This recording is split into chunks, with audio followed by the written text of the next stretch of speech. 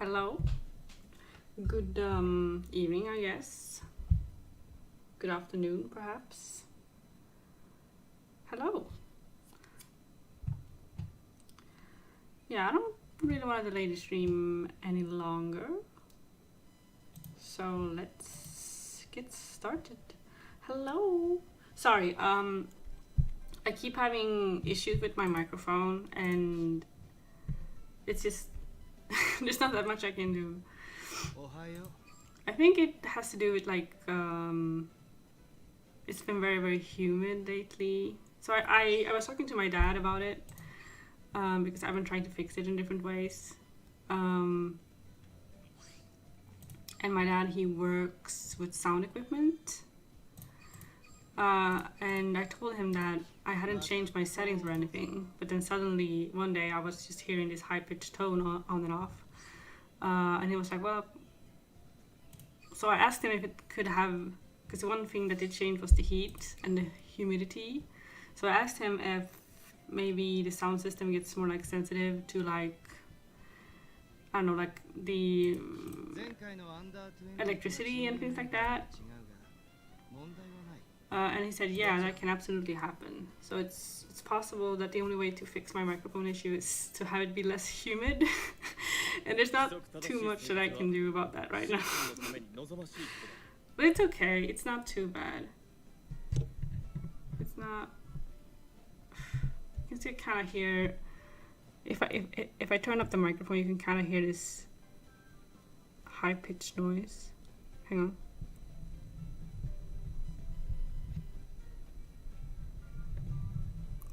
And it's very annoying. I don't know how to get rid of it.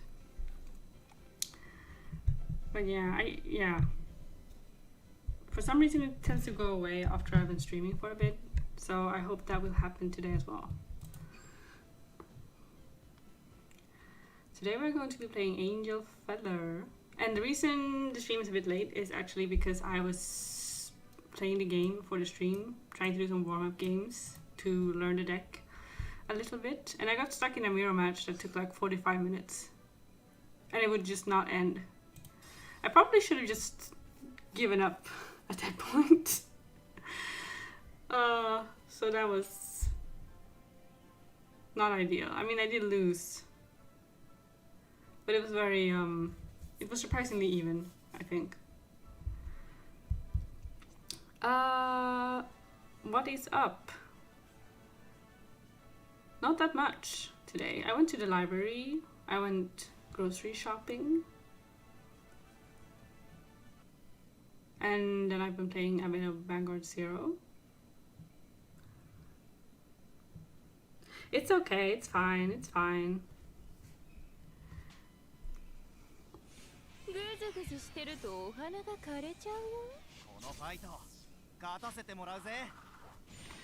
Yeah. I did match with a Chronicle player just before the stream. I wonder if this is... I don't think this is the same person. It might be. Stand up! Vanguard!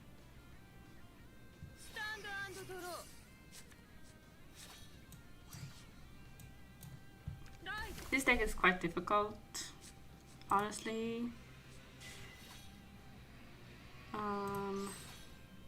But I still feel like this version of the deck is a lot more, like, it's more like manageable, I guess. Yeah, me too. She has one of the, I think, best voice performances in this game.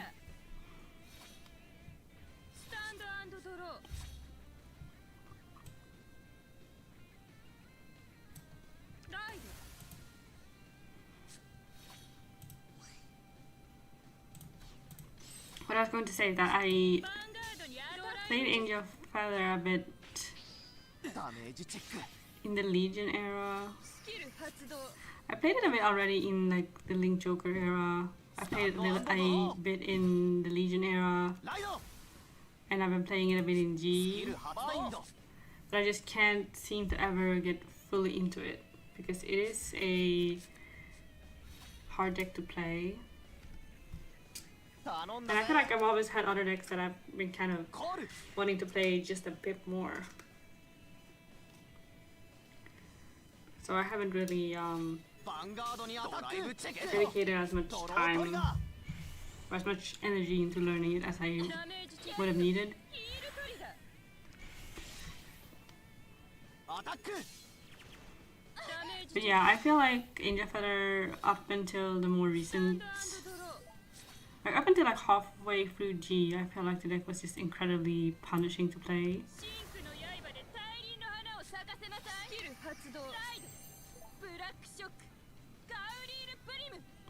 Because it requires you to be so aware of every single like little thing that you do.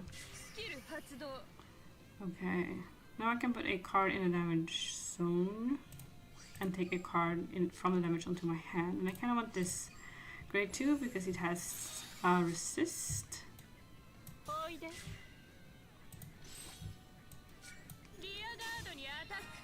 Yeah, these are like the line stamp illustrations. They're very cute.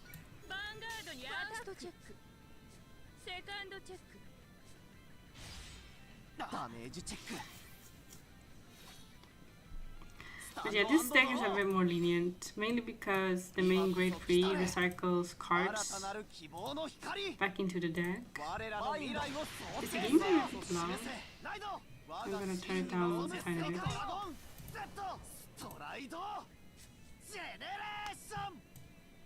スキル発動。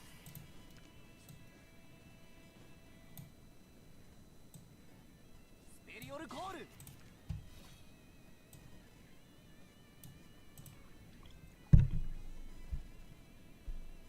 来てくれ。来てくれ。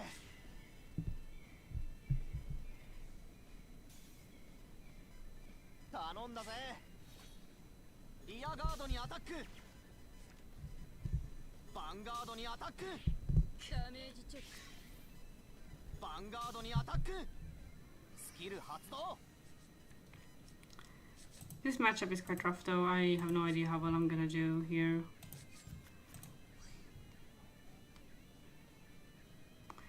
Okay.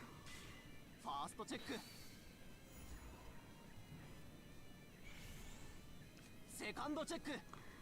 Okay, so this is like A2 rescue checks. Oh, and this is only if you're GB3, okay. The thing is, I only have 2 copies of this stride, and you're supposed to run 4, so...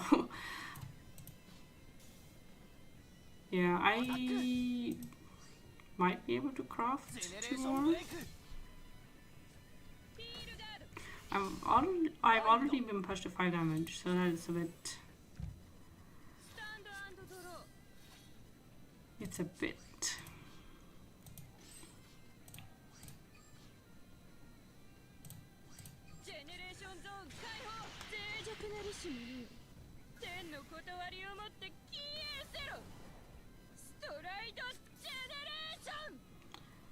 Okay, I can use her to put 1 card from my hand into the damage zone and then take 1 card in the damage zone and add it to my hand, then heal 1 and take 1 damage.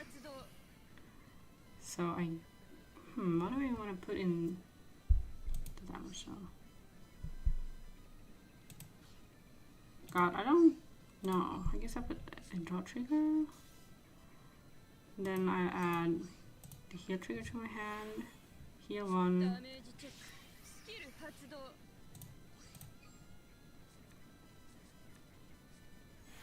Then we take another damage.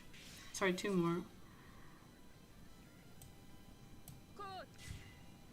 Does she have anything more that she does on attack? No.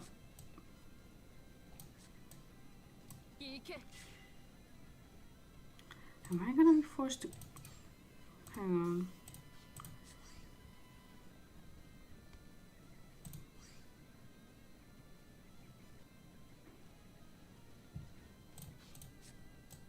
I might as well do this.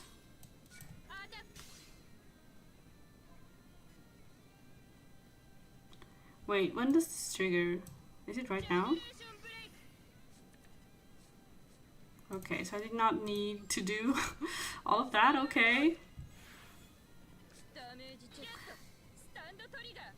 And if I'm now correct, then this should activate, but the question is if I even want to do... Let's activate it, okay. I can back a hit trigger and this resist guy. The horse.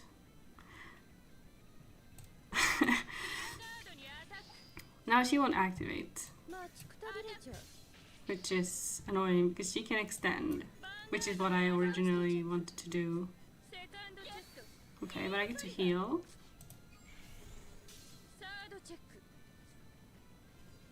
I know Gavrail cycles damage checks, right? But like, what does that result in except more trigger chances, multi-attacks?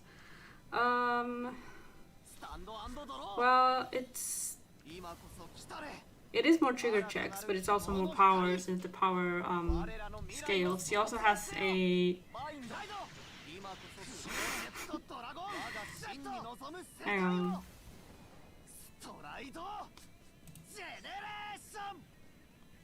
She also has... Hang on, is this the other... Or is it the other one?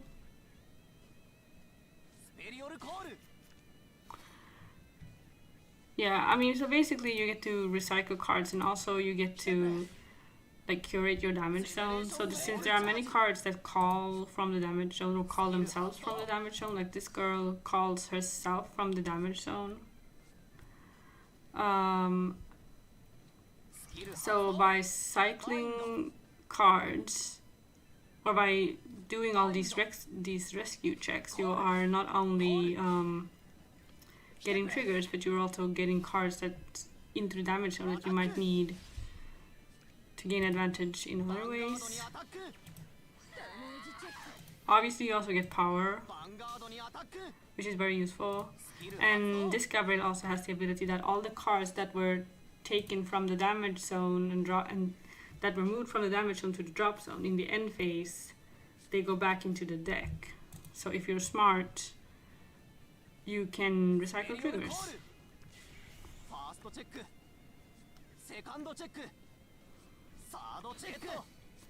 But yeah, like in this case, for example, I definitely could have multi-attacked if I had been paying attention.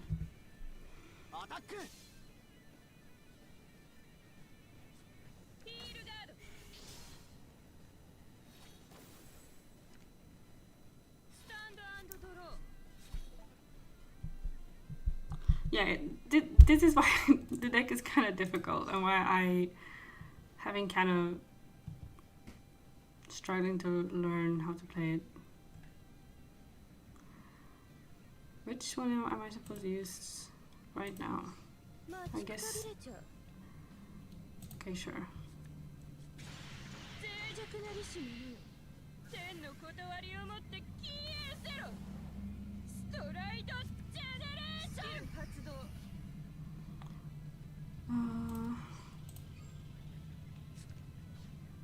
Then I can add this PG to my hand.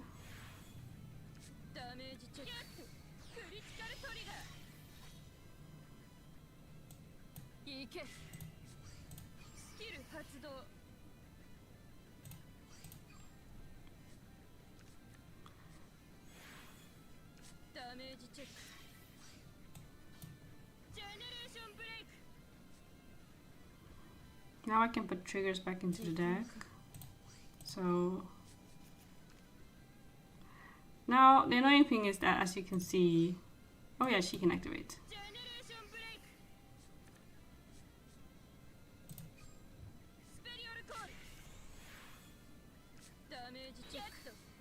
Very good.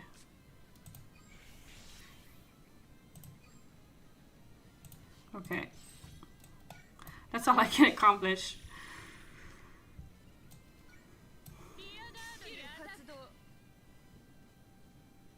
Oh, now I get to call, which is not...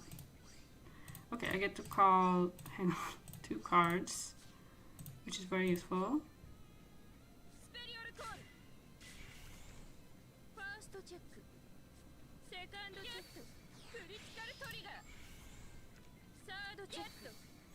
And I get to heal again.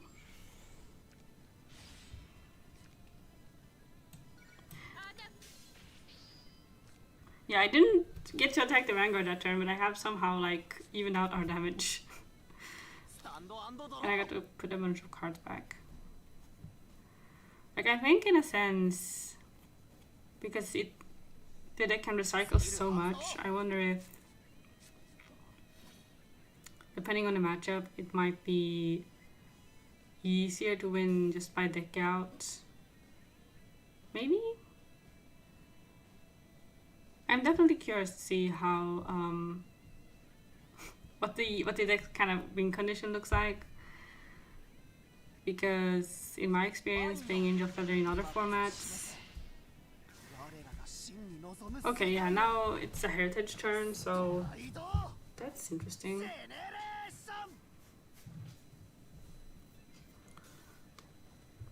But yeah, what I was gonna say is that Angel Feather historically has been a very stally deck, but they've also been known to be quite aggressive. So it's kind of like an all or nothing type deck, I guess. Let's see if we can survive this.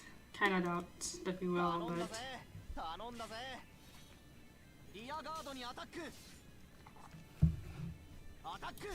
because I have to say I am a bit overwhelmed because there are so many. I mean, I played Angel Feather before, but all except for Haruto and the Nokiels, I feel like every single card in this deck is new to me. Yeah, I'm gonna die because I only have 2 PGs, but I do have 2 heal triggers, so.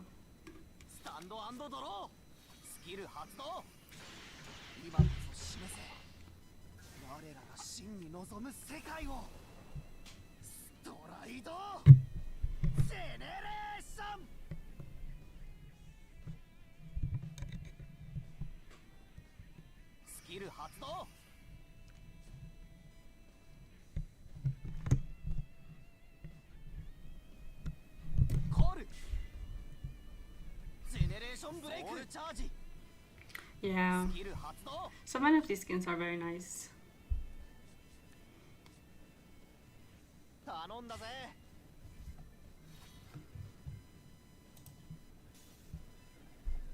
Vanguardにアタック。ジェネレーションブレイク。バインド。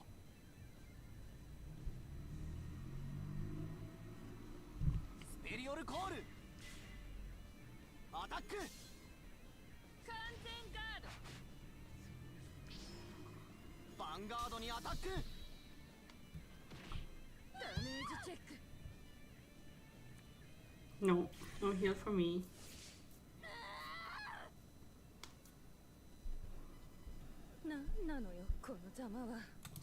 I also feel like this deck is a bit difficult for the same reason that I feel like Messiah is difficult to me personally, because I feel like so many of the strides are similar, but they're different. So it's kind of hard for me to keep track of which stride does what thing and so on.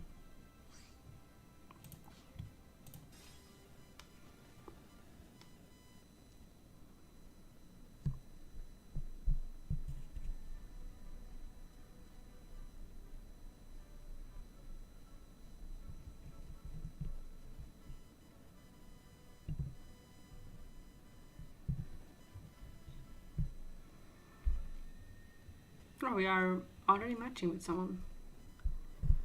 I feel like streaming at this time of day is surprisingly there are more people playing than I would think. It's been ages since I matched with a Neo-Nectar player actually.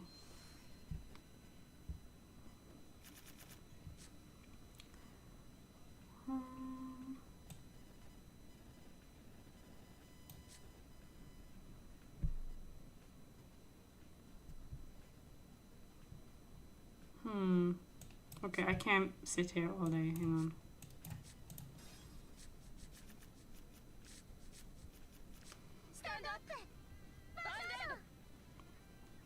This is someone who I guess is very committed to playing this specific character.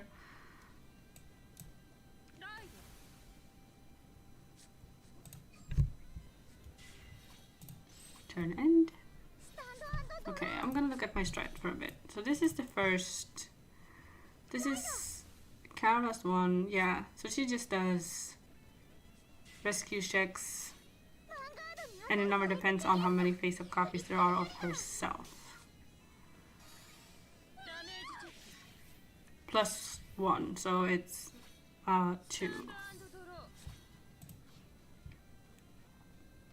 Hang on.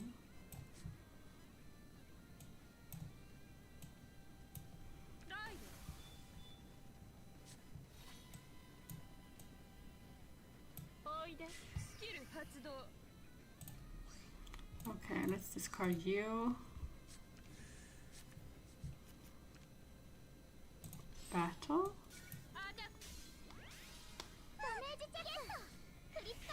Ooh. Okay, Vanguard. And this starter is a bit interesting because she shuffles herself back into the deck and she's a heal trigger. So you have 5 heal triggers in this deck. And since Messiah can generate yet another heal trigger, this deck actually has 6 heal triggers. Which is many.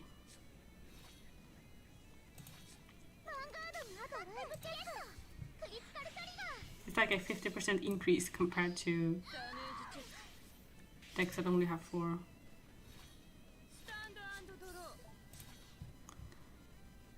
Let's ride.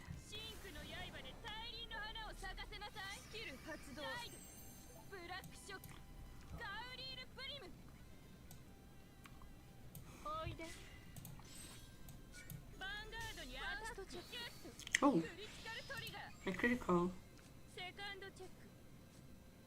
I don't know if you're supposed to run. You gotta herd them on. you need to bring in the herd from pasture, sorry.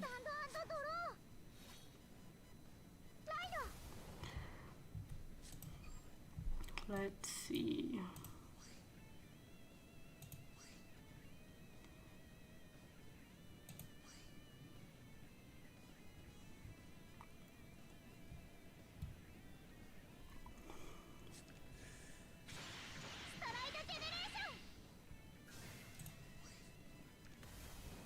Okay, so during your battle phase,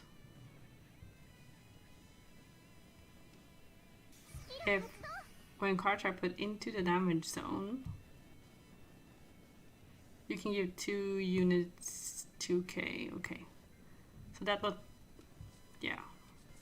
And then on attack, heal 2 and take 2 damage. Not super complicated, to be honest. And then she is Soul Blast 1, Persona Blast, heal 1, take 1 damage. Yeah, and then she puts the card that you heal back into the deck. Then on attack,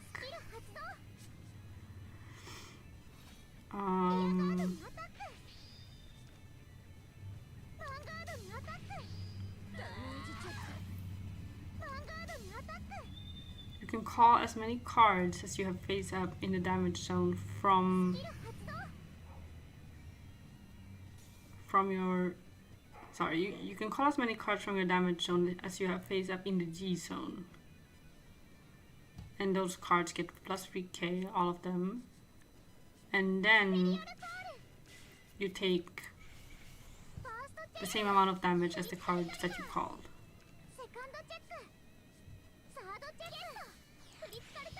Right. And then we have Raphael, who simply heals.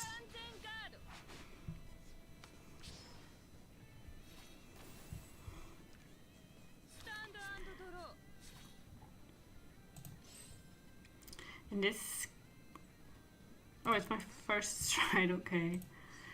But this is technically I mean, I can only call one because it's... Yeah, it depends on the GB.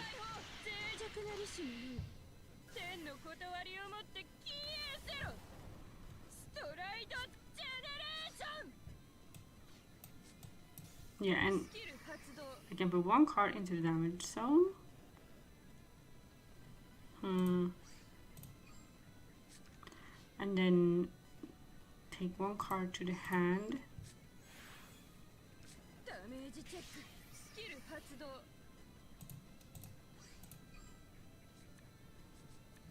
Heal 2. Take 2 damage.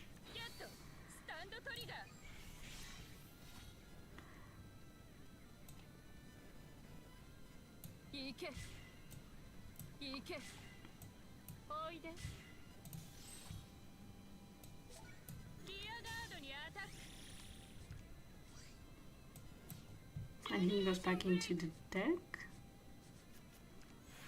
And I do a check. Oh! Huh. Guess I give it to the Vanguard. She has to attack the Vanguard. God.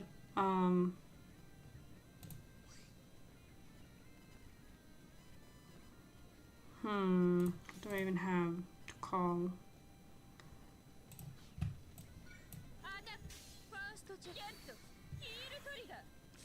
That was a bit unfortunate, but since my opponent is at 5 damage anyway.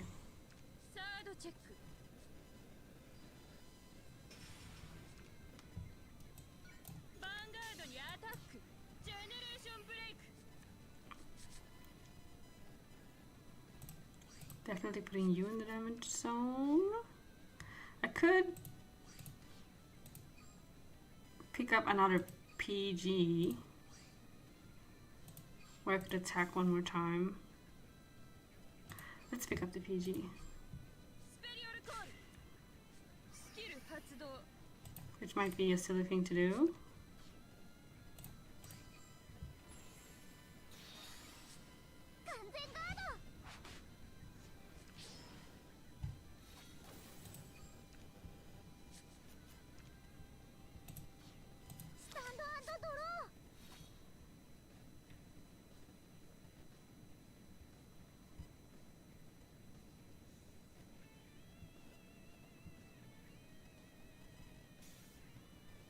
Okay, so she has the ability of...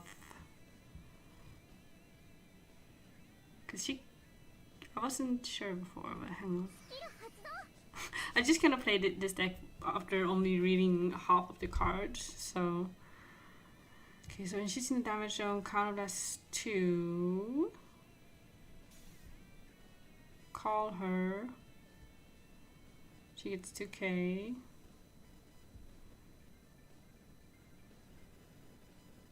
And you take 1 damage, but it's not a damage check. You just put it in the drop zone without checking it as a damage. And then you do a rescue check. Okay. And then in the drop zone, if she was discarded as the cost for stride, you can put her in the damage zone and heal 1. Okay. Hello, welcome back. So the point is, so you're supposed to discard her for a stride, put her in the damage zone, and then call her, which is not bad at all, actually.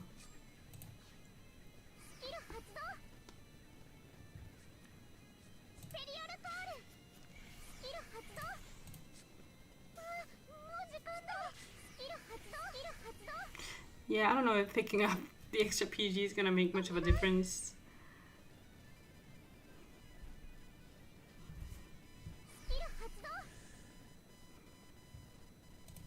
God. For some reason, the interference noise is so much louder today than it has been last few days or last few streams.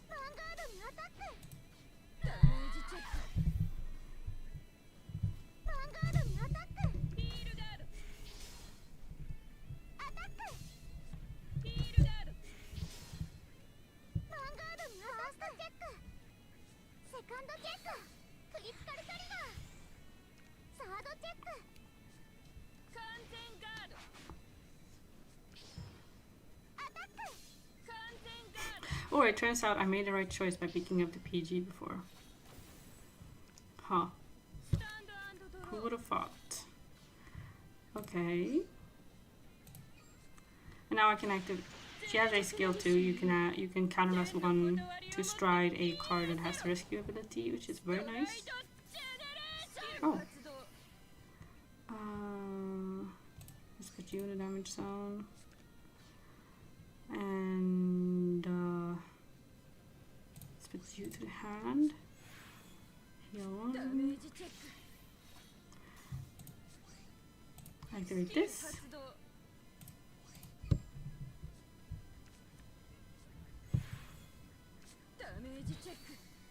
Oh, heal trigger? The thing is... Okay, so I can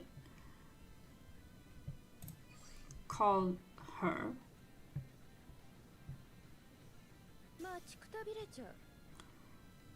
Let's not do that, simply because I'm running out of time.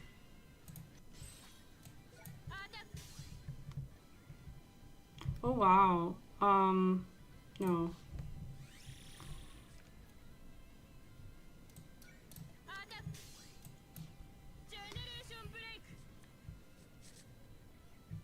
Does she have to be face up? I guess so. Calling you. Horsey. Does this horse have the rescue ability? Well, the Vanguard should activate her, I think. The grade 2 that's in the... Yeah, now she's activating. Perfect.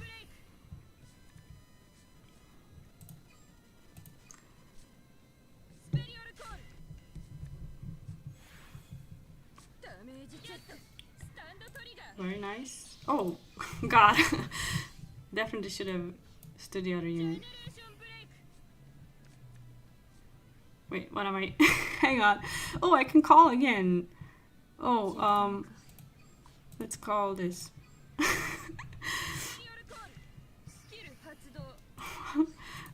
Oh yeah, right. That's the effect, of course. God.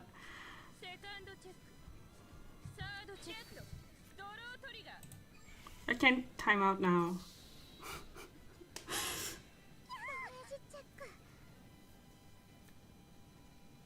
Sorry, if there's noise, it's because I'm touching my microphone and trying to have it not make noise. So I'm trying to be sorry about the... Because when I touch the cord, sometimes the sound stops. So that's why.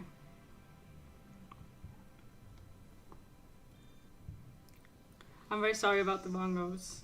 They are complementary to the ambience. The overall ambience.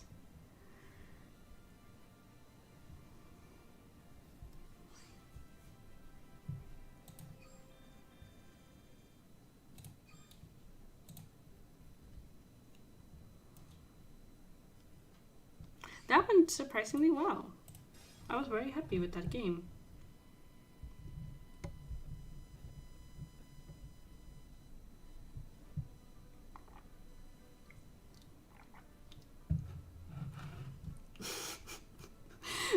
What is the bongo paradox? Can you please explain it to me? Is it the paradox of me not wanting my microphone to make an electrical noise and instead making a bongo noise? So either way, it's not silent.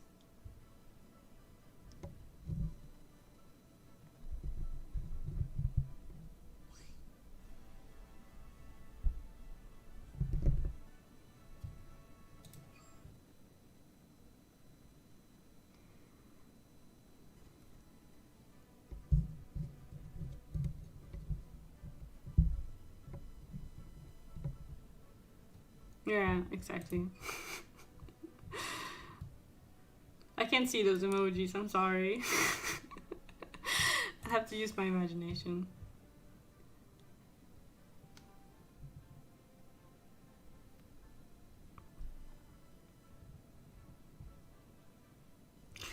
Okay, so there is a bongo emoji. I wasn't aware.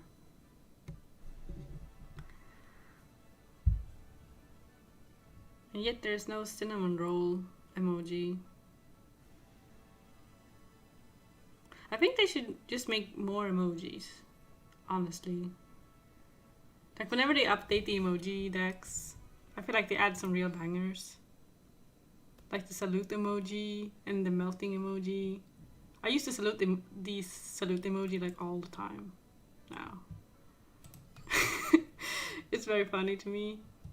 Also like the blushy emoji, like the not the like shark blushy emoji, but like the how would you say, like the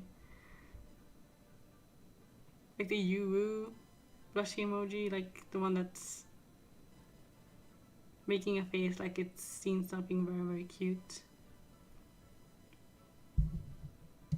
That is one of the best emojis, and it's very recent. Some crimes cannot be forgotten. No cinnamon roll emoji. Yeah, the salute is very good. I use it all the time. It can be used like sincerely and sarcastically. Like it's so versatile, you know.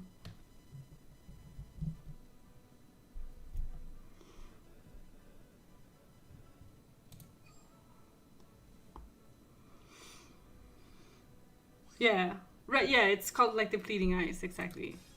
The melt and the pleading eyes emoji, exactly. They're both very good. Because the melting emoji can be both like literal, like you're melting from the heat. But the melting emoji, the way I see people use it, is mostly because it's mostly like when they're in like a state of, not in a state of despair, but like they've just given up, you know.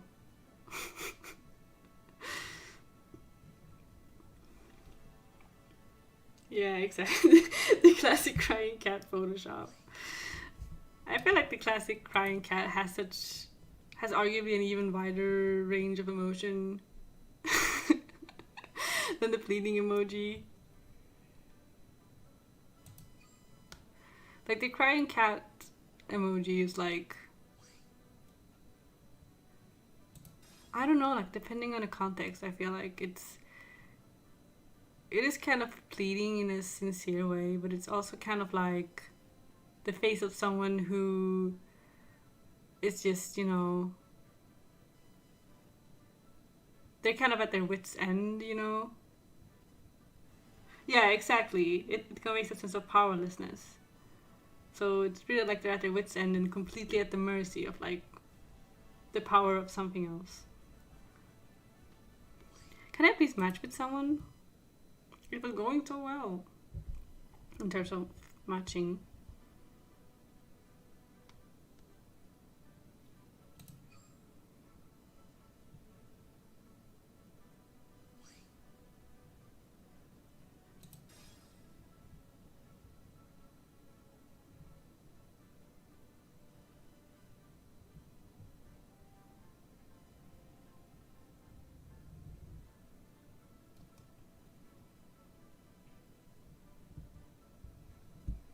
Come on.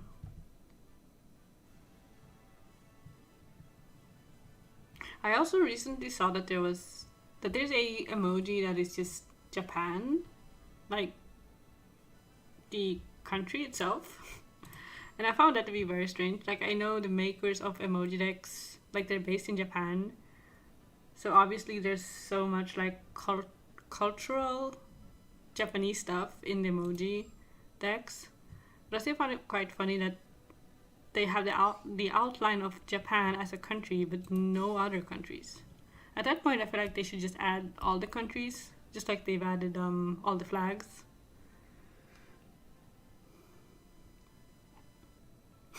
I love the way emojis are assigned non-literal meanings by the community at large. I hope linguists or whoever study it. I want to know everything about modern day hieroglyphs. Yeah. I feel like emojis have like, how would you say, like, they definitely gotten like their revenge in a way, because for a long time I feel like the smileys and the emojis were considered quite cringy. But they've had such a bounce back. Like now everyone uses them. It doesn't matter like what generation you are, or how would you say literate you are in like internet slang, or how online you are. Everyone uses emojis, even if they use them in different ways. There's still definitely like a huge overlap in usage between different like social groups, which I find very interesting. 遊んであげるよ。こっちにおいで。このファイト勝たせてもらうぜ。 Yeah, they're definitely out of their flop era. Because I know for a while I was like, I can't use emojis, only old people use emojis.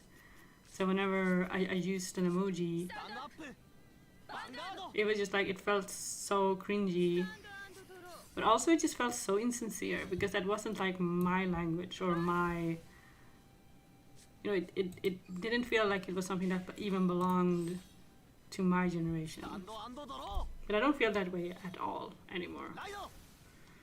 I also think that, I remember back when I was still very like, 来てくれ。 not in, you know, I wasn't using emojis very much because I had that ダメージチェック。 relationship with them where I felt like they weren't for me. But there were a few select emojis ダ that メージチェック。 we did use, and it was but we used them kind of like ironically, or we used them to mean something different than what they were meant to mean. And I remember we used like the moon emoji like all the time because it has such a evocative like expression. おいで。 It looks like it's bitten into like a sour lemon, ダメージチェック。 and it looks very like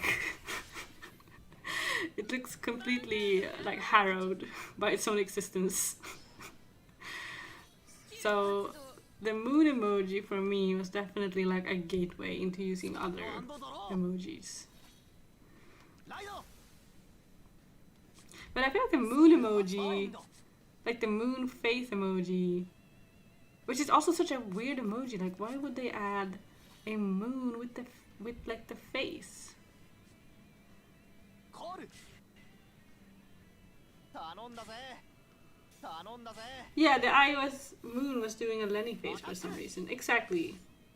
It had like these super scary eyes and this super strained ス like タンドトリガー。 mouth where you don't like it's not smiling and it's not scowling, it's just kind of like リアル thin にアタ lips ッ and a ク。 very hard stare.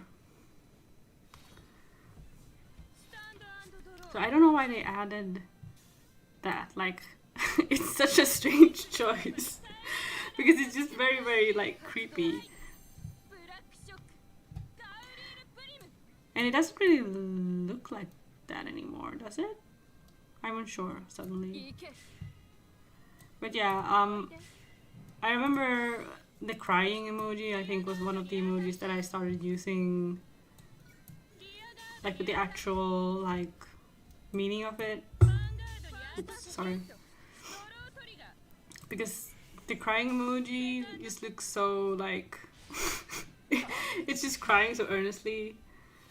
It's a very good expression, I ス think. タンドアンドドロ Of course, it depends on what OS you're using and what version of ー。 like the emojis you're using, この but 光。バインド。 I feel like most versions of the crying emoji were quite good. ジェネレーション。クロノジェットドラゴン。Z。 And then when you wanted to branch out and feel a bit funny, flirty, fashionable, you do the weird sun face emoji. Yeah, kinda. スキル発動。 There was also like a crescent moon face, right?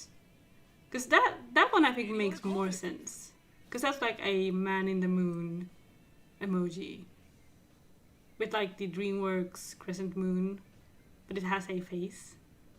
So that one makes a lot more sense to me than the スキ full ル発動。 moon with the face.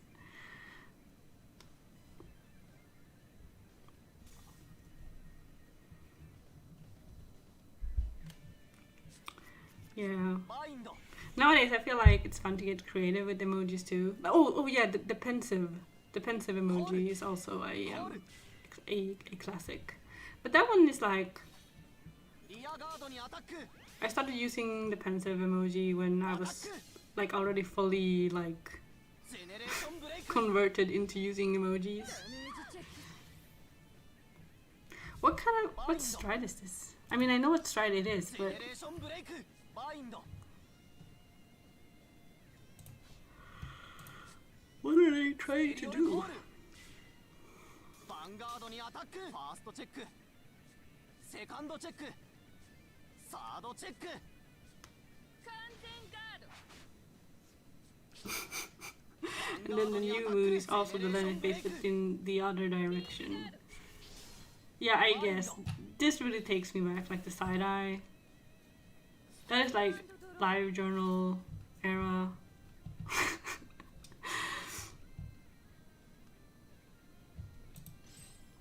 You say MSN, but in my mind, for some reason I think of like live journal.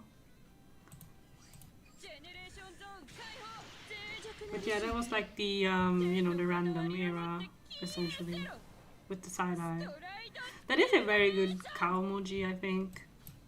スキル発動 Even if it's been, you know, it has that kind of association where スキル発動 I will always like associate it with a certain like period of my life that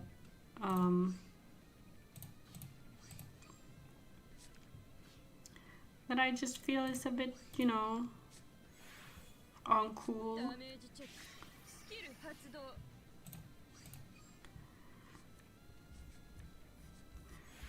No, I would say MSN like late, ヒールトリガー because MSN and Live Urinal were kind of around the same time. I would say it's relatively accurate.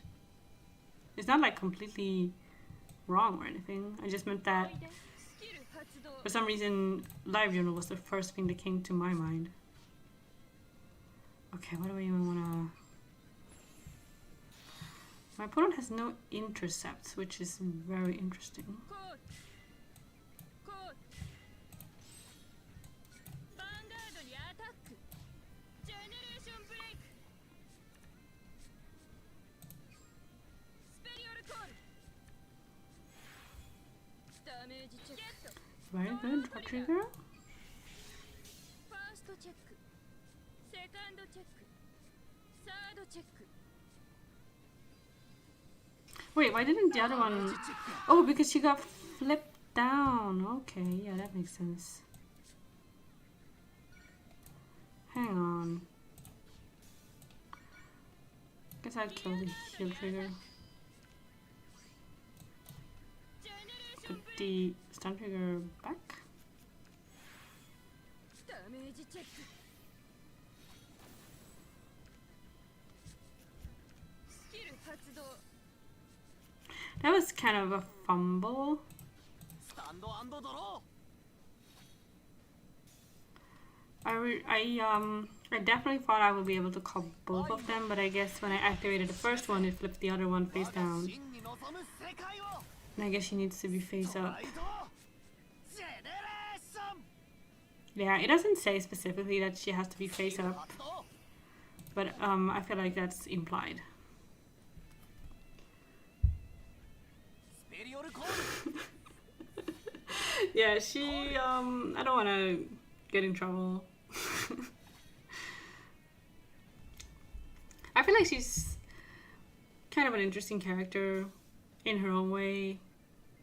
ヴァンガードにアタッ She's ク definitely a character where I feel like スタンドトリガー it would have been interesting to see more of her and see her grow like a bit more. But at the same time, I kind of also really like that she's this kind of スペリオルコール rigid, like force of nature ヴァンガードにアタック almost, ジェネレーションブ and レイク how she's kind of allowed to just be, you know, バ kind イ of ンド mean ヴァ and ンガードにアタック she's just a hater in a way, and I can kind of respect that. And I feel like it's, on one hand, I can feel like it's kind of typical that a female character in a supportive role that is as interesting as she is, it feels a bit typical that she doesn't get more development. But on the other hand, I also feel like in shonen especially, it's ファー so ストチェックヘッド common for ドロ them ートリガー to make セカンドチェック the female characters more like palatable. Is that how you pronounce it? Like to make them more, you know, likable in like a traditional like girly feminine way. ダメージチェック So in a sense, I kind of like that she was allowed to be kind of a bully and kind of a hater, like until the very end. Like she never fully lost that aspect of her. So she, yeah. So I feel like, ダメージチェック you know, my feelings are a bit mixed, but ultimately I like her very much. なん Yeah, こ definitely. のざまは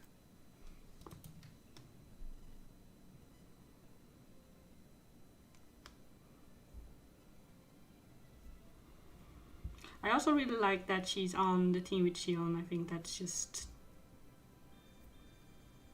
genius. Because she's a hater and he is just, you know, super like manipulative and stuff. Like she's you know a hater and she's a bully, but at least she's like earnest about it. Like she doesn't pretend to be anything that she's not. At least most of the time. But Shion is like kind of the opposite, you know. He also likes kind of pushing people around, but in like a completely different way. So their dynamic is kind of, you know, I love the fight that they have, for example. And I love that she is, you know, she pushes back like against him and kind of puts him in his place in her own way.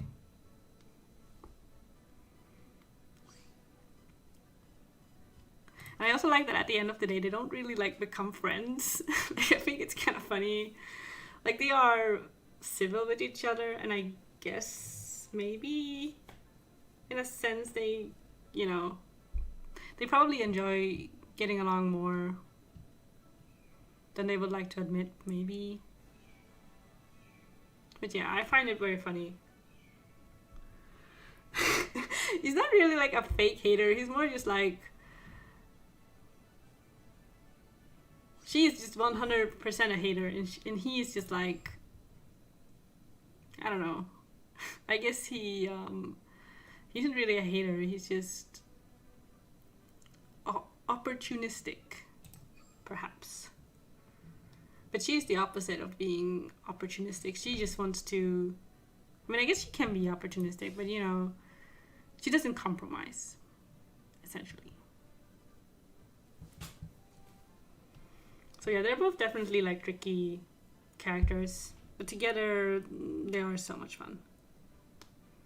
And I feel like in that sense, Fukuhara definitely had my favorite like dynamic out of all the teams.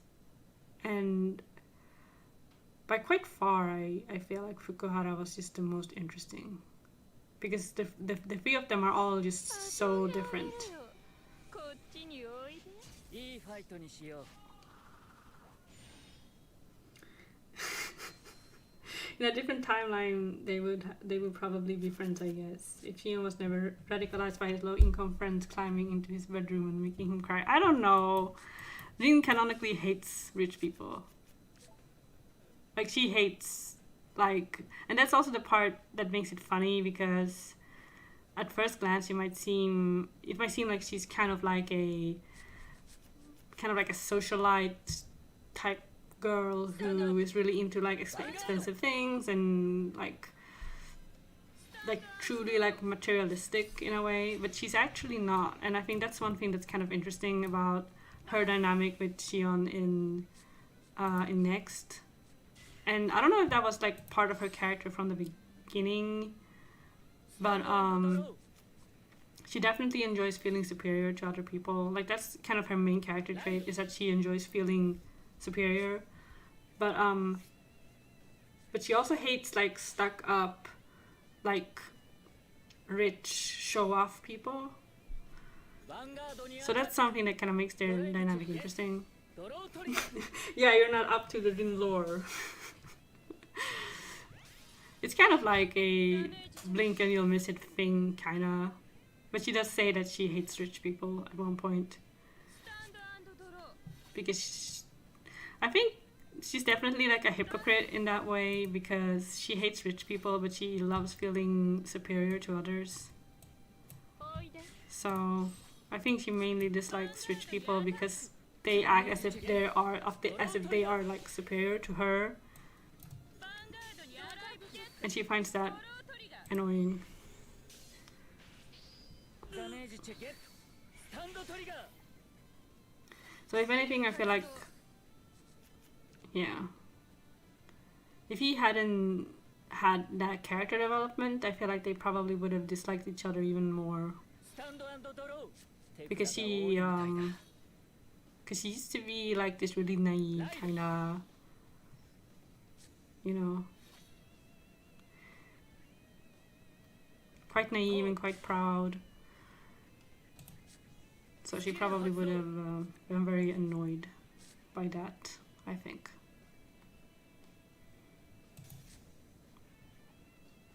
But I like to imagine, post-canon, I always imagine them definitely like keeping in touch and kind of spending time together in a way kind of habitually almost. コール And I think after many, many years, they would essentially maybe become friends, but still, you know, she would definitely hate to call him her friend, but I feel like that's the kind of scenario that I can't help but imagine. And he will probably use her a lot, I think. He will probably give her a lot of opportunities, kind of in exchange for her friendship.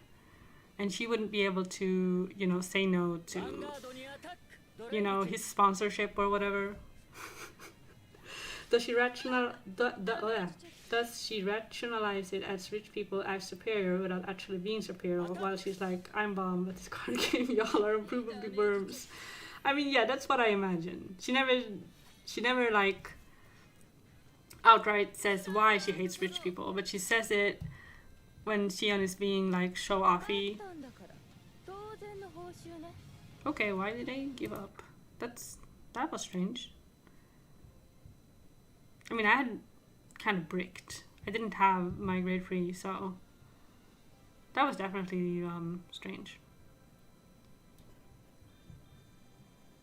Yeah, so we don't know exactly why she feels that way, but I assume because Sion takes them like on a helicopter and on a cruise into like a fancy French restaurant, and she's like, "Ugh, I hate rich people."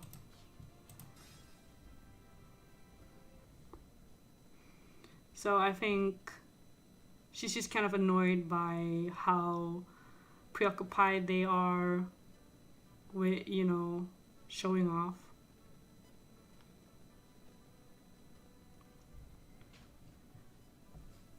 Or with like the, how would you say, the ceremonial aspect of like doing this and doing that.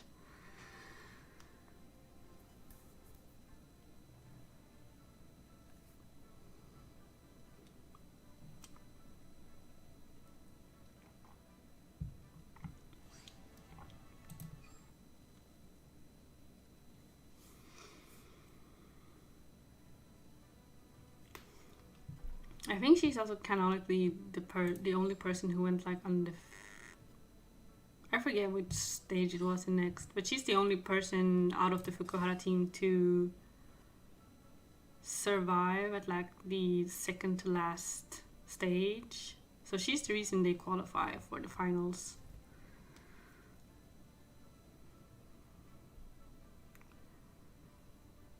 Which I think was an interesting touch. Because she loses to Chrono, right?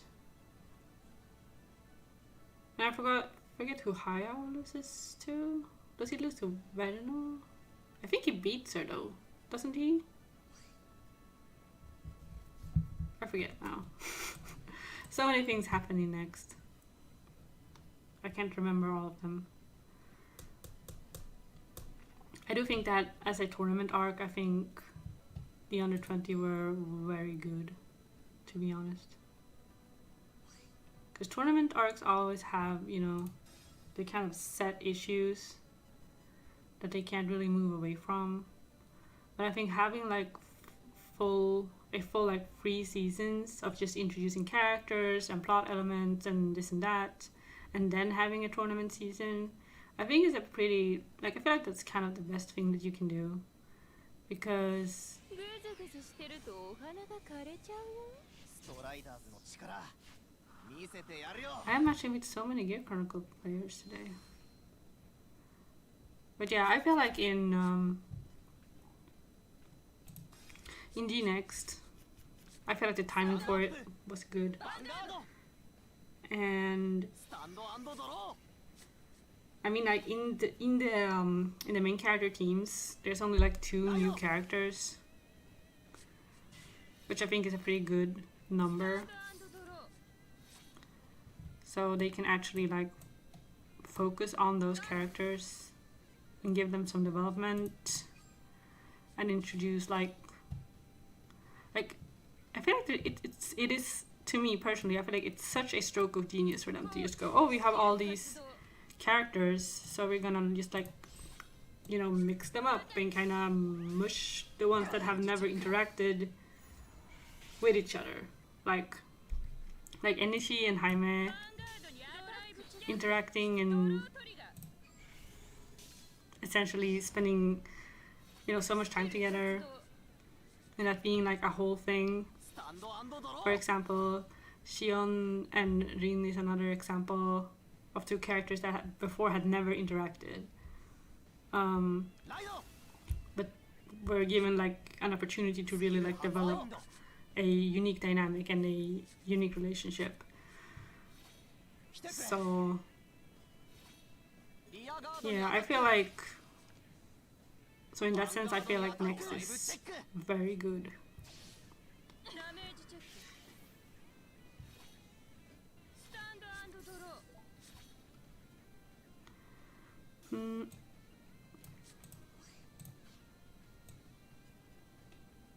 Hang on. Here we go.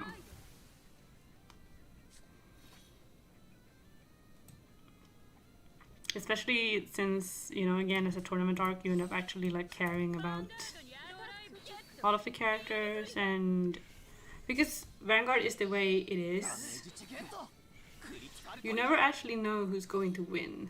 So many of the games, like the tournament games in Next, are actually very exciting because you don't know who's going to win. 新たなる希望の光発動 Because they pit so many characters that have similar amounts of plot armor against each other. クリティカルトリガーダメージチェック。アタック ダメージチェック。 And I feel like in Yu-Gi-Oh, for example, they never could have done anything like that. 刃で大輪の花を咲かせなさい。ライド。ブラックショック。ガウリールプリム。ジェネレーションゾーン解放。脆弱なりし者。天の断りをもって消えせろ。ストライドジェネレーション。スキル発動。 I get so confused by this card every single time, which is kind of ridiculous at this point. I guess obviously I will add the resist horse to my hand. トリガー。スキル発動。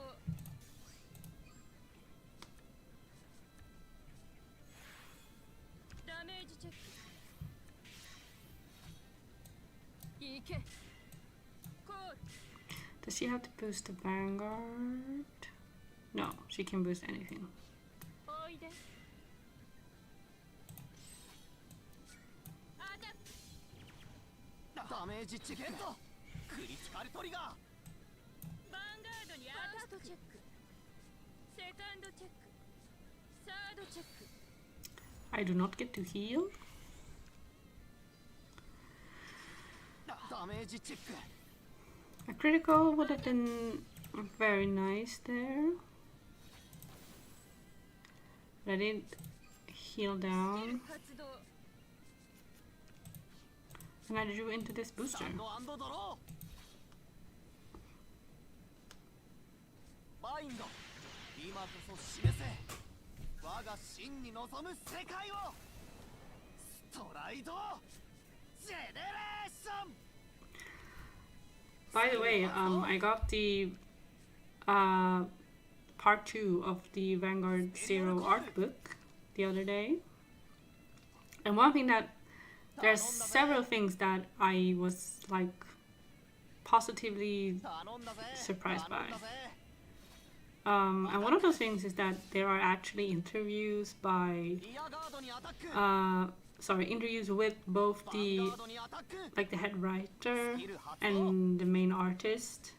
I do not know if they are the only artist and the only writer. It's possible that they are. They were just cited as being writer slash artist. スペリオルコール And ファーストチェックゲット the interviews aren't super long, and I have not properly read everything in the book. ダメージ So that's very interesting. And they're generally asked like, okay, you know, what kind of like what did you have in mind writing this and that scenario and things like that. バンガ So ードにアタック it's quite interesting. So I definitely look forward to reading it more properly. And they also had like a quick fire like question, ジェネレーション how would you say, like column, which I kind of skimmed, where they just asked like questions specifically about the story in the different, トリガー like about the different like story developments in the seasonal events.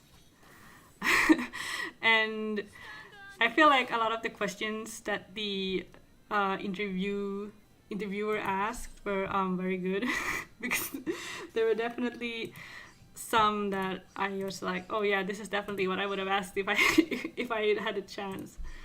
Hang on, I need to concentrate for 1 second.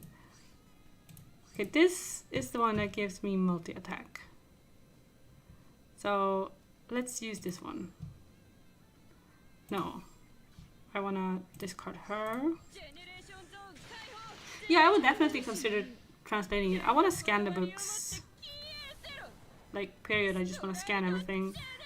But, スキル発動 God, translate, scanning is so time consuming. Like, debinding, scanning, it takes forever. And then translating on top of that also takes forever.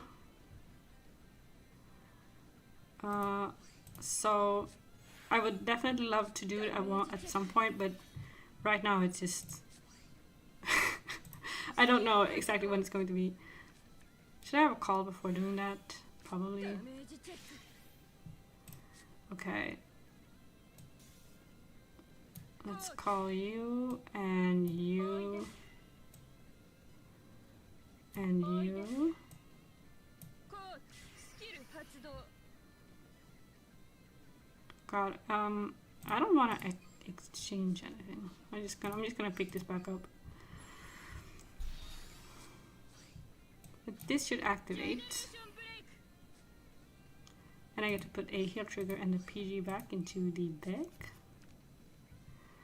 Does she have to attack the まあちょっと Vanguard? 見れちゃう No. Good. Or else this turn would not have worked. And I can currently call 4 units. リアガードに発動 1, 2, 3 should be enough.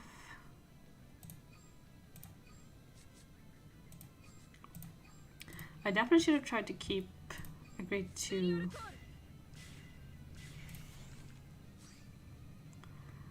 What's in my what's even in my スキル発動 damage zone right now? I do not know. I mean, I guess I can technically countercharge. We are going to activate you as well. Put another heal trigger and I guess no, the resist back. ファーストチェックセカンドチェックサードチェックヒールトリガー Nice. I mean, it really is not that long. It's just ダメージチェック like the whole thing is probably is like 4 or 5, ヒールガード maybe like 6 pages or something. So it's not super long. But yeah, that sort of thing is always a lot more time consuming than you think it's gonna be. I would definitely consider just doing like a quick post with like the highlights. 今こそ示せ Um, 我が真に望む世界を but I just kind of skimmed it, ジェネレーション and I found it a bit funny that スキル発動 one of the questions they asked the writer was in the casino エリオル event, コール who was the guilty one, like who sent the Ibiki pictures to Chrono. ヴァンガードにアタック I thought that was, ジェネレ I ー was ション like, yeah, that's exactly what I would have asked, you know. So they definitely had their priorities straight ダメージチェック with the line of questioning. And according to the writer, it was and Luna who sent the picture. Which makes me wonder if they sent it knowing he would be upset about it, or if they sent it just because they're in like the same group chat as Trifree. スペリオルコール So and Luna just sent it without really ジェネレーシ thinking, ョンブレイクチャージファースト or チェ if ッ they ク did it on purpose. Like セ that's カンドチェッ the クサードチェッククリティカルトリガー that's like the one mysterium that remains, I suppose. ヴァンガードにアタック Wait, why are ジェ you? ネレーションブレイク Huh? Why? I guess it wouldn't have hit either way. ダメージチェック Or it might have, アタック完全ガード or not. I'm actually alive. スタンド&ドロー待ちくたびれちゃう Wait, do I not have? ジェネレーションブレイク Do I not have a card left to write? I guess not. ダメージチェック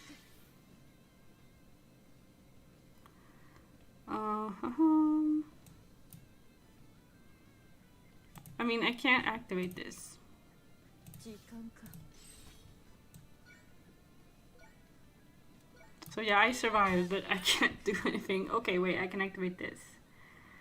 Hang on. No, not yet. She has... リアガードにアタック No. This will trigger with the Vanguard, correct? Yes.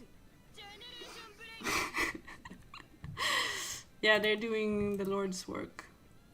スペリオルコールダメージチェックファーストチェックセカンドチェックヒールガードヴァンガードにアタッ完ク全ガード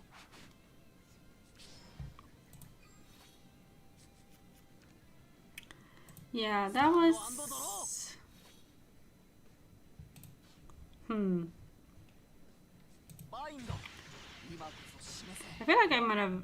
我らが真に望む世界を If I'd just been able to stride, ストライド things could have been so ジェネレー different. ションスキル発動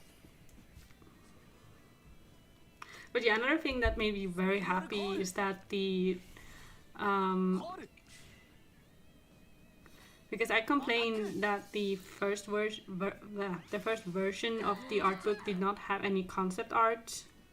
It just had like the finished, polished versions. なんなのよこの And it's possible that other people left that feedback because in this volume there is concept art. Not like a ton of concept art, but there is some. And there are like sketches and like some very, very rough sketches, which I enjoy a ton. Like I love all the shorthands for the different characters and stuff. And I feel like at least for one or two, like for a few of the characters, we even get to see like alternative like designs for the seasonal event outfits. Even if they're not like hugely majorly different, because it's still the same, you know, general concept. It's still very fun to see, like, a few of the different stages of ideas.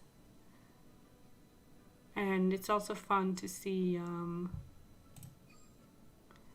you know, what didn't end up in the game, and to also get some kind of confirmation to a degree about how, like, because in Vanguard Zero, with some of the art, or some of the, like, the concepts for the different outfits and so on and so forth, they've been using, like, a lot of, like, colors to, like, symbolize different things. Like Kai and Aichi always wearing each other's colors and stuff like that. And in the notes in the art book, all of this is, like, confirmed. So it's not just like a crackpot theory anymore. And that's just like the Kai and Aichi example, just like the most obvious example. There are a few more, or a lot more of those.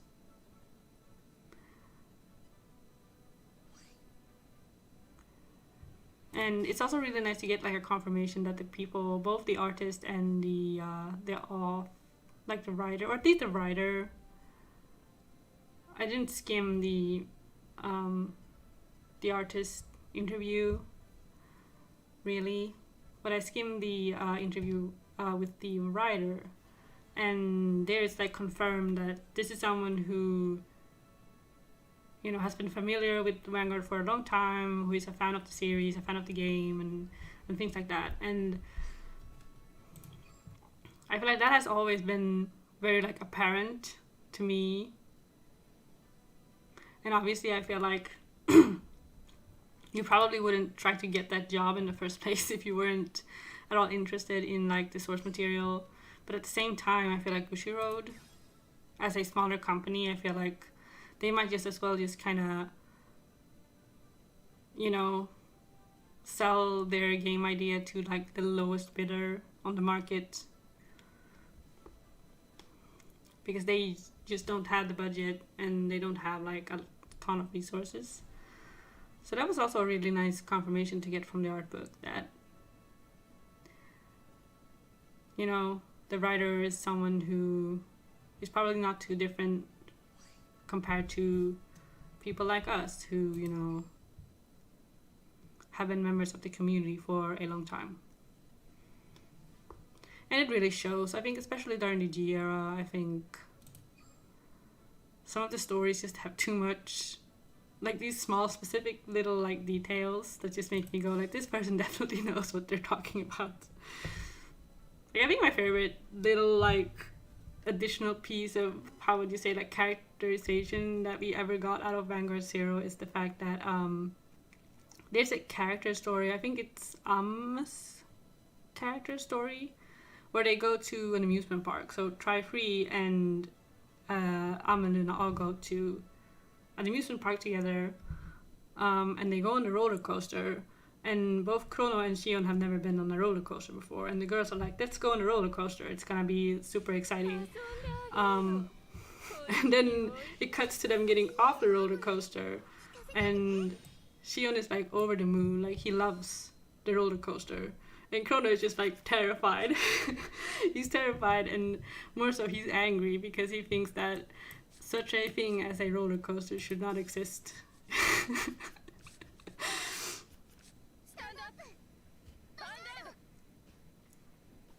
And I think that is just, that kind of detail is just, you have to have been, like, a fan who like, spent a lot of, you know, time watching the anime to write a detail like that into the story, because that definitely feels very much in character. But in that kind of unexpected way that is perfectly on brand for the way, like, that the anime does the characterization.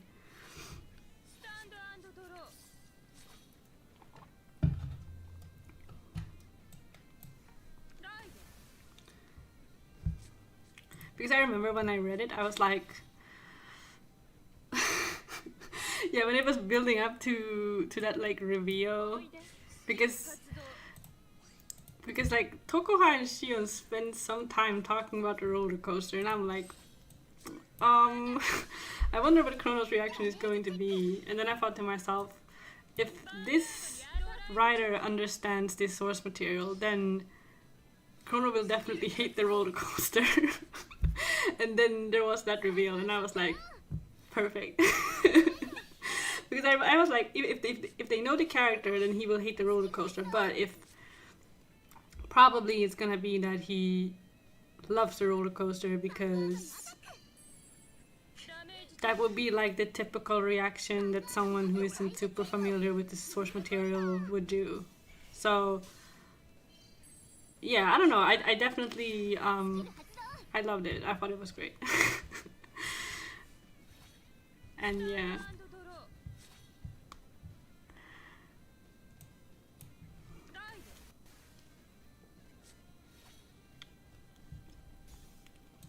But yeah, there are lots of... I think that's like my favorite example, because it is so like... How would you say? It's so like clean cut. But yeah.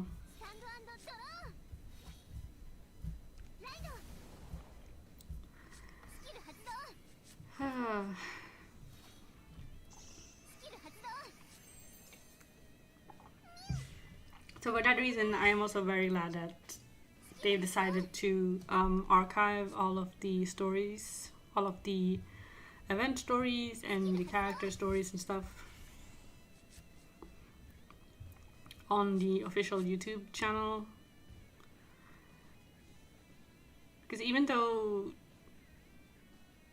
there's a fair amount of stuff that's just maybe not super interesting, like especially some of the old like clan events and stuff, I just feel like a lot of the stories just feel so forced. And even I would not know what to do if someone was like, "Oh, write a story for a clan event about like Isaki or Kyo." I'd be like, I would not know what to do and keep it like, you know, in the tone of the anime and what would be, you know, canonically possible in like the you know, canonical like time frame. So there's definitely a lot of stuff like that, but I just feel like this is just kind of impossible to make fun or specific, like especially interesting. But then there are also like some real like nuggets that are definitely like entertaining.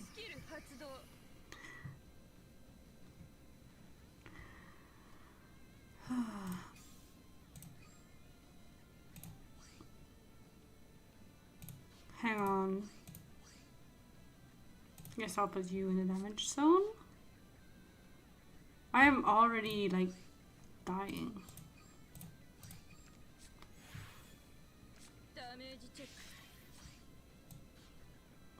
Let's activate you.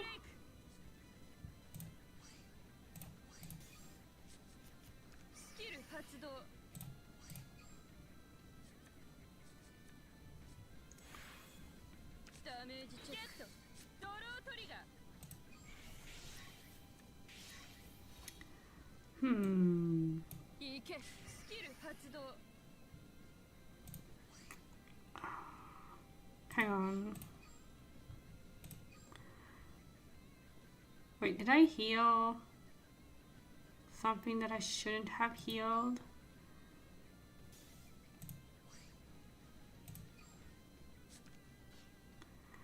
Let's just take you to the hand, actually.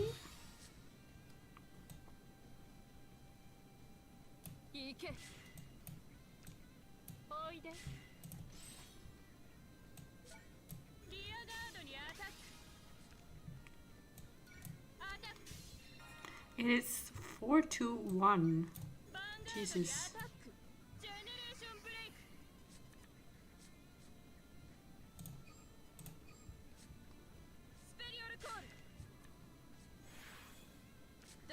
チェック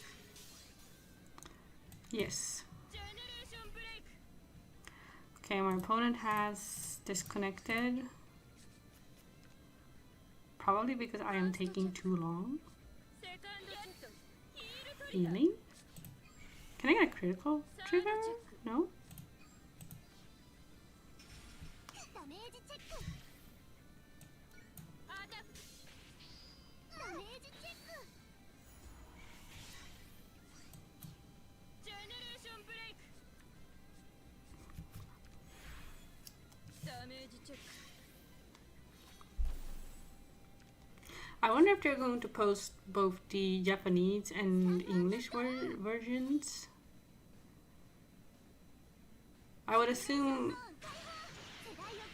I mean, I only assumed that they would post the Japanese versions, but they might post the English ones as well. ストライドジェネレーションスキル発動 Even if the translation is not like great.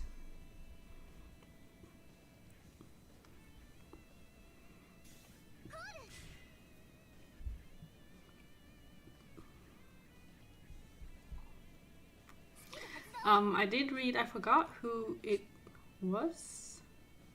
It was either Gastil or Valios's character story, where the two of them and Gredora, they all go together to try to learn more about Earth. And they end up at a library, and they are all very, very confused. And I think that was very funny. I don't remember. God, I feel like so much happened in that story that was very, very funny, and it just genuinely like made me laugh.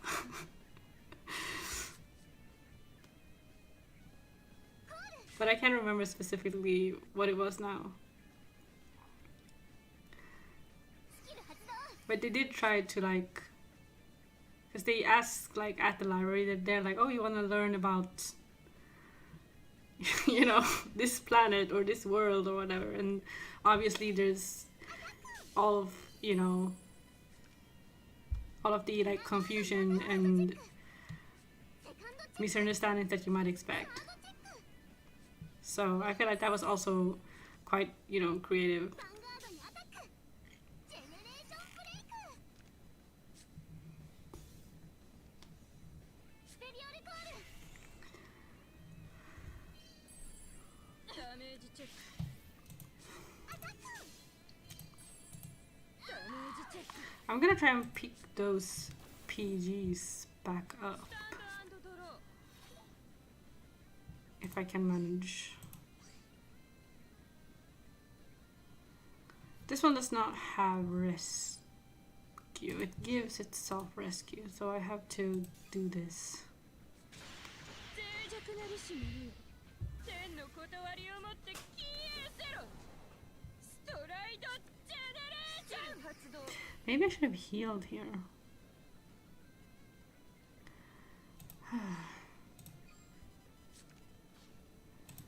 I want to add the PG to my hand. ダメージチェックスタンドトリガーいけスキル発動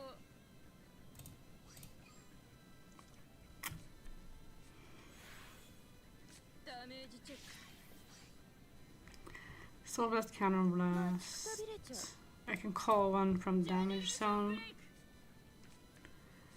which is of course very useful. スペリオルコールスキル発動 Let's put you in a damage zone and pick the last PG up. God, I need a booster. Do I?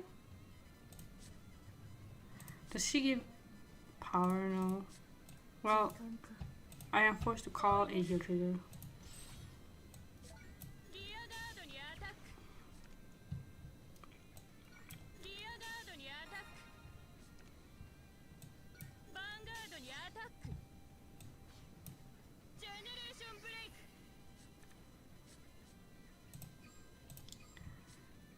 スペリオルコールダメージチェック I don't know if スキル発動 uh,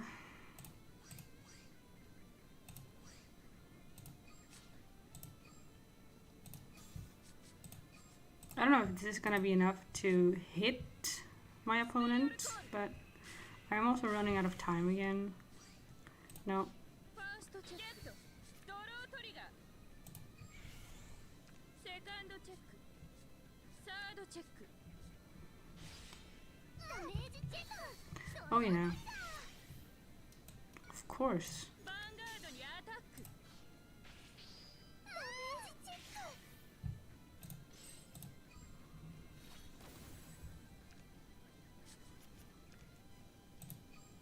スタンドドロー手札が多いよお願い This one was placed after I called because it's face down. Yeah. ヴァンガードにアタックジェネレーション I did draw another heal trigger though. Oh. Okay. ダメージチェック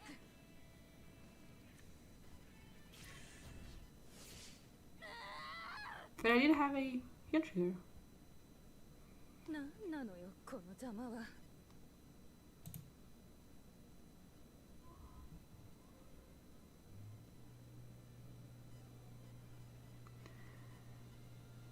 Am I stupid for not knowing what just happened? Or was that like a double card restrict?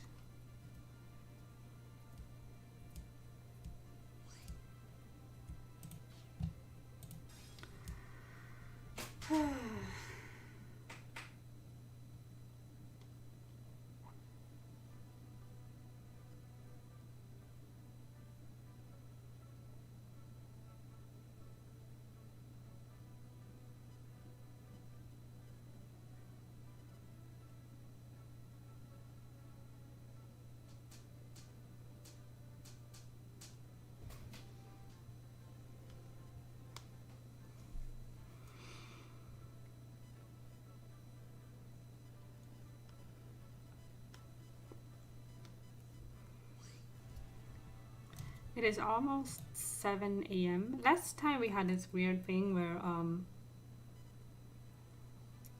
I was having no issue matching with people at 4 a.m., 5 a.m., 6 a.m.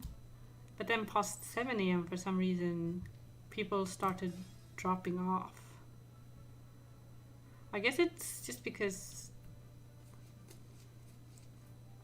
people who work early probably have gone to work at that point. But that was also like on a Saturday, so it should have been like a Sunday morning.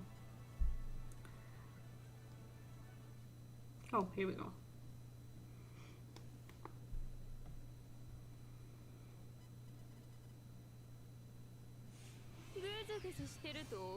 Oh. すぐに終わらせる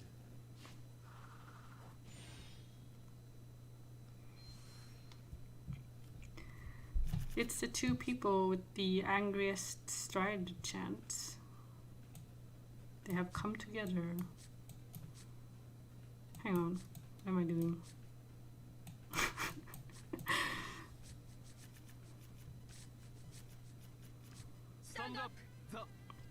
I haven't said hi to anyone. I'm a terrible person. 楽しませてくれるの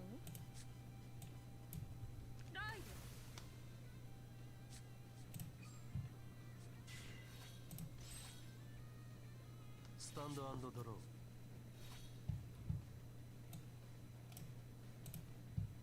ーライド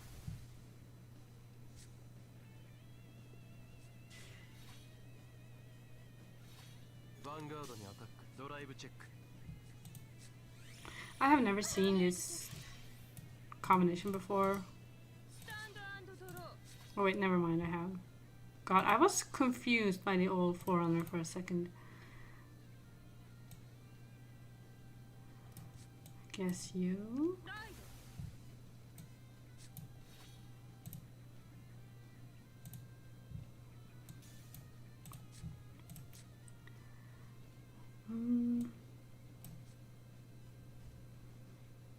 I guess we'll just battle. ダメージチェックスキル発動 Kazuma is also pretty angry, I guess, yeah. It's the three of them. Oh, that's Blade. Is he making it clap? Where we can't see? Oh, two of them. Do you remember that? Do you remember Dustblade having the biggest dump truck ever in the V series? Like, the ass was so big that it was the only thing people could talk about when this card came out.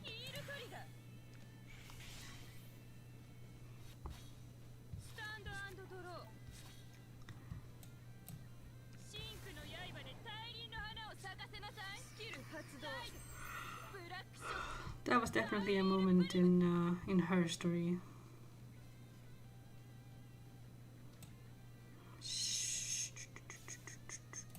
I do not have my resist horse anywhere.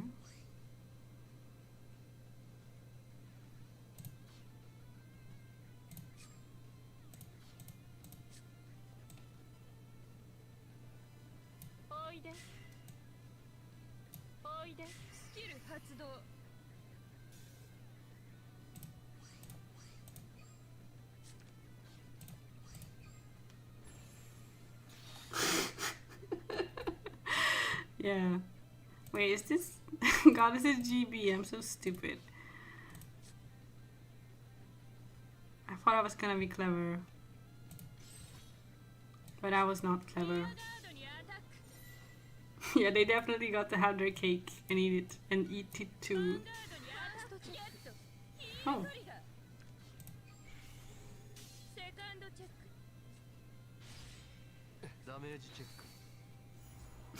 Resist horse is what I have to do. Try to do every time I boot up Tears of the Kingdom.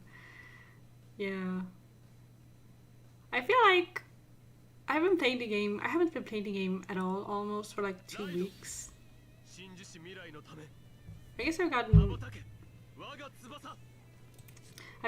like a few hours in here and there. But really not like before when I was playing it like all the time. But yeah, the horses are still super usable, I think. I'm definitely not at a stage where I am prepared, where I have like the resources or the gadgets to stop riding my horse. The horses are so cute in that game, so even if I could stop riding them, I probably wouldn't. Like, I got the Master Cycle in Breath of the Wild, and it was fun. Like, I really enjoyed it. Because I got it quite late. Because I only did like all of the DLC like a few months before Tears of the Kingdom came out. But the Master Cycle is super fun to just do like jackass style like dirt bike rides off a mountain, you know. But when it comes to actually getting around, I still feel like the horses are quite good. Yeah, I also really enjoy riding on the roads. Also, the Master Cycle is kind of loud. The ambience is a lot better when you're on horseback. Tell me a fun story from your most recent session, if you have one.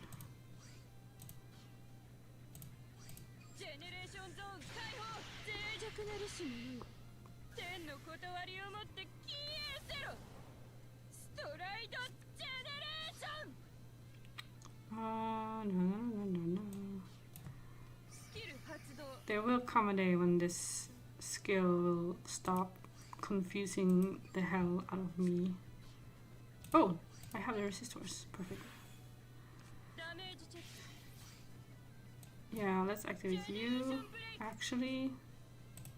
Because I already have 2 heal triggers. Flip you. Oh, you barely played during the holidays. That's fair. haven't really had time to play lately either, for similar reasons. アンロックリアガードにアタックヴァンガードにアタックファーストチェックセカンドチェックサードチェック I want, yeah.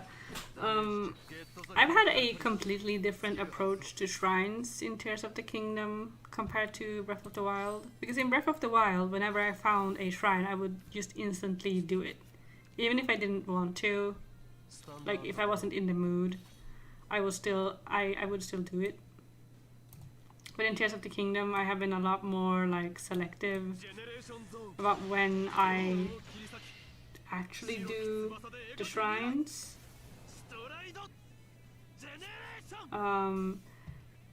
So for a long time I had just discovered like maybe 20 shrines and done maybe 5.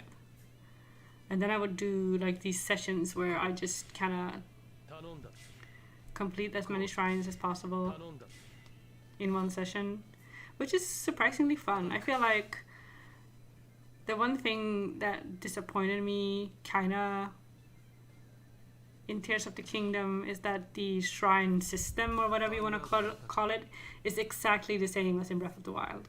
So in Tears of the Kingdom, finding a shrine has just completely lost its novelty to me. So I just did not feel like once I get in the shrine and once I start doing it, it's always fun. But just getting over that kind of, how would you say, like if I'm out doing a quest or I'm out exploring and doing like a specific thing that I've set out to do and I find a shrine, that is kind of like a bit annoying in a sense, because now I have to stop what I was doing and instead do this shrine, and the shrine might take 5 minutes or it can take 35 minutes and I don't know until I've entered. And that kind of just breaks things up in a way that I'm gonna go Raphael actually, I think. And it just kind of breaks the action up in a way. Like I wouldn't go as far as to call it like annoying, but because the option to just not do the shrine is obviously there, and now I've just been kind of actually picking that option probably a good like 75% of the time. And then when I want to do God, okay. And then when I want to do a shrine, or I / have to do a shrine because I need more hearts, I need more stamina, whatever, then I've just kind of gone and done it, and it's been more fun to do it when that's what I've set out to do as my mission. So yeah.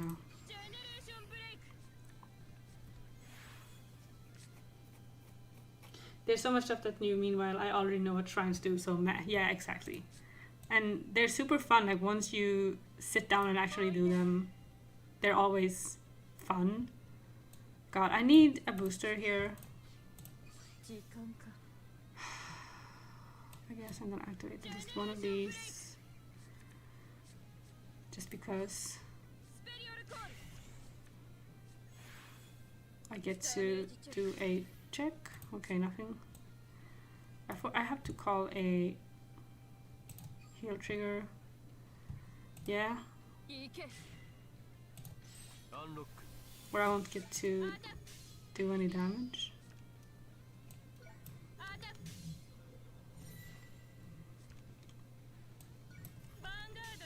And yeah, I agree. Getting stamina to get the good horses, or to get the big horse, that's definitely like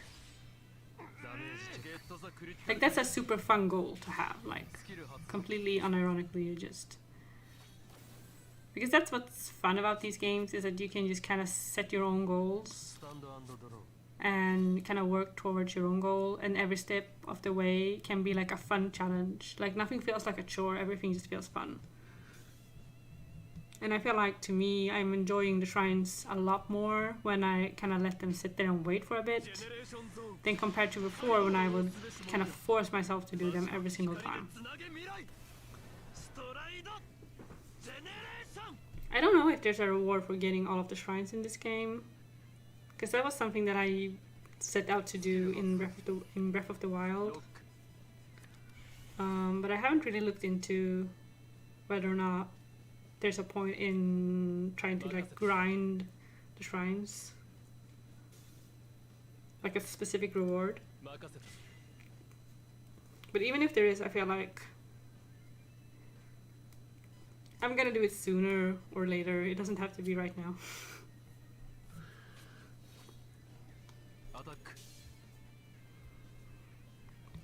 This person is playing a lot of old cards, which is kind of interesting, I guess. Vanguard にアタック スキル発動ロック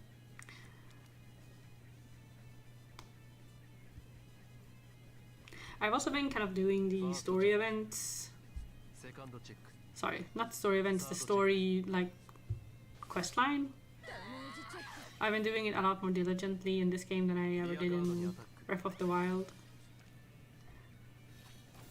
So I've already done like a whole bunch of them. Whereas in Breath of the Wild I will just try and, you know, keep them, like save them for as long as possible.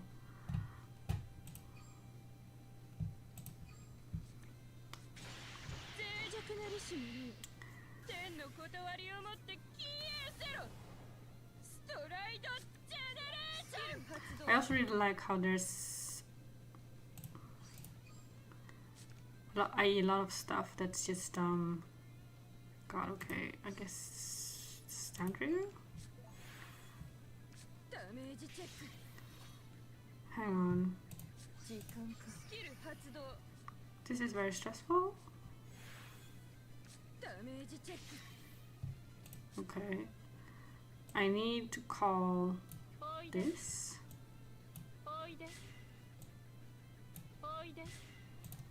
Unlock.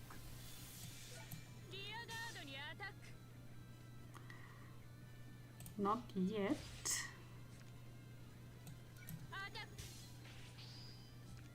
That's a bit annoying though, since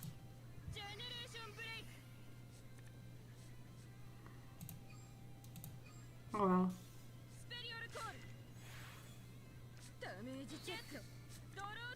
Draw trigger.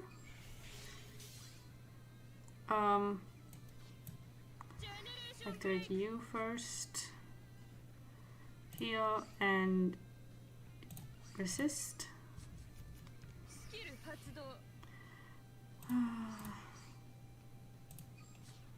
I only have space for 2.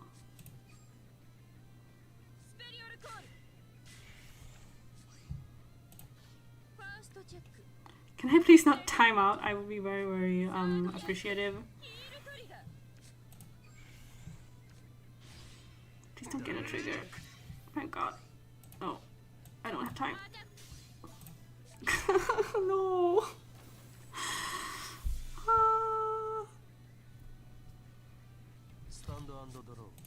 That was my first time out though. Did the last attack even register?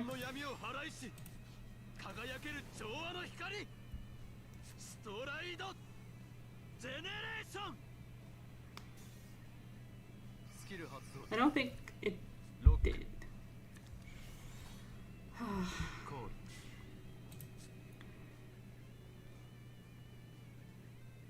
I feel like I can still probably survive because I have 3 PGs and only 4 damage. But we've also only seen we've only seen 1 PG from the opponent.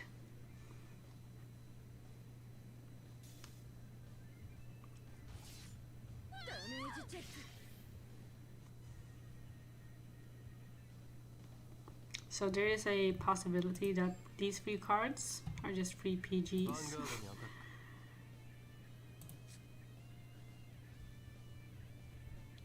Generation break. Unlock. First check. Second check. Third check.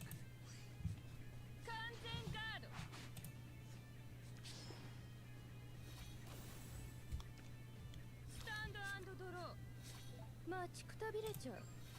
時間行け。Do I have...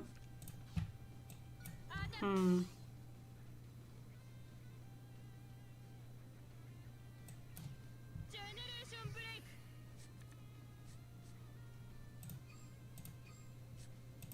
Superior call. Damage check. I didn't realize I had one more in the damage zone, so that definitely confused me in the last turn. Wait, I have one more? Generation break. Oh, work. Superior call. Damage check. 完全ガード Vanguard にアタック。 Oh, wow. I was just stressed out about the time limit. 勝ったんだから当然の報酬ね。 So I was definitely doing a lot better than I realized.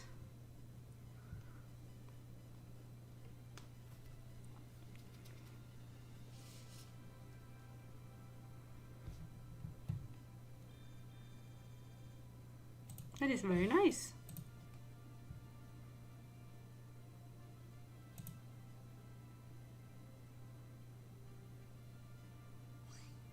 Isn't this like the Gold Paladin budget stride from like a trial deck? Well, they were only A3, so I guess it wasn't that strange that I was able to defeat them. But those are the kind of opponents I need right now, since I'm still learning.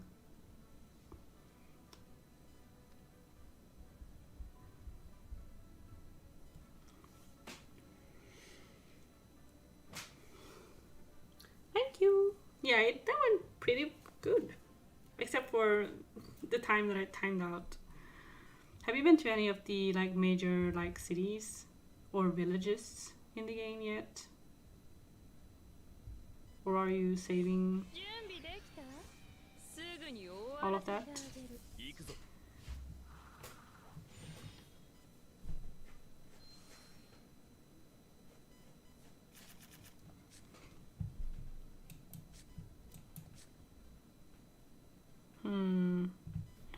I guess we'll say goodbye to the PG. Okay. スタンドアップザ・ヴァンガードスタンドアンドドロー This is Narukami. But what is this? ライド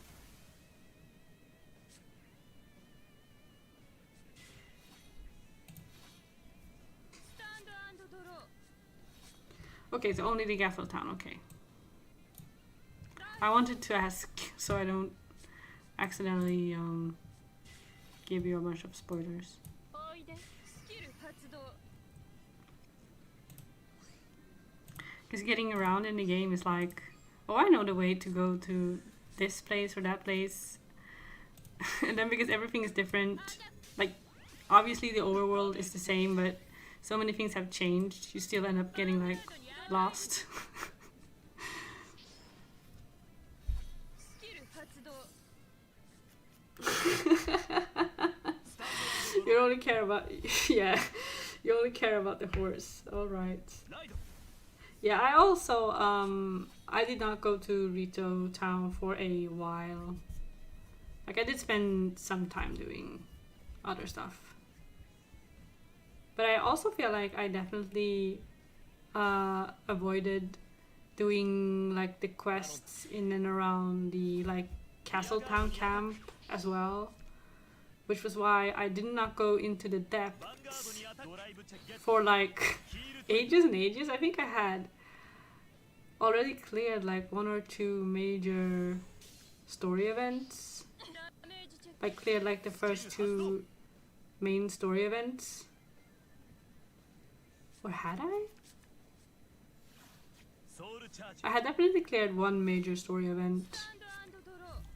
and done like a whole bunch of like exploring all kinds of different places before I went into the depths, and I didn't know you could go down there. I had no idea. So when I went, I was いけスキル発動 I was very shocked. I was shaken. いけ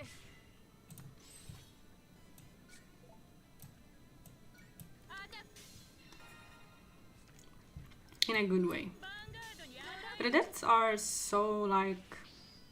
I hope this isn't like a spoiler because it's not a spoiler, but getting around in the depths in the depths is so difficult sometimes. And it just feels like you're on like an alien planet and you don't know what's up or down or left or right, and you just get completely and utterly like you get so disoriented. スキル発動 And it is like it is such an odd feeling. Like I have barely like I can't remember the last time I felt that way in a video game. Because you get confused in a way that kind of old video games kind of tend to make you do, but you kind of feel シンクの刃で最 navigating certain parts of the depths ブラックショック it almost feels like you're out of bounds. Like you're not where you're supposed to be. Okay, Jesus Christ. What am I guess I have no choice but to ジェネ stride. レーションゾーン解放脆弱なるし And it's a very strange こだ and わりを持って決め like せろ yeah, ストライ it's a ド different ジェネレー feeling. ション And I know some スキル people, 発動 because one of the first posts that I saw like about the depths was like, oh, unpopular opinion, but I really like the depths. And I'm like, huh, who is not enjoying them? ダメージゲットドロー Was my like follow-up スキル発 question. 動 But I haven't really seen anyone say anything negative. ダメージチェック I won't go into it too much. Since コー it's usually best to discover that kind of thing for yourself. But yeah, they're definitely different. おいで Just in a general way, I like the idea ガードにアタック of having like a secondary overworld, even though it's technically, you know, an underworld. スタンドトリガー Oh wow. I recycled the stand trigger and I immediately checked the stand trigger on the rescue check. ドロートリガーセカンドチェックサードチェック But yeah, what I was gonna say is that ダメージチェック because since like A Link to the Past, it's been like a reoccurring thing in Zelda games that you have like the overworld and then you have like the secondary overworld or like the evil overworld. And it's been ages since they did anything of that scale in any Zelda game where you have two overworlds that kind of are like linked together in that kind of way. So in that sense I find it very interesting. ストライド・ザ・ジェネレーション I'm just not looking forward to the long periods of time spent in a creepy place. But I'll definitely do it. Just in bits and pieces, I guess. Yeah, for me, I also kind of been doing it in bits and pieces. Mainly because it's just hard to travel down there. So you kind of have to, like, prepare gear and weapons and stuff before you go down. Because once you're down there, you can't really, like, get anything. Like, you can pick bombs and you can pick some other flowers and stuff down there. But you can't really get any more... Like, the resources are limited.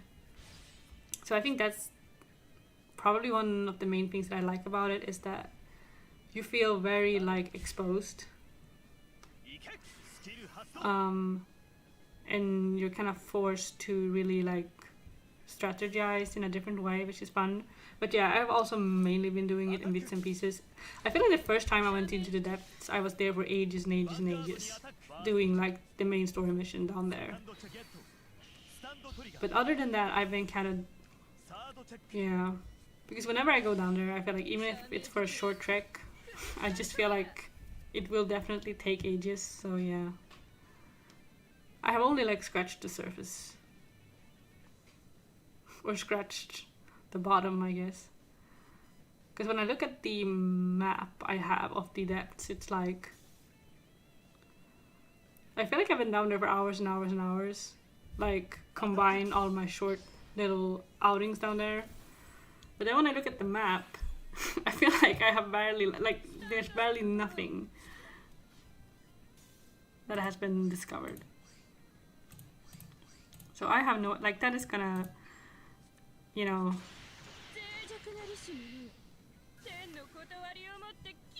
It's gonna take a long time to discover all of it. Finally, a straightforward choice. What do I want? I guess you.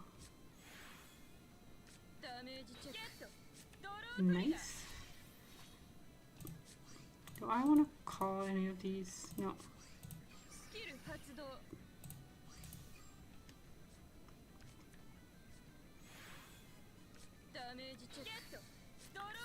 Draw trigger?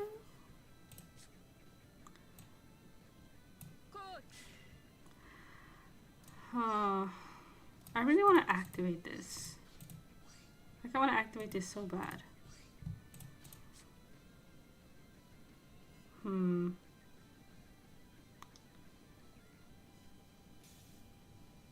She needs a booster. I guess I can do like this.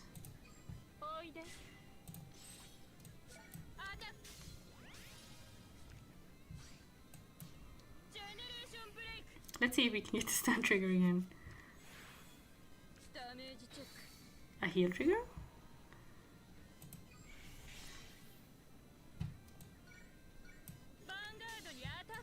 She needs to be boosted to activate her skill, which is why I went through all of that. Oh, okay, let's call you. That's very nice, actually.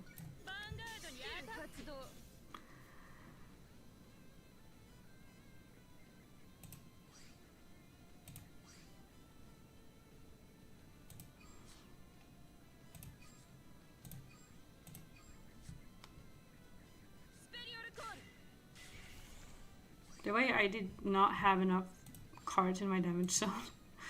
Do I activate this? No. I would have liked to, but I need to deal some damage. Jesus. Okay. 16 is not gonna be enough.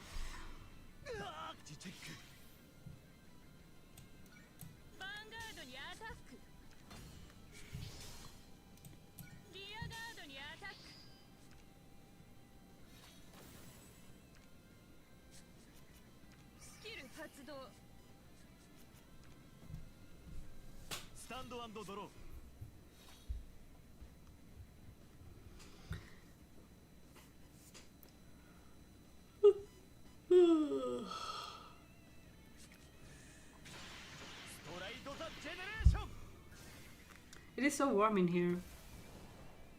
I feel like last summer it was a lot more bearable, even though I feel like it was hotter. So I have no idea what's going on. I've been using the community balcony so much lately because it's just unbearable to be in my apartment during the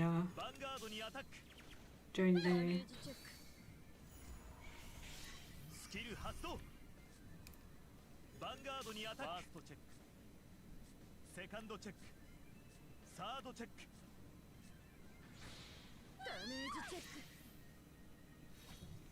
I'm alive. Alive and thriving.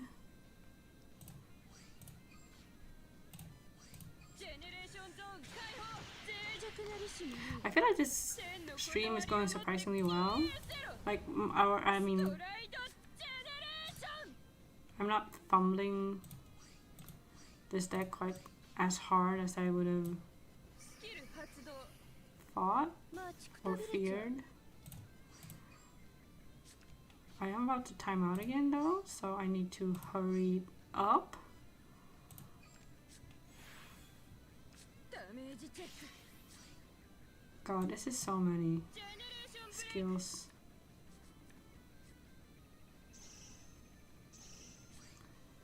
Let's not activate these.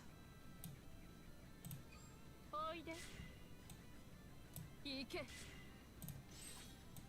アタックアタックジェネレーションブレイク Huh, am I gonna have enough counter blasts? Let's call another horsey. スペリオルコールスキル発動 No, no, no, no. ヴァンガードにアタック 完全ガード PG. ヴァンガードにアタック発動ダメージチェッククリティカルトリガー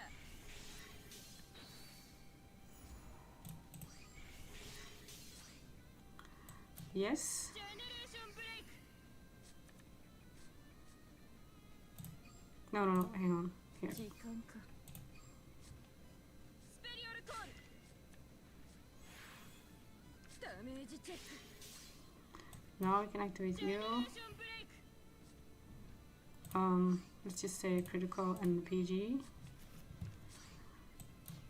レーションブレイク Let's call you. スペリオルコール And now スキル発動 this activates like 1,000 times. スキル発動 I'm gonna run out. I'm gonna run out of time. スキル発 I 動 didn't realize it stacked so many times. セカンドチェックサードチェック Wow. God. No.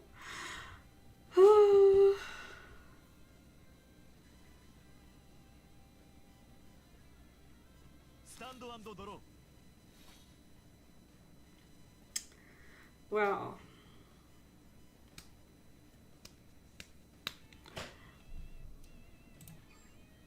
My opponent did have 2 more PGs. ストライド・ザ・ジェネレーション Okay. Fine. スキル発動バインドスペリオルライドコール出番だ Do I have any hit triggers left? No.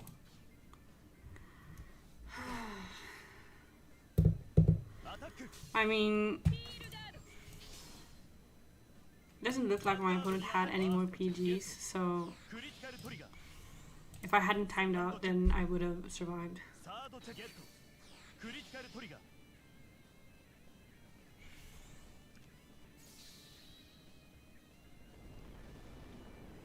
ダメージチェック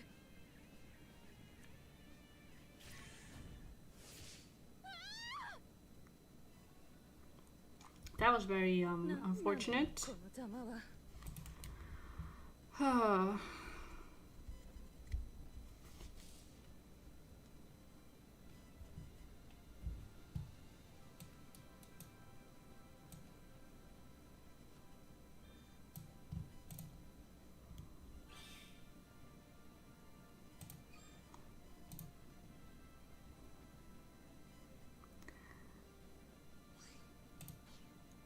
I do kind of wish that some of those power stacking abilities weren't, you know, that you could just kind of opt out of them. But I guess that is like part of the game, you know.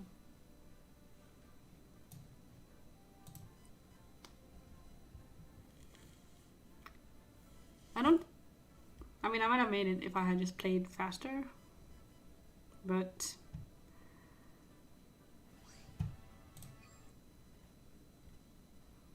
Because if it hadn't been for that timeout, then it would have been such a great turn. I also just have to play faster in general.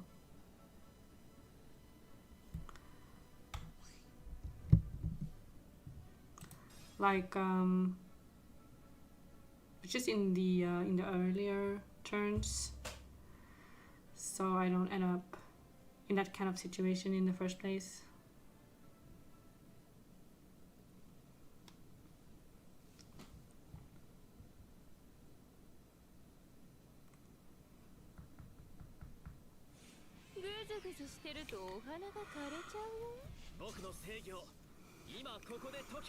Dimension police? Time?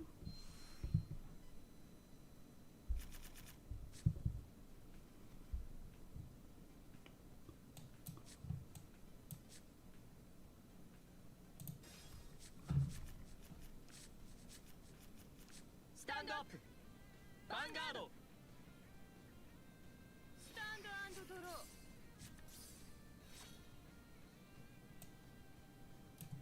Ride.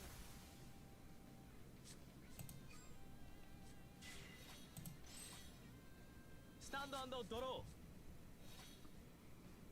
Ride! Skill 発動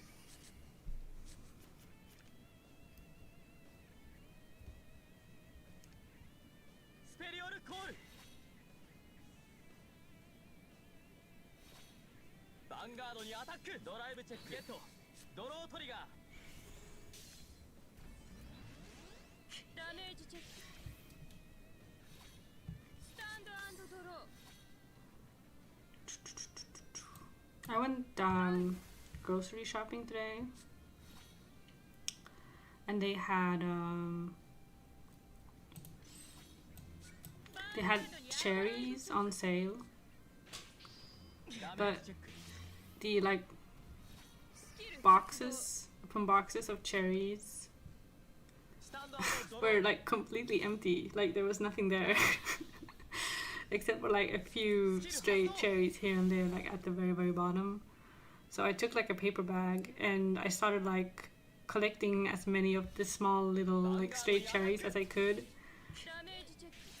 So I kind of, because I think they have like those pre-packaged like plastic bags. It's how they usually sell cherries here. So it's like a half a kilo or something, like just pre-packaged. But I went and like put together my own bag, which is like the leftovers. And in the end, I got more cherries than I thought I would. Yeah, foraging. I felt it really felt like foraging.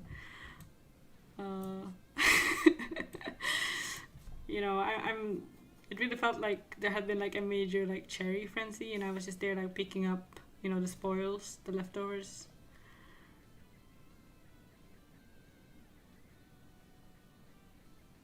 Like some kind of scavenger.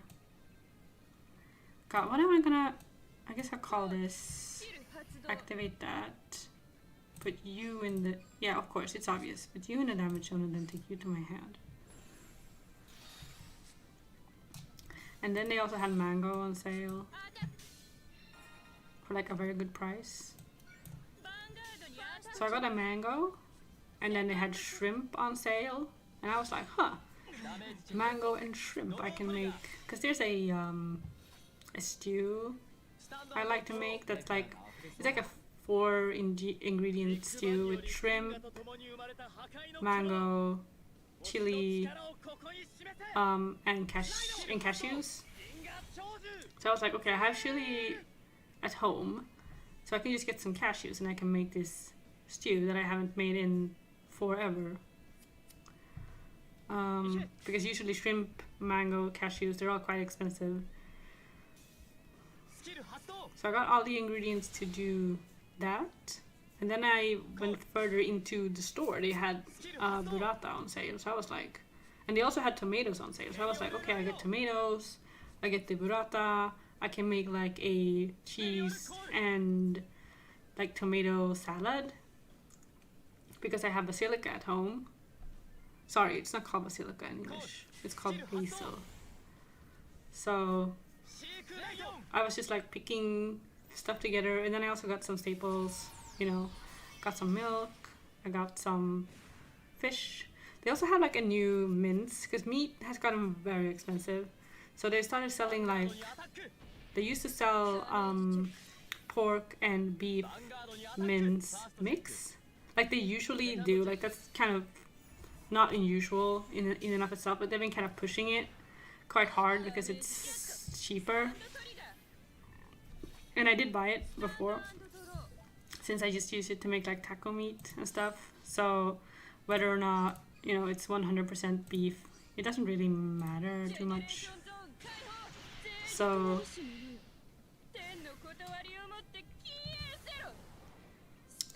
but today they had like a plant, and beef mix.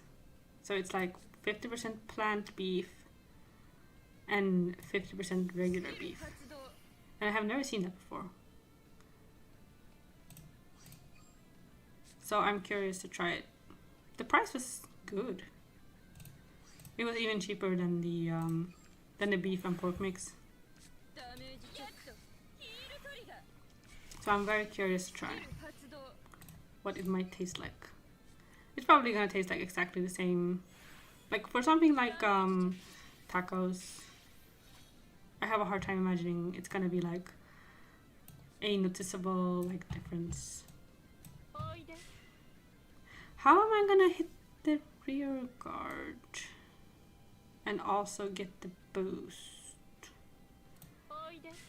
Should I pick something up? You know, I don't need all these great trees in my hand, I guess. If I can pick the horsey up.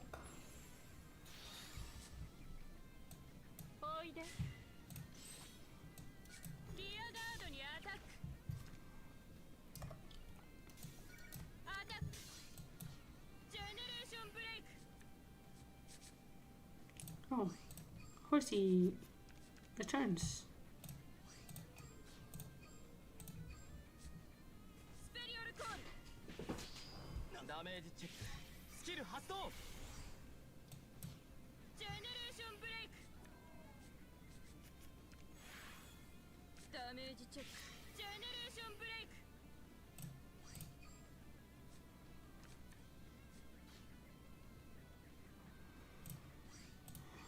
Is there any point? I guess if I get a stun trigger now, I'm definitely going to wait.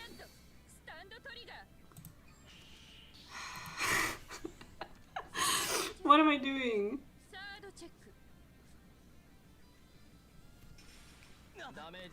Okay, thank you for not. Oh, it's not enough. That was the most basic misplay I've made all night.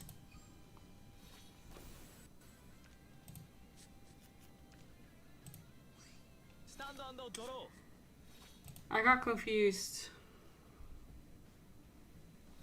I was thinking about other things. Yeah, I could have pushed to 5 and I just did.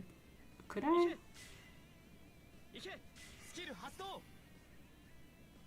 Probably I could have.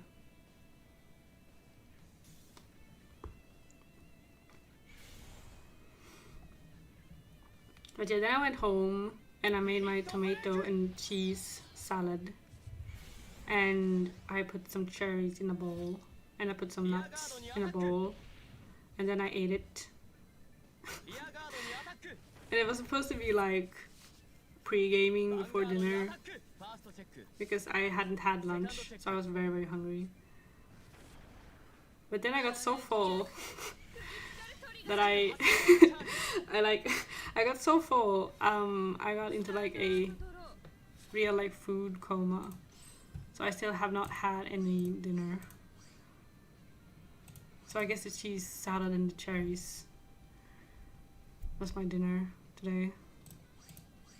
I might make like a sandwich or something after the stream.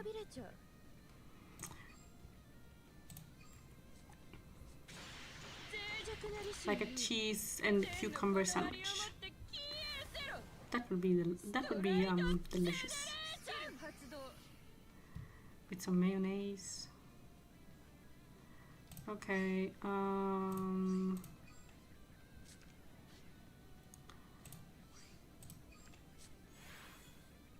ダメージチェック Okay. おいでおいでスキル発 I am 動 running out of time again. ダメージチェック時間か Do I even want to activate this? I guess so. ジェネレーションブレイク Stand trigger and PG. We can call 行 this. け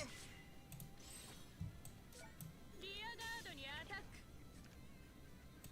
ヴァンガードにアタック Yeah. ジェネレーションブレイク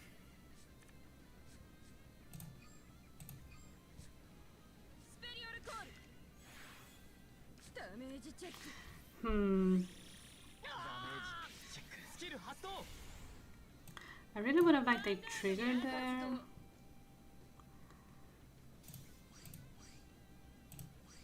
I guess I'm just gonna call all of these.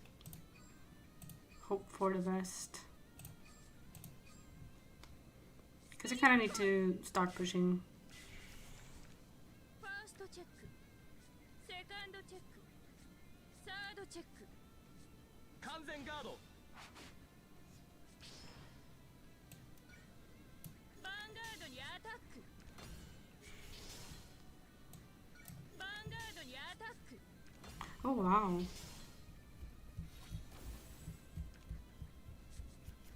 スキル発動 Well, I guess it's not that surprising. スタンド&ドロ Two PGs and a heal trigger, will it be enough? I hope so. I mean, this is a, like a seal Legion deck. ストライドジェネレーション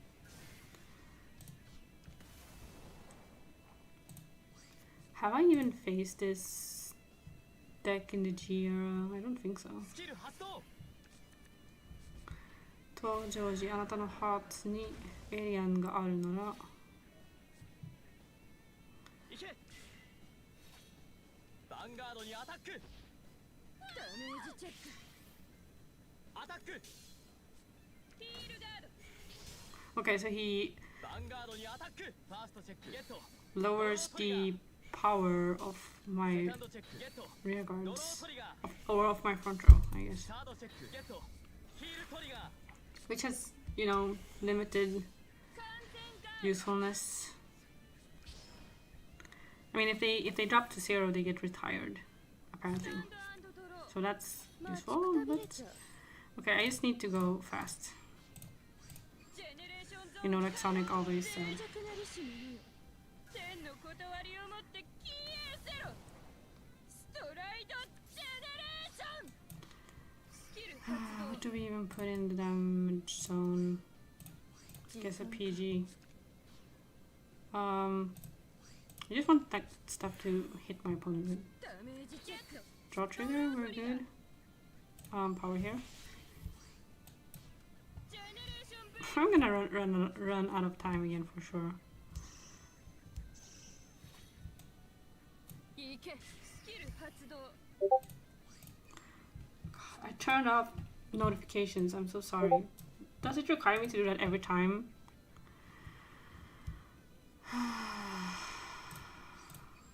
Now I'm definitely gonna time out because of something stupid like that. スキル発動 No, おいで bro, let's just attack. リアガードにアタックアタック I turned off notifications on Discord, ドロートリガースキル発 and 動 now the notifications are back on for some ガー reason. ドに発動ダメージチェックゲットドロートリガース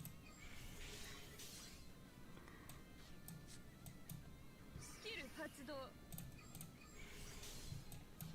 ジェネレーションブレイク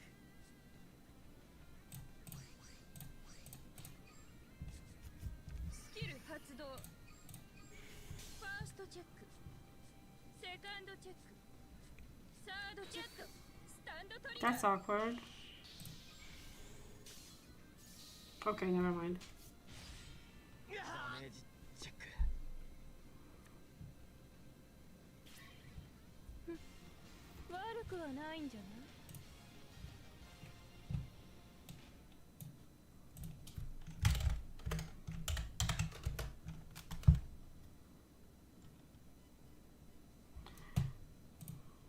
I need to BRB for like 1 second.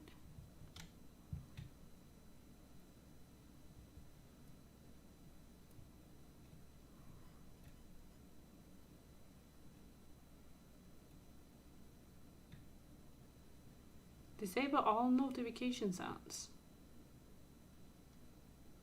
Then why am I still getting notification sounds?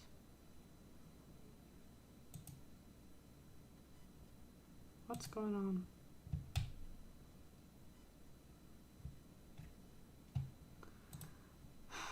I'm just gonna close Discord. Goodbye.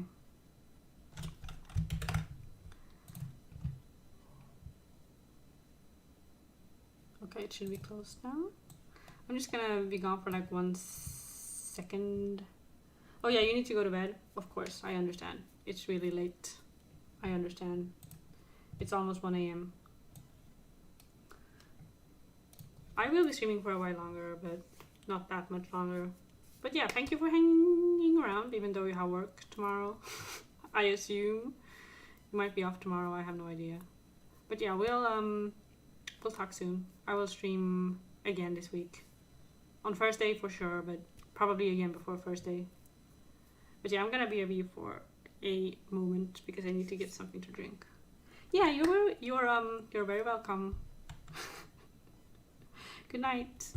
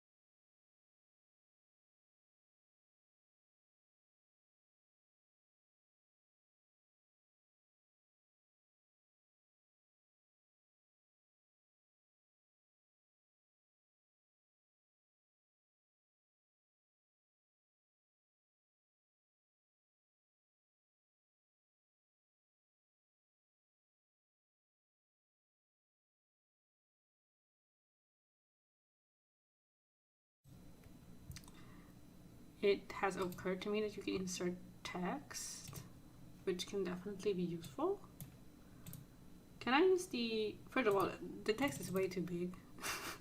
It says it's only sizing. It says sizing is automatic. What's automatic? How? Automatically set the font size of the text based on the height of the plugin and the number of lines of the text content.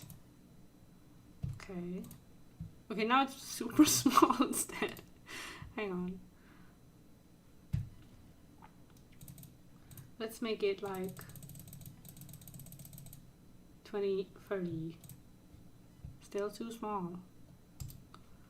I can see the text while I'm editing, which is amazing.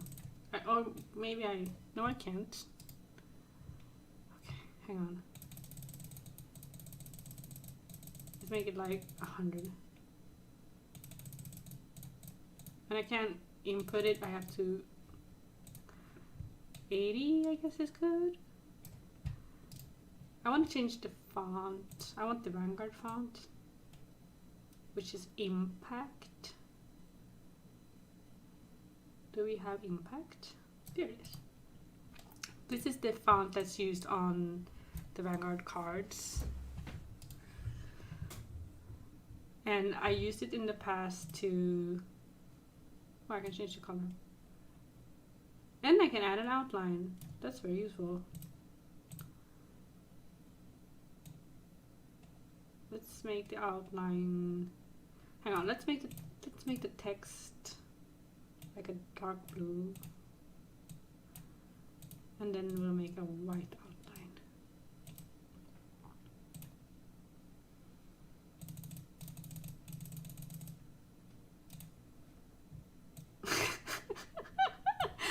That looks so bad. Hang on.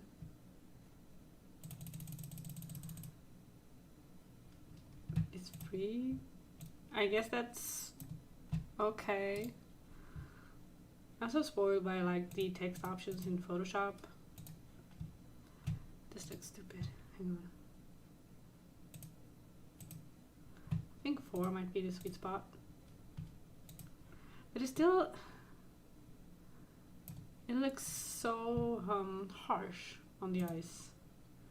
I guess I can change the color so it's not bright white and instead kind of like a very, very, very light blue.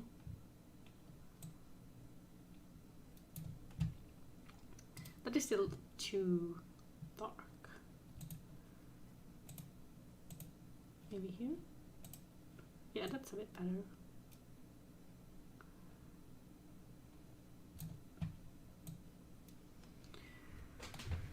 I guess I can make another one while I'm here. Hang on, it's add source text.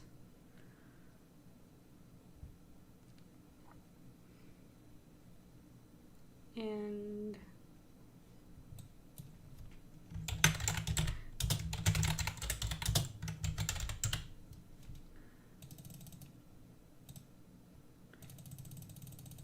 the automatic one doesn't seem... Okay, wait, hang on, I can... Oh, I can't type. It just wouldn't let me before. And I want the impact font. Can I type? Yeah. It will give me the font that I want. I used the impact font in Photoshop. Like I discovered that it was available in Photoshop because I did like some meme like edits. Why is it... Oh, there we go. Why does it look so bold? I mean, I can make it bold. There we go. I made this bold. Is there even a difference? I guess there might be a slight roundness. Hang on. And yeah, so now every time I open Photoshop, because I don't use text that much in Photoshop, but it always defaults to the impact font, like every time. So I end up using it for all sorts of things. But for for these streams, obviously it's very why can't I freely resize it the way I do with images? That's kind of annoying. But I guess I can only resize it so much. I don't like putting it here because it blocks the sky tree. But putting it here, it's weird. Putting it straight in the middle feels kind of aggressive. I guess it'll have to be... I don't want... Oh, hang on. I don't want to block the sky tree. Did I accidentally resize this? There we go.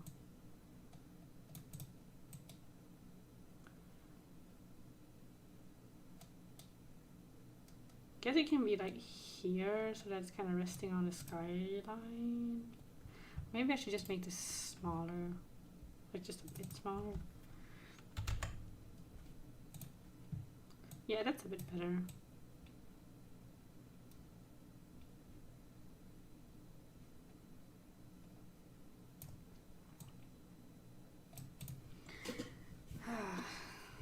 Just it looks bad.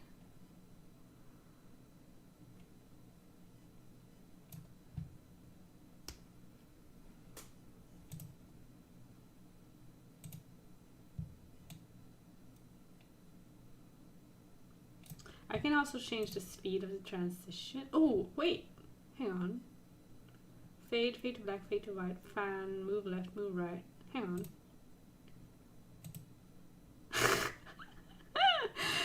Whoop. Whoop. I love this. I don't know if that's the one I want to use.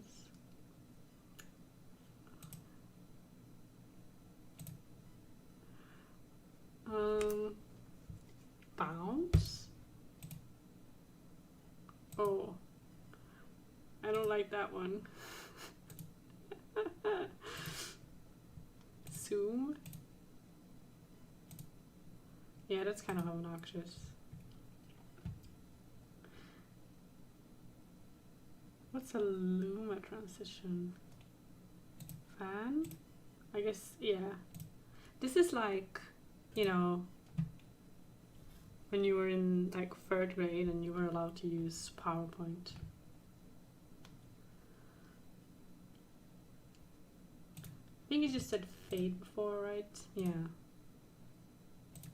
And I can change the fading speed, I think. Let's make it a full second. It feels like it kind of stutters a bit when it does that. So maybe a full second is too much.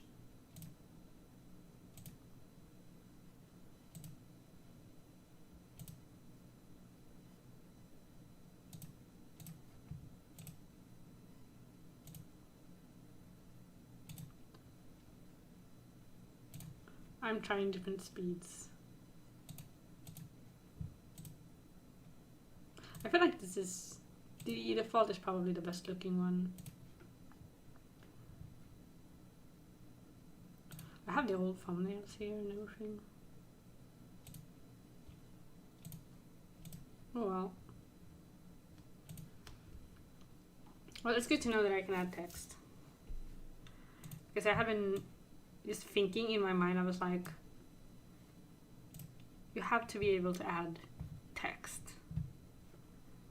Because in the past, I've just kind of, like I've just made text transparent in Photoshop.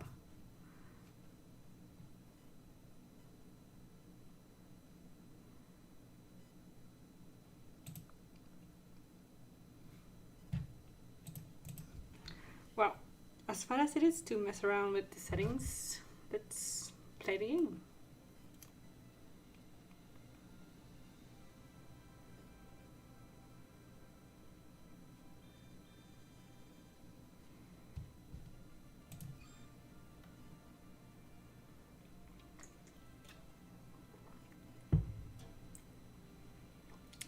I now have a drink.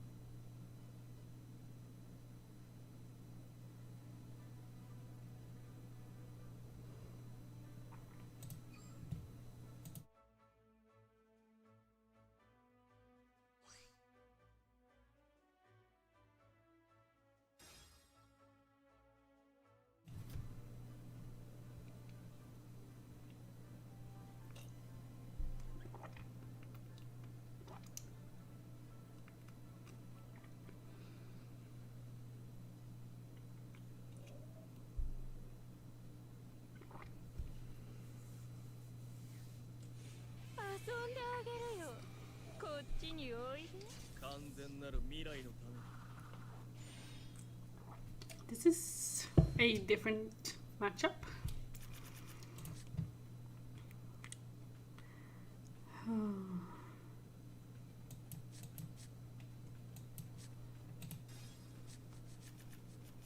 Okay.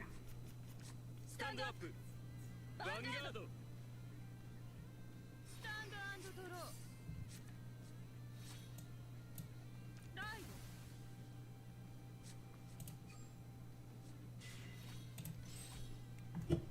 スタンドアンドドロ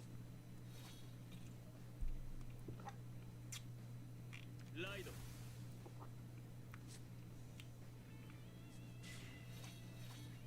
ヴァンガードにアタックドライブチェックダメージチェック。スタンドアンドドロー。ライド。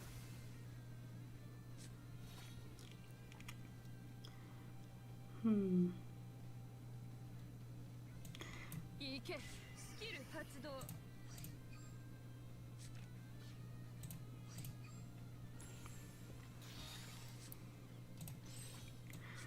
Assist isn't really like super useful against dark irregulars, but ライブチェッ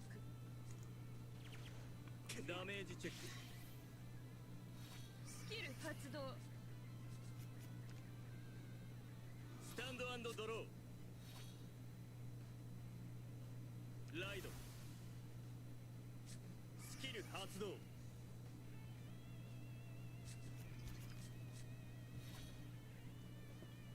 コールスキル発動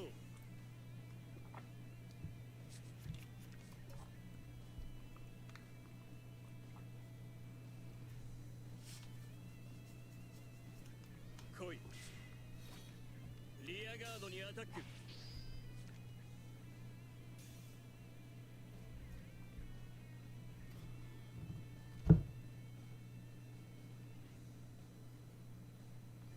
ヴァンガードにアタックドライブチェックダメージチェック。ゲット。スタンドトリガー。スタンドアンドドロー。シンクの刃で大輪の that was lucky because I had completely forgotten to activate the Stride Fighter. ガウリールプリム。ゴール。アタック。ヴァンガードにアタック。ゲット。 Oh, スカルトリガー。セカンドゲット。スキルトリガー。 a critical and a heal. Okay. ダメージチェックヒールトリガー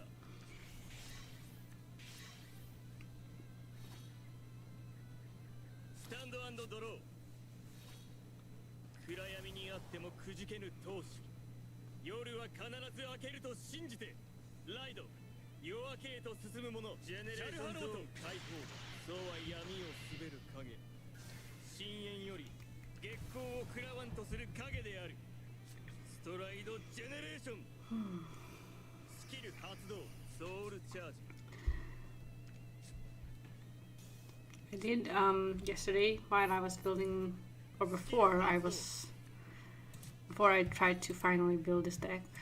I decided that I would try and see if I could do like a full SP version of my Gear Chronicle deck, and I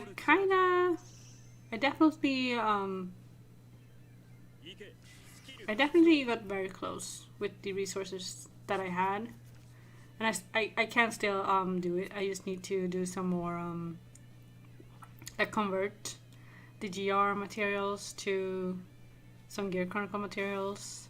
I think I'm just missing the PG. Like I need 4 copies of the PG and then the deck will be 100% SP. But I'm also missing obviously all the strides. Like I did not have a single SP stride for my G zone, which was, you know, So I obviously cannot get all the strides in SP because I didn't even have playsets of some of them. Like I think the only one I had a playset of was Avenir Phoenix. But I did craft one Avenir Phoenix SP, and then what I was pulling just in general, like using all of my select packs because I had like 200. I managed to pull, because I had 3 heritage and I pulled a 4th, so I crafted a heritage SP and a Avenir Phoenix SP.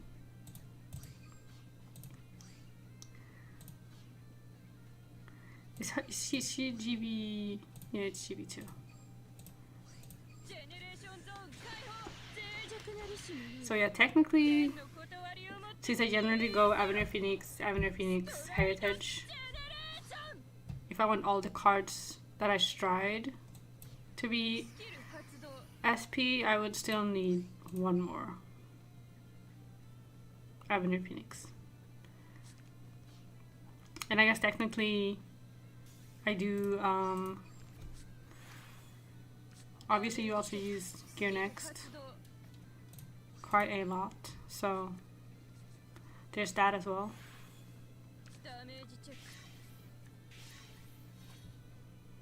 Okay.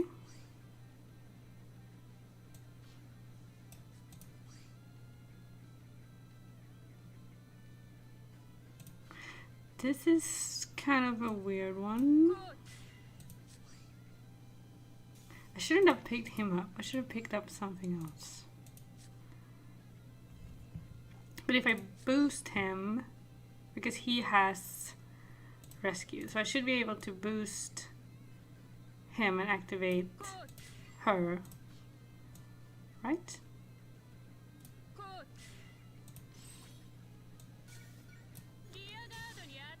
Yes. But it's annoying now because I can't activate him, because he only activates when he boosts.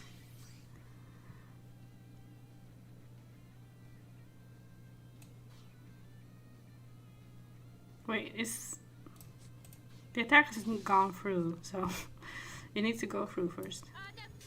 Now I can activate her again.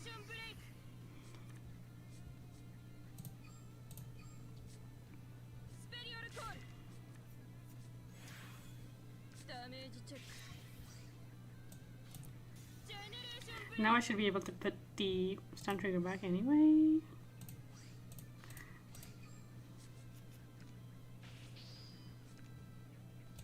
This is quite good.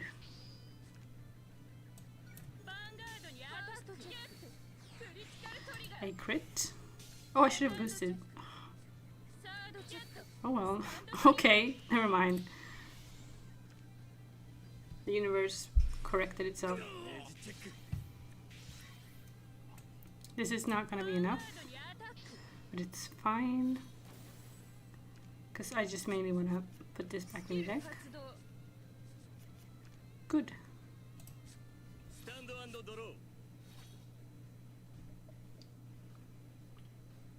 Generation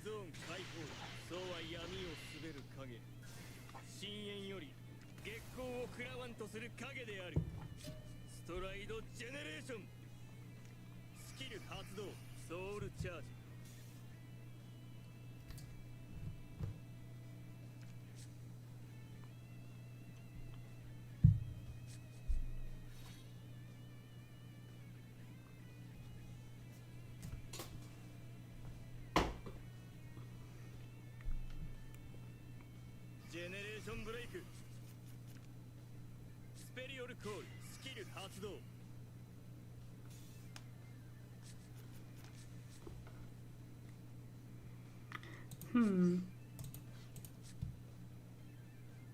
Ike.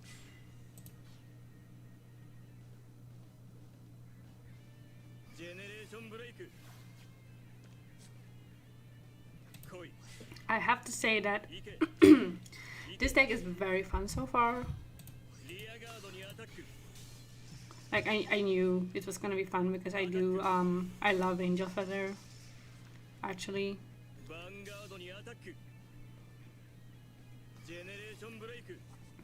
I played Angel Feather as my main clan through most of the V era, and I hadn't played Angel Feather before then, but it had been a clan that had kind of been on, like, at the top of my list of clans that I wanted to play. But it felt very inaccessible to me. Oh wow, okay. よかったね。完全ガード。ジェネレーションブレイク。ダメージチェック。スタンドトリガー。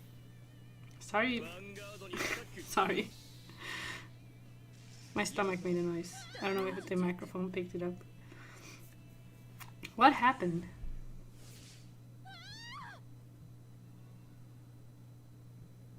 なんなのよこのざまは。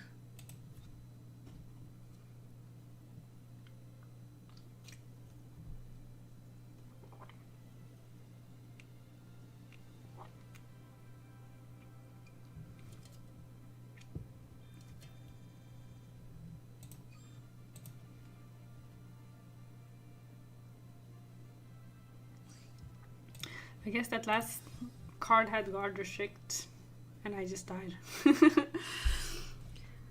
But yeah, so I played Angel Feather through most of the V era, and I really loved playing that deck, and it was so nice to play something new, especially when it was as fun as I had kind of envisioned that it would be, because in the G era Angel Feather felt quite inaccessible to me, mainly because I just couldn't afford it. Like, there were no like trial decks that you could buy to just kind of test it out. So even though I remember thinking at several points in time that I was just like, I would love to try to play Angel Feather because it seems so much fun, but I just never really got a chance. There wasn't even anyone at my locals or in my friend group at the time who played the deck, I think. Not from what I can remember. If there were, I might have just, borrowed a deck, tried it out.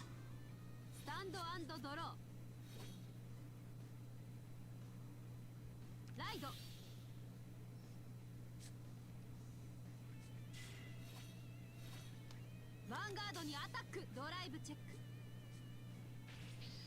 ダメージチェックスタンド&ドロー This is Jewel Knights. I'm just thinking to try and figure out. おいでスキル発動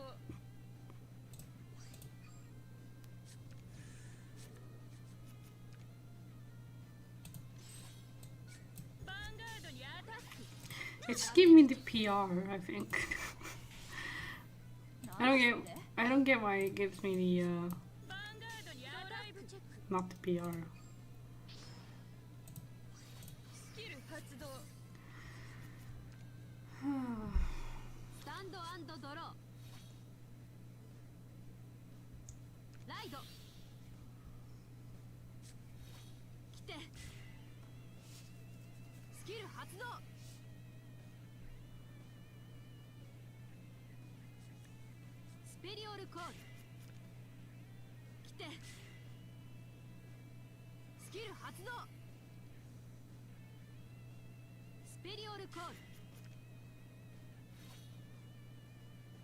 Vanguard にアタックダメージチェック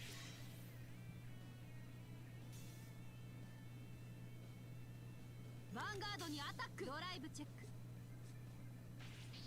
ダメージチェックヒールトリガーアタックス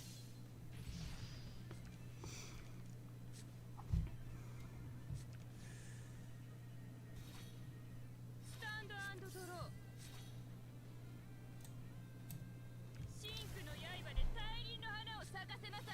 発動ライドブラックショックガウリールプリム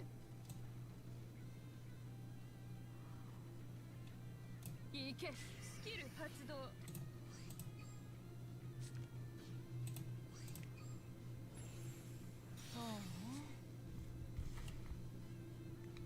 Hmm.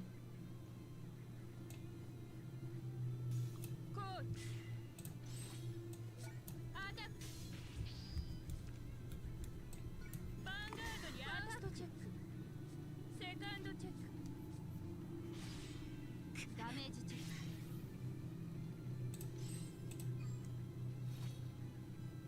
スタンド&ドローライドス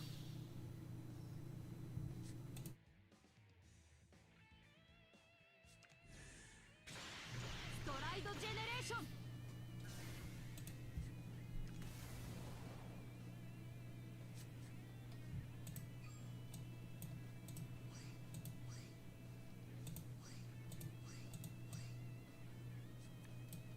ペリオルコールコール I was at locals yesterday. スキル And there's this one guy. アタック Strangely enough, there's just one person at my locals who I think plays Messiah right now. スキル発動 I think. Huh. ヴァンガードにアタックはセカンドチェック I thought I closed Discord, but I guess I literally shut it up in the task manager, so I don't know why it's. スタンド&ドロー Oh well. It's amateur hour here today. ジェネレーションゾーン Hello. 脆弱なりし者天の断りを持ってきてせろ I just got your Discord notifications live on stream, even though it should be on stream mode, and I opened it and it said it was that all the even though it said when I opened the Discord, like you know, the settings, it says, oh, okay. I just won. Okay, they sensed you and they ran away. Yeah, I opened the Discord settings and it says that my notifications are all on mute, but for some reason I'm still getting Discord notifications on stream. But hi, I heard you had a rough time getting home today. I hope everything is going better? Question mark. Stream has been okay. I feel like I've been misplaying a lot less than I thought I would, but I did time out one time. And even though I didn't lose from the timeout in itself, it definitely made it so that my opponent got a opportunity to win.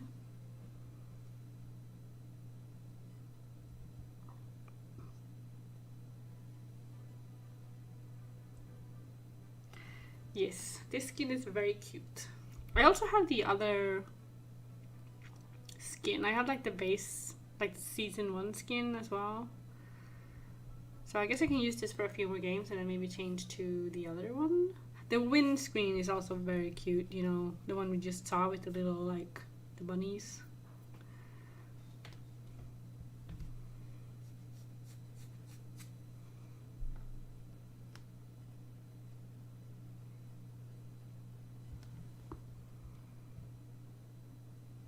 Infinite traffic hell today. Oh wow. Had anything happened or 準備できたすぐに終わらせてあげる was there anything like かかってきなさい is it because of some like specific reason or did everyone just decide to be extra uncooperative today?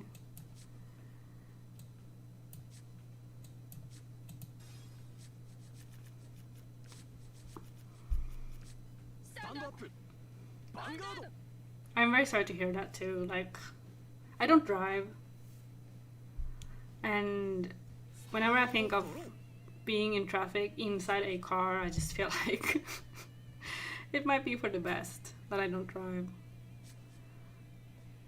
So I feel a lot of like sympathy for people who have to deal with like driving to and from work or to and from school, because I imagine it can't be fun. Because I feel like driving in and of itself, like being in control of a vehicle, that kind of thing seems like it could be fun.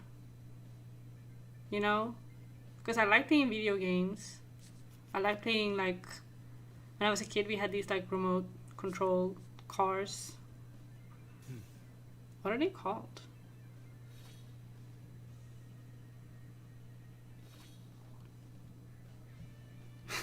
Had things to do, and every single person in town decided to go out to buy a car today. Even the babies probably.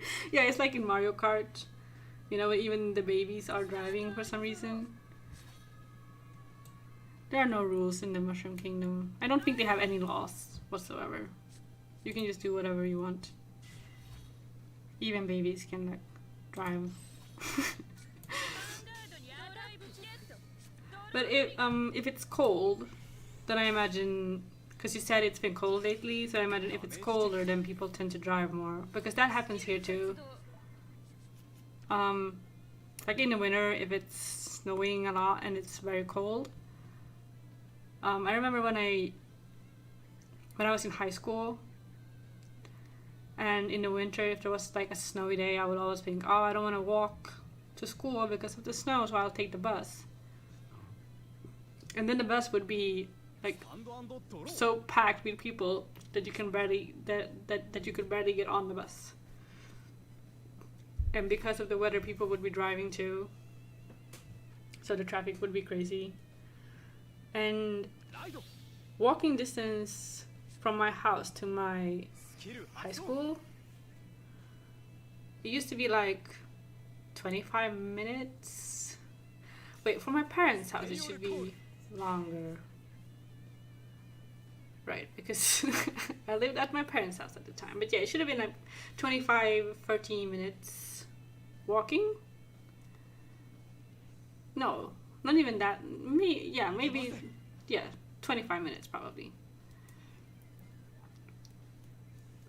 But so taking the bus would sometimes be slower than walking because of the traffic.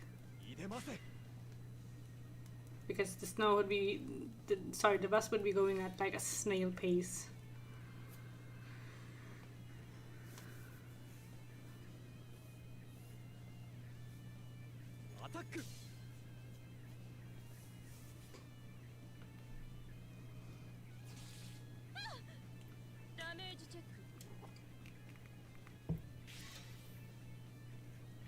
So I can imagine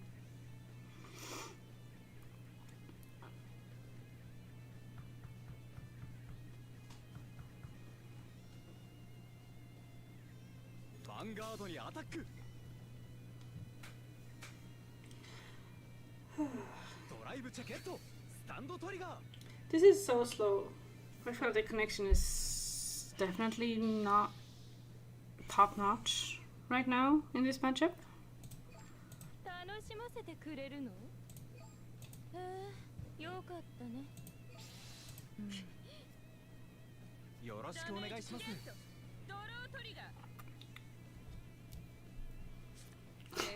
That sounds like a pain in the ass. Packed buses is the worst. Yeah, it can definitely be very bad. When I was... Wait, when was that? Was it when I was heading home from the Tears of the Kingdom midnight release? I was there with a friend. And I had checked beforehand when the trains stopped running. And it was like around 1:45-ish when the subway train stopped running. And when we left the shop, we had like a good like 10 to 5 minutes to go to the station, and it wasn't very far.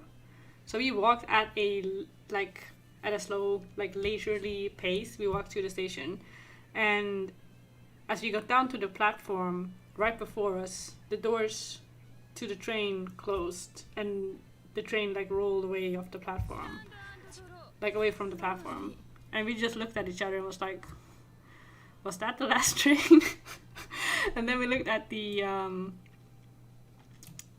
you know,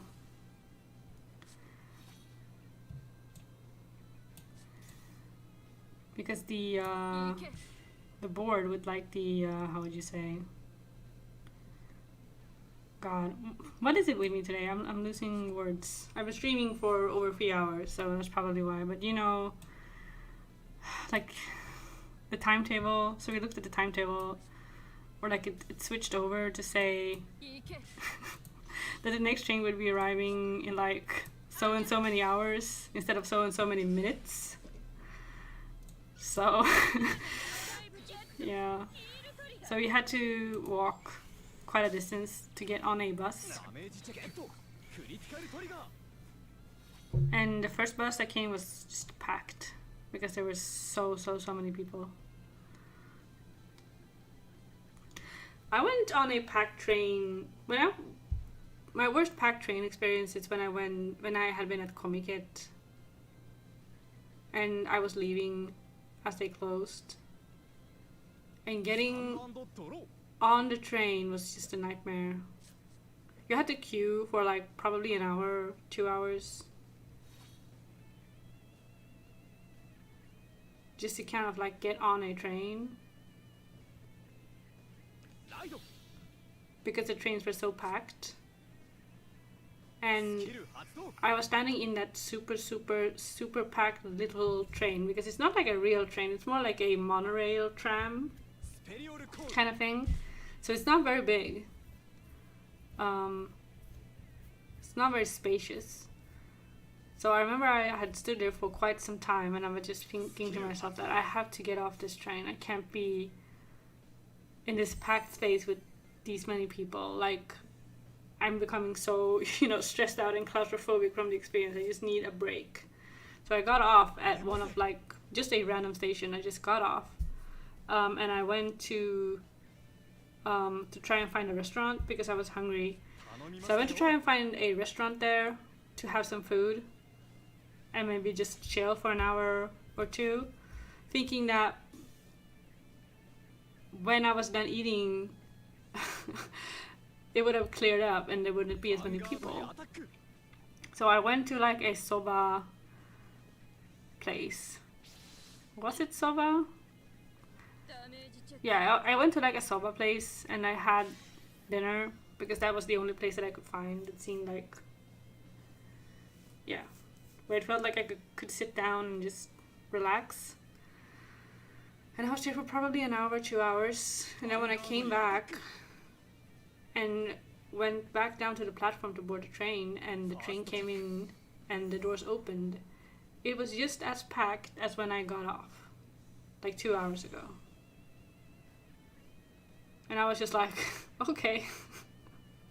So the only thing I've done is to just kind of postpone my, you know, my escape from this, you know, incredibly densely, you know, crowded situation. But I still feel like buses are worse than trains because buses tend to like move a lot more and it's a lot harder to just get comfortable. I mean, I guess when you're in traffic, at least you're in your own car, but I don't know.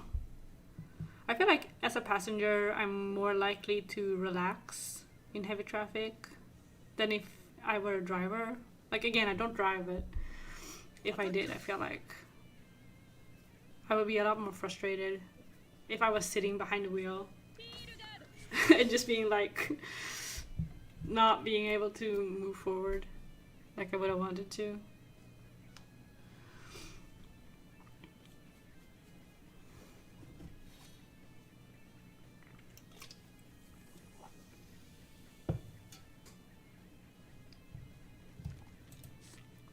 Can it be my turn now, please? This is taking absolutely forever, and it's 5 to 2, so I don't feel great.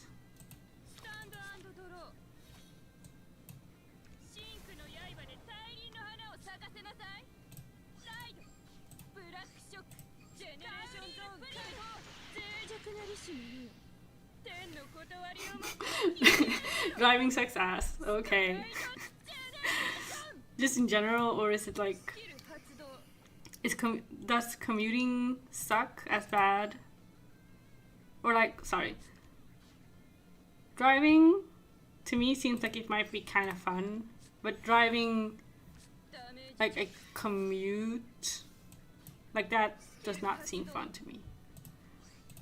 But yeah, having to watch out for others being stupid all the time is a pain in the ass. Yeah, ダメージチェック I can imagine. Honestly, ジェネレーションブレイク I just want to drive like on a racetrack. That seems like a lot of fun.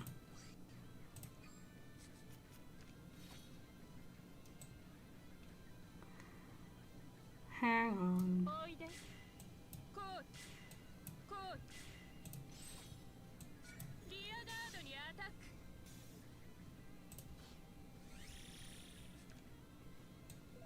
リアガードにアタックバンガードにアタックジェネレーション Now we can activate this in the damage. Call. スペリオルコール Commuting is ass, yeah. Because I feel like ダメージチェックジェネレーションブレイク if you commute like on the train or on the bus, I feel like you can at least like do something. Like you can read, you can watch like a YouTube video, セカンドチェック you can play a game. ヒールトリガー Like you can just kind of do whatever you want. But if you're driving, then suddenly doing those things is like a crime. And you will be arrested if you do them. So, ジェネレーションブレイク and also you might die. ダメージチェックヒールトリガー Okay, wow, I definitely should have done that in a different バン order. ガードにアタックジェネレーションブレイク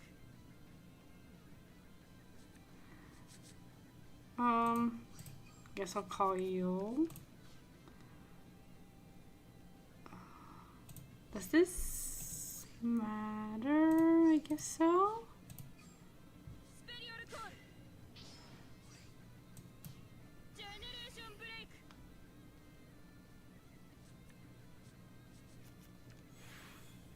ダメージチェッククリティカルトリガー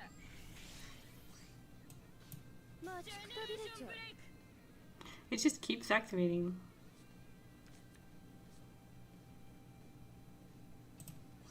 Guess I'll call you. スペリオルコールスキル発動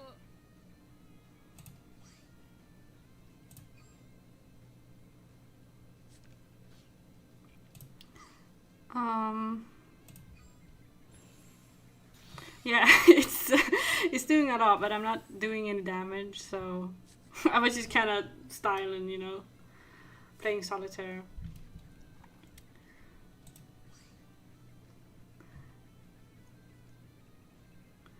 Okay, so this guy also extends, exactly. Okay, so during your turn, if a card is placed from the damage zone to the drop zone, and if you have a Gavrail Vanguard, you can soul blast 1, counter blast 1, and you can call a card from the damage zone and put a card from the top of your deck into the damage zone.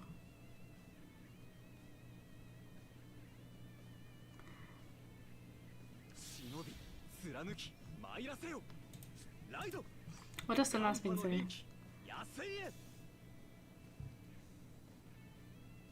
Okay, yeah, just checking so I don't get extra counter charges. So basically what this does is you can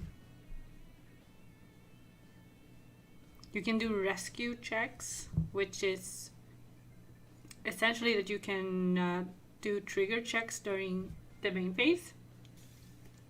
So you can heal a card and then take a damage in the main phase.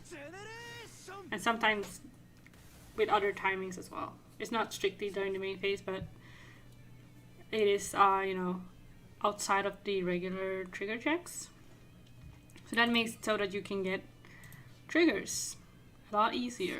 And also you can call cards from the damage zone and do cool things. Like she, when she attacks the Vanguard, if she is boosted, you can counterblast 1, look at top 3, put from your deck, put 1 card into the damage zone, and then you call a card from the damage zone. And the Horsey does a similar thing where when a card is placed, it's like I said just now, when a card is placed from the drop zone, sorry, from the damage zone to the drop zone, you can call a card from the damage zone. And then you get to place a card in the damage zone. So by cycling cards essentially back and forth between your hand and the damage zone, and back and forth between the damage zone to the drop zone, and then from the drop zone back to the deck, you can kind of control the game quite well. Angel Feather is generally good because they can control the flow of the game relatively well. Also because they can check triggers so consistently, and they can recycle heal triggers. That means that they can like play the long game very well. And they also have this stride. She just says, you G Persona Blast 1, so you flip up 1 of her more. So you play her and then flip 1, and you get to heal 1 damage. So it's kind of like a... I mean, it is a technical kind of stalling deck, but it had also gotten more and more aggressive over like the years. So you can also do some really fun like offensive strategies if you want to.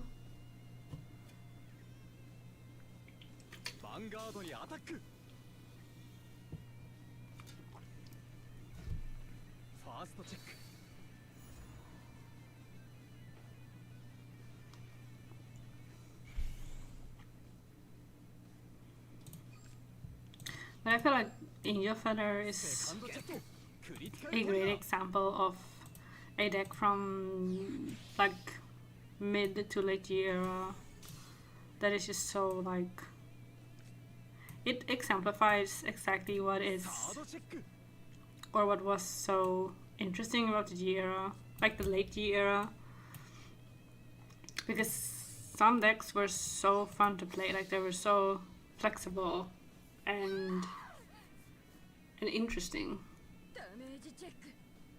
Can I heal these? I have 5 heal triggers. Sorry, I had 3 heal triggers, but out of 5.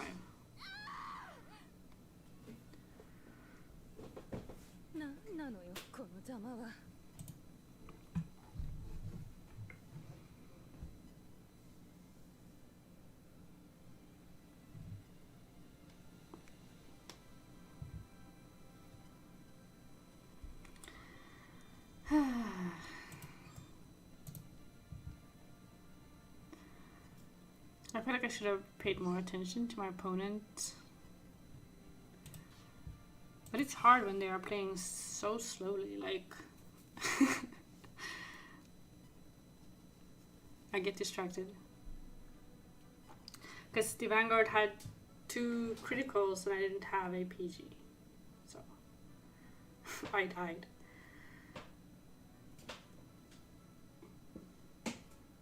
Had I even seen a PG that game?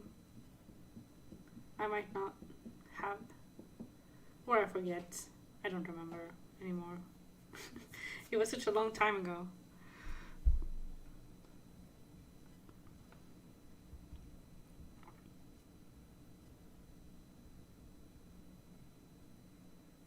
We are waiting.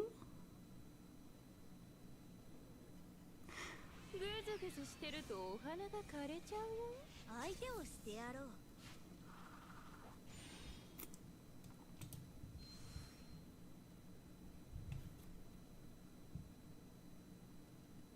Is this gonna be another slow opponent? It's the first time I've run into a Ryusu player on stream, I think. It's quite rare. I feel like everyone who plays Gear Chronicle is like a Chrono stan. Which I also am, so... スタンドアップ。バンガー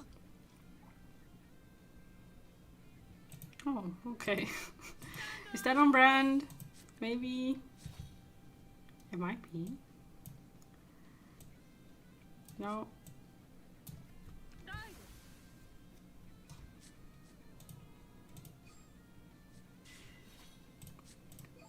ド。楽しませてくれるの？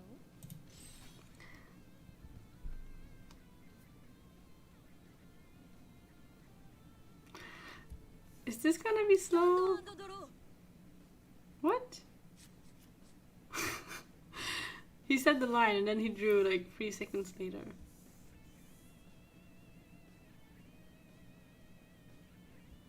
ライ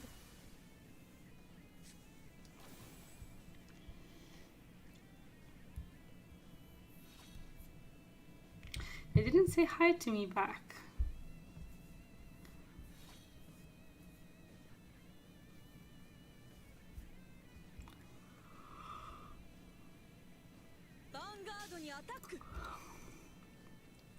Are we gonna have 2 super slow opponents in a row?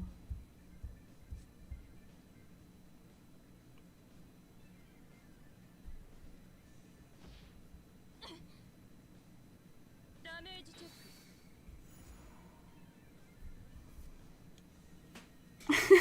ク。 Look at this. You have to stare at the trigger for like 5 minutes before you can go in the damage zone. Come on.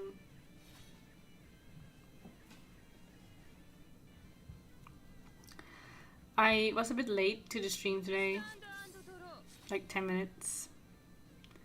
And the reason I was late is because I was playing Vanguard Zero. And I ended up in a Angel Feather mirror match that was so slow that the game took like 45 minutes or more. I feel like it took more than 45 minutes. So I was watching a YouTube video that was about an hour long, and it was definitely for most of that video. So it was maybe like 50 minutes or more. Because we just both kept healing, and they damage denied me for ages and ages. And I decided that, okay, if you're gonna damage deny me, then I'm gonna try and make you dick out. So I kept dealing them damage in the hopes that it would kind of help them, that it would accumulatively have them dick out before me. But it didn't work. And I lost, because that was like my second game ever playing this deck, so I didn't really know what I was doing, so I definitely lost. And I knew the probability of me losing was high, but it kept being so even throughout that I just kept thinking, like, okay, I gotta keep playing because I might win. And then it took like a whole hour. And before I knew it, it was like 10 minutes before I was supposed to start streaming, so I ended up being late.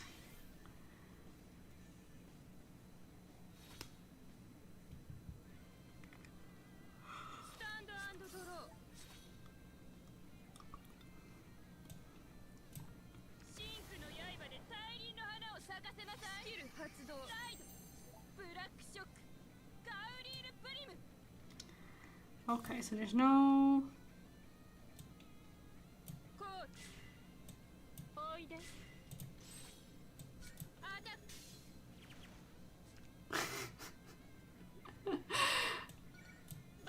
Nowadays you master the art of making the opponent dig out. I was trying so hard. You should have seen me. I kind of regret. Like, if that had been a game on the stream, that definitely would have been one of the more memorable games because it was insane. Just by how long it was and like all the mind games and me trying to understand what they were doing and why they were doing it and what their game plan was because I had no idea what they were trying to do. Because they damage denied me, like literally until the very end they damage denied me. And I was like, okay, am I just gonna damage deny you back? Like, how does this work? I have no idea. Like, are we just gonna both sit there with 0 damage? And just not do anything? Like, just... Like, at that point, it's just like a staring contest. And the reason why I kept being hopeful that they would take out before me, in the end I lost by damage, but I only had like 2 cards left in my deck. But the reason I kept thinking that I had some hope is because this grade 3 that I'm on lets you recycle cards from the drop zone to the deck. But they were on a different grade 3, like the other Gavrail, that I don't run at all. I don't have her here. They were on the other grade 3 that does not recycle cards. So I had like 22 cards in my deck when they had like 8 cards. So for a while I was like, well, sooner or later they're gonna deck out. Probably. But then at some point later on they managed to re-ride. And there's also a grade 1 that recycles cards. Where is she? This girl, she also recycles cards. So my opponent drew into like all their copies of this card and was able to like start doing like mass recycling. And at that point I had no strides left. Like I had 1 stride left. And you have to stride to recycle. So I still lost in the long game because, yeah. That was very, very galaxy brain.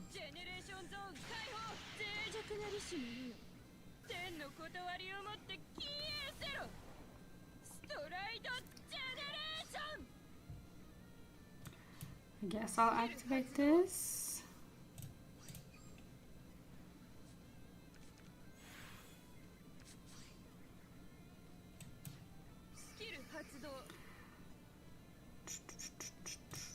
I'm always so confused. Tragic. Yeah, it was deeply tragic.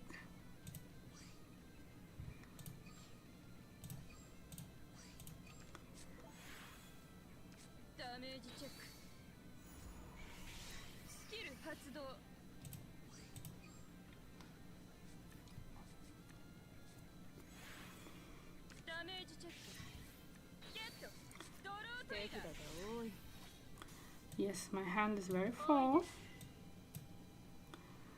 Okay. Both of these are gonna activate when the Vanguard attacks. No, this is a Tojo skill. Oops.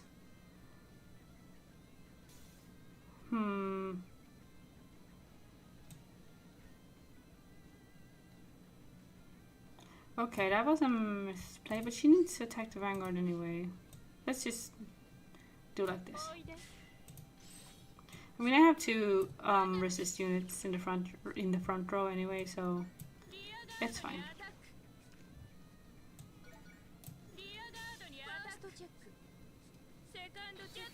And I get a sun trigger.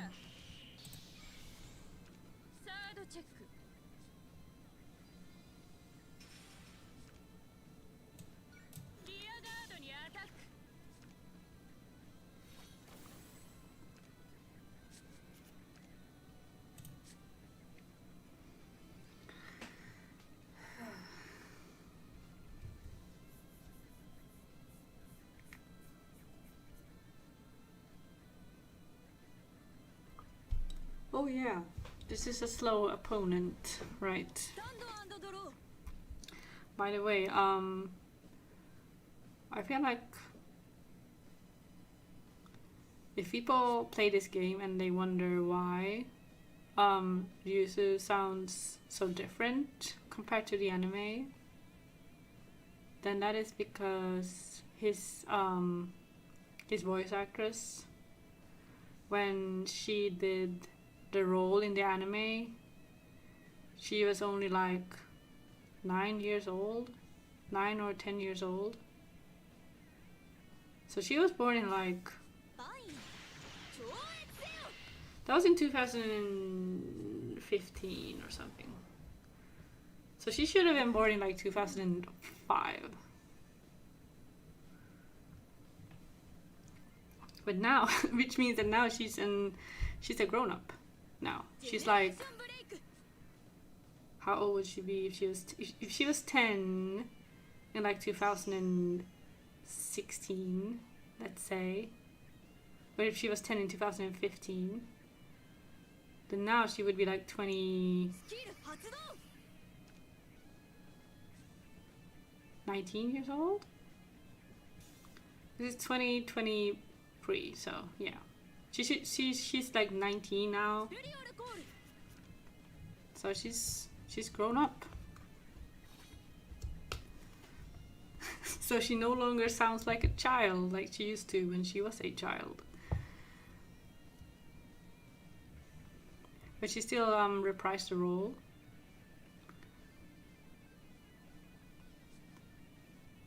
Because I remember thinking that when I watched Vanguard G, I was like, oh, it's so different to have a child character who actually sounds like a child and not a adult who's trying very hard to sound like a child, which is the case like 99% of the time in anime. But then I learned that the reason he sounds like a child is because the voice actor is an actual child. Yeah, it is. I think it's a very good casting. And it kind of makes me wish it was more common in anime to actually have children voice child characters. I know in like anime movies, like in Ghibli movies, the children are usually voiced by children. And I know that for some reason in like the Kingdom Hearts games, they also had children or teenagers voice act the teenagers. I haven't played Kingdom Hearts, but I have heard that was the case. So it's not like super rare, but I feel like they should still do it more often, because I feel like, especially in the case of Vanguard G, I feel like Ryuzu's character, like I feel like the voice is such a that the voice actually sounds like a child is so like it changes the vibe of the characters so much.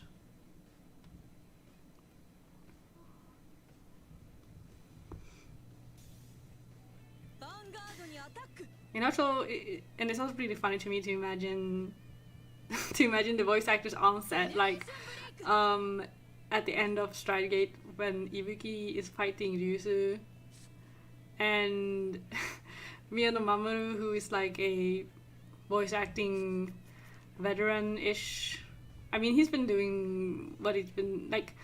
He's been in the industry for like 10 plus years at that point. And he's very famous and all that. And he's just, giving it his all. And really, like, Ryuzu's voice actress, she's like, she's totally like matching his energy, So I find it very funny to think that just like in the anime, it's a grown man and a child.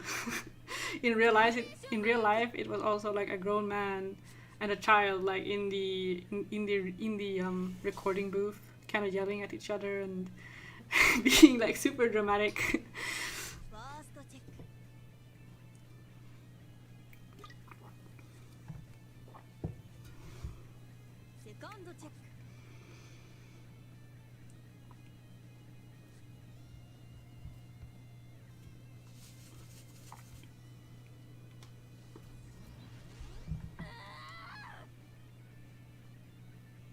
メージチェックスタンドトリガー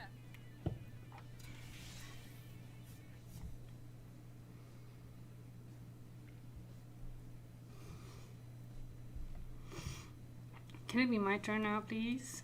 This is taking forever.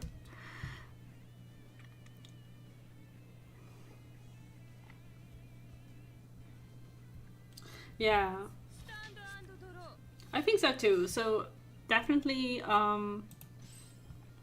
never even considered that it could have been a kid before I learned. So yeah, 脆弱なりし she did a really, really great job, I こだわり think. を持って消えせろ Like in terms of the acting prowess, she is like 100% just as good as anyone else on that show. If not, like, wait, hang on. Oh, I picked the wrong card.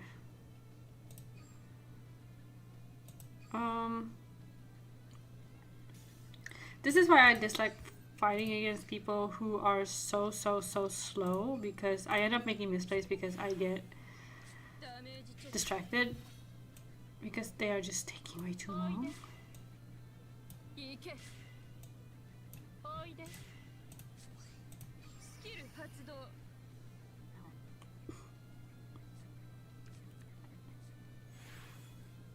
ダメージチェッククリティカルトリガー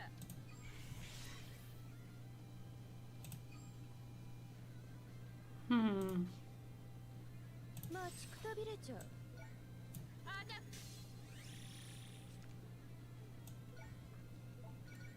Is this the one who calls? Yeah. Oops. リアガードにアタックヴァンガードに発動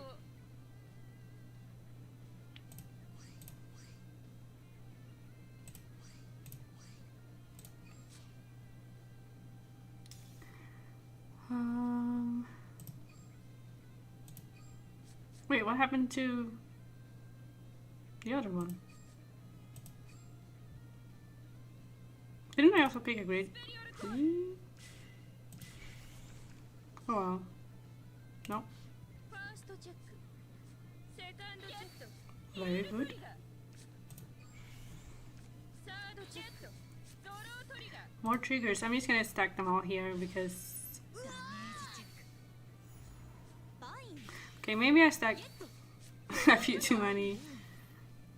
But you never... Oh, wait, no. It was a, ジェネレーションブレイク Oh, it was a critical trigger situation, so I definitely made the right choice. Let's call you over the horse. スペリオルコール I was wondering before why the horse didn't activate. Wait, is the attack still going? Yeah. ヒールガード God. アタック If I had activated that while the attack had still been ongoing, it wouldn't have hit. So it's good to pay attention.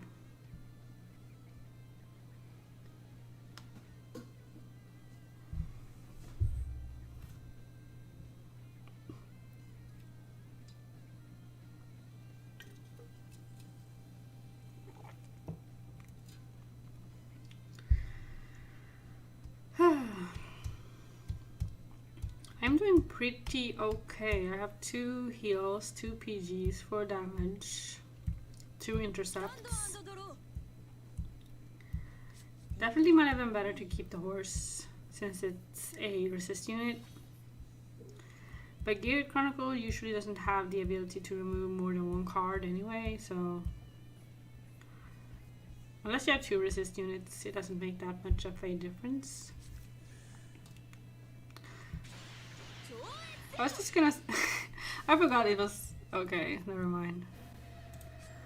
I was like, oh, I'm doing pretty good.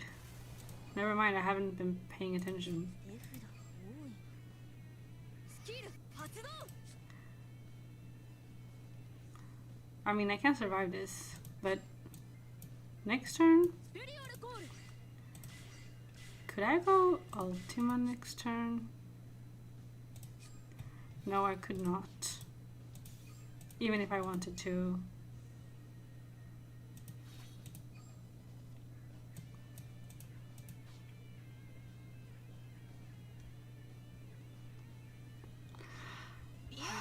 all this long, slow ass game just for me to lose.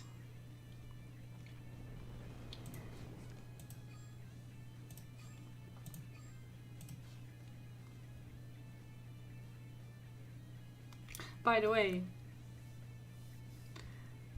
I was gonna make this a bit of a surprise, I guess, but I guess it's not much of a surprise. But I was actually able to get all of the Seraph dragons, and I didn't think I would be able to get all of them, but I must have miscalculated somewhere because I could definitely, I mean, I quite easily got all of them. So that's fun.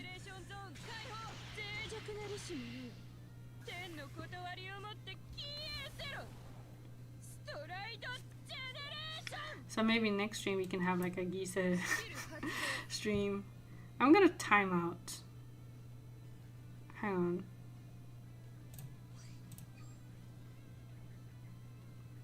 Can you please function?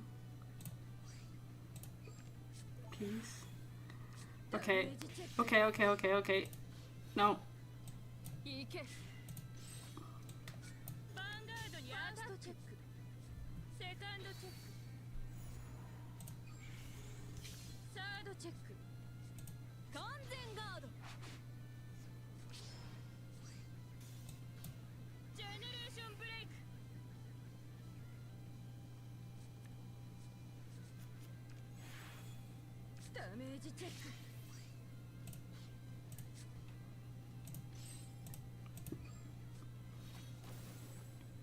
I guess like in this matchup, you should probably just try to shuffle as many heal triggers back into the deck as possible.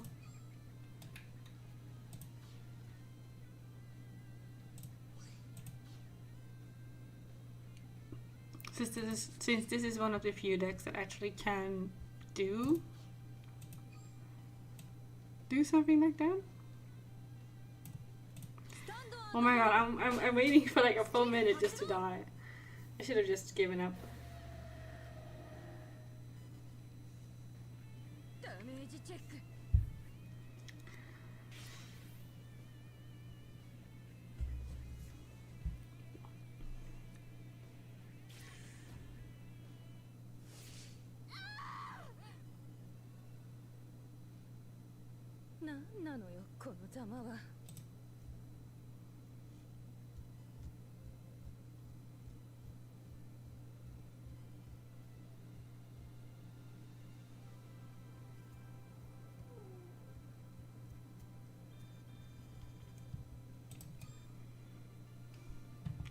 Why do some people not have...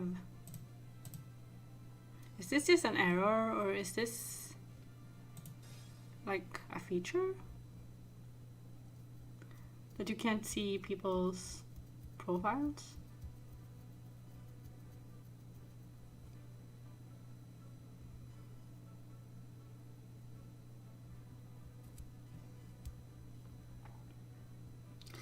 Yeah, I don't know. There might be like a better way to counter the deck. I mean, I have won against it a few times, but I feel like rushing super hard is generally the only way to win. And not every deck has that strategy like available to them. And I feel like this is one of those decks that can't super... I mean, I guess I technically could rush to an extent,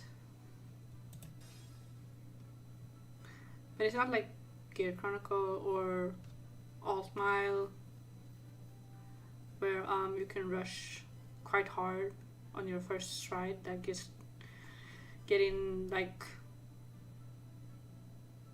what, like 5+ hits.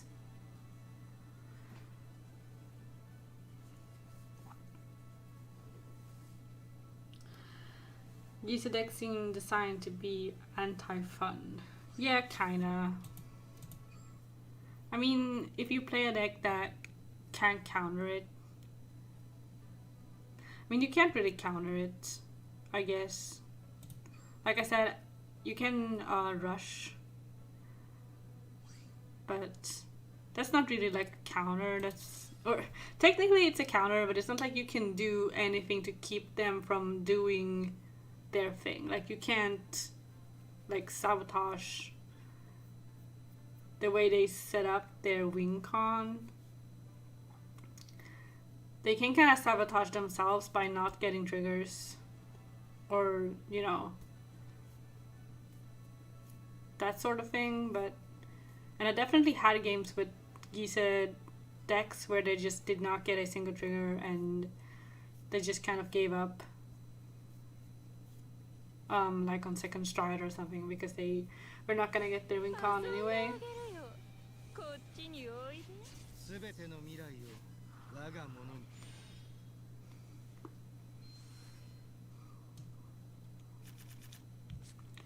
But yeah, I feel like in the beginning it definitely had like a novelty to it that I could enjoy.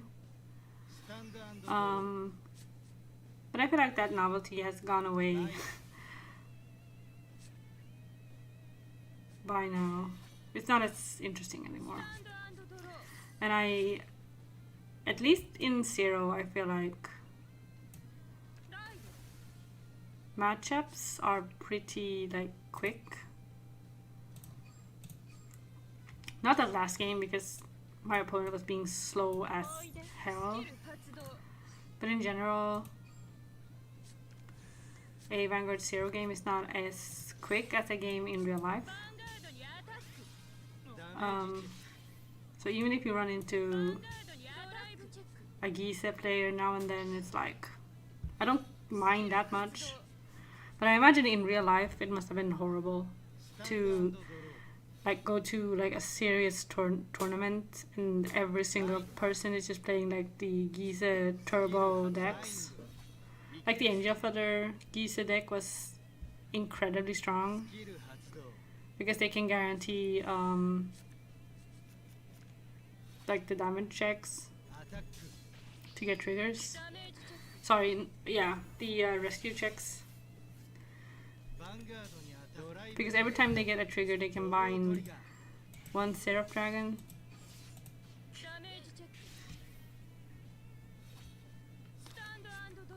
Or at least it's like once per turn, right?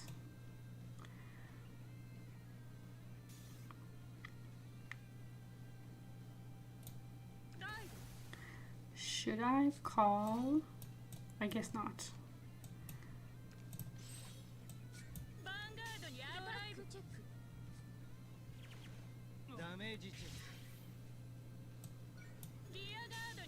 By the way, I emailed my how do you say?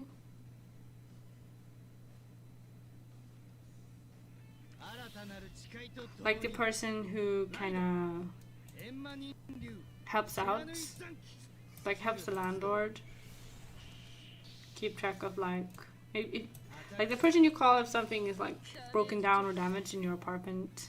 What's it called?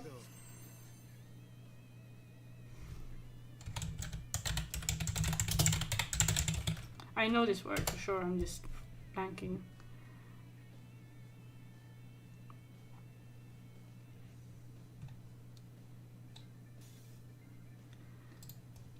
I really hate how so many translation sites will not have the translation visible on Google. So you have to click the link to see it. It's so stupid.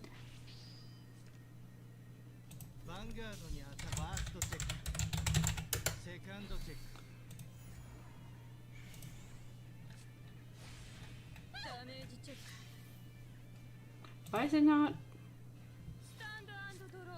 Hang on. Anyway, I emailed him and I get an email back the next day that's like, oh, you can email my superior, like, he was like, oh yeah, I'm not gonna have time. Like I've emailed with him before because the lock to the basement was broken, or it was being really like wonky and annoying, and I was like, I'm so sick of this, I'm just gonna finally write to this guy and tell him, please, can you do something about this? Also I emailed with him when the because the handle on the inside of the elevator fell off. Like it fell off. So you couldn't get out of the elevator on my floor because there was no handle to on the door.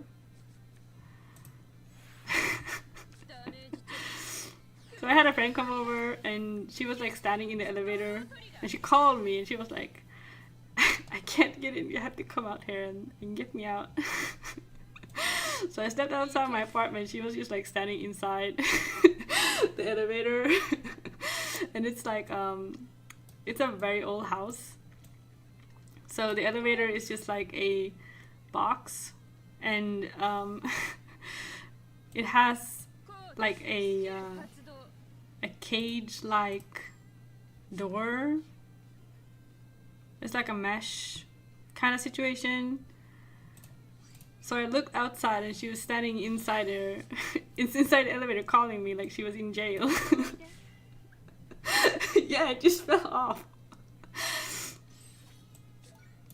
I don't know why. I have no idea.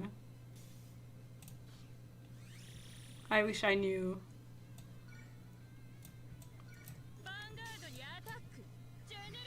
Yeah, elevator, you can only go in. You can ride the elevator once. Oh yeah, you can go up the elevator. You can go up the elevator and then you can like look outside through the bars, and then you can go back down again.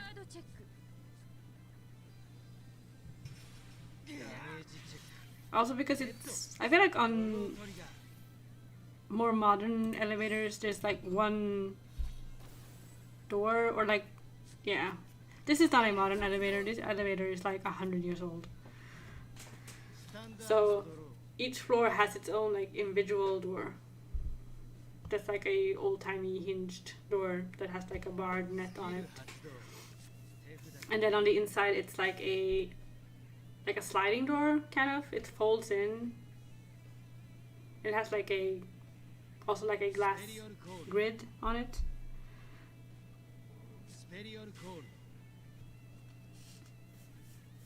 So yeah, the handle fell off. And it took them like 2 weeks to fix it. So, and I remember I came out in the morning and there was like Post-it. Someone had put up a Post-it on the elevator door and was just like, by the way, the handle is off.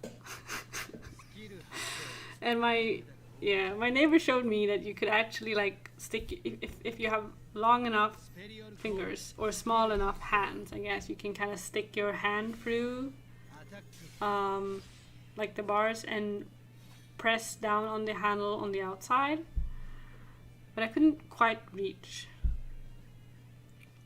So yeah.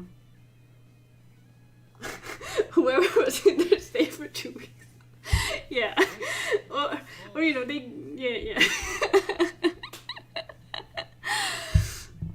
You had to feed them pizza through the bars. You know, slices. You slide them through. When I was a kid, I had a birthday party at my parents' house, and one of my neighbors got stuck in the elevator.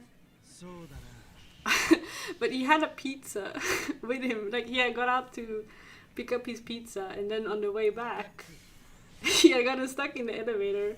And I have this very vivid memory of like the dad to one of my friends, because we could like kind of talk to him, because there's like, at my parents' house, it's like a 60s house, so it's like a modern style elevator.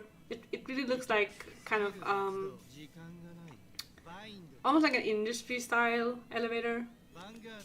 So it only has like a small window. But I remember one of my friend's dads, he like opened the door. I don't remember exactly how he did it, but you could kind of talk to each other through like the small window. And he shouted down to the guy. He was like, "Oh, but you have your pizza." So he won't starve in there. And he thought he was like so funny. And I mean, it definitely was funny. I mean, if you are gonna be stuck in an elevator, you should at least have, you know, a pizza to keep you fed for a while.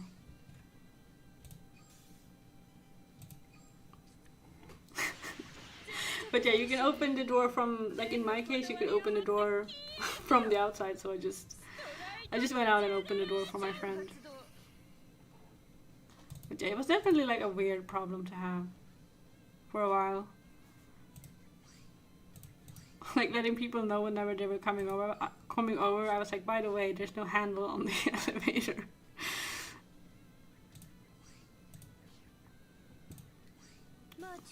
I want this.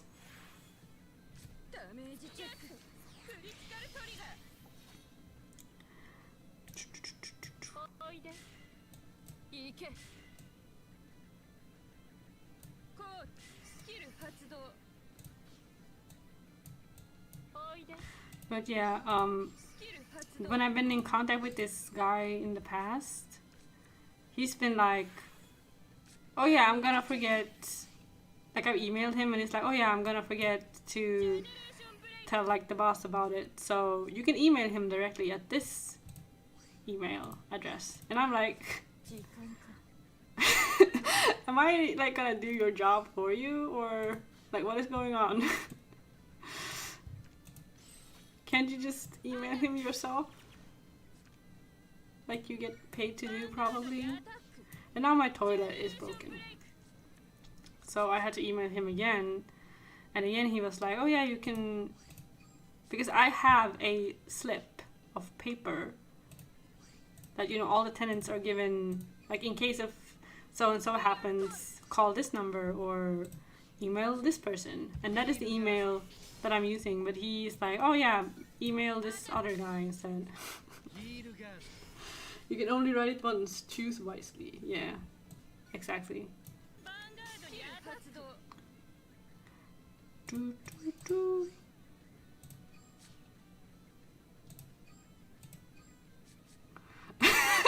Okay, you understand him, alright. I guess it's fair. I guess it's really really it's my fault for bothering him, because, you know. Can I please not time out again?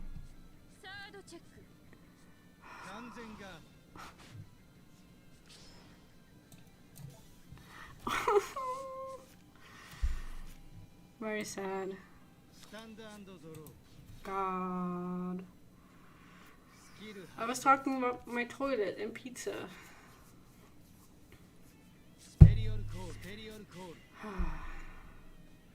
Timeout really is the biggest enemy of this deck. The thing is, like, all he has to do is just forward my email. Like, he doesn't even have to add anything. He can just put in the other email, like press forward, enter the other email into like the CC, and write email forwarded and press send.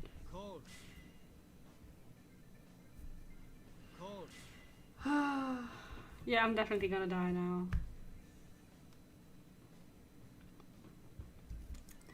I mean, one heal trigger and 2 PGs were accounted for, and I only had like 2 11k beaters, so it might not have made like a huge difference, but it also might have made a huge difference.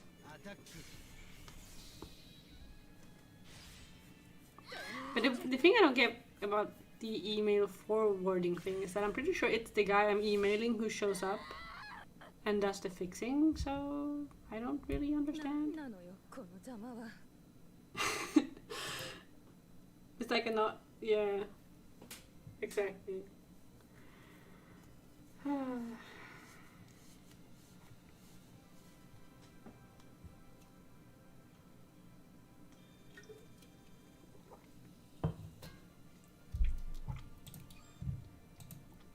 I think I am going to play like one more game maybe.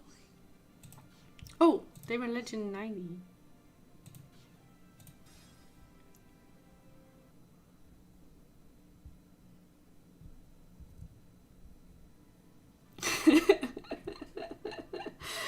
I don't know.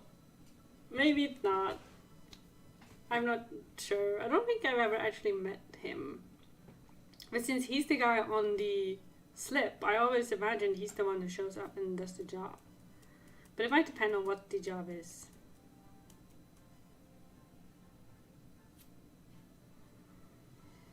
Like, one time he replied to me and he said, "Oh, can you forward this to so-and-so because I am going to forget to forward this email because I am working right now."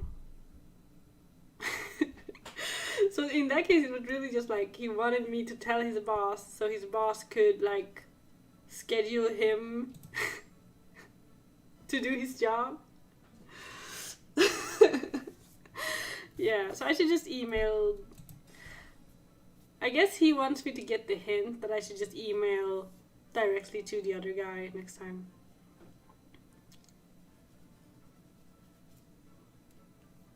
So I guess I will. That's like my one tip in general for like young people, is to remember the people who help you.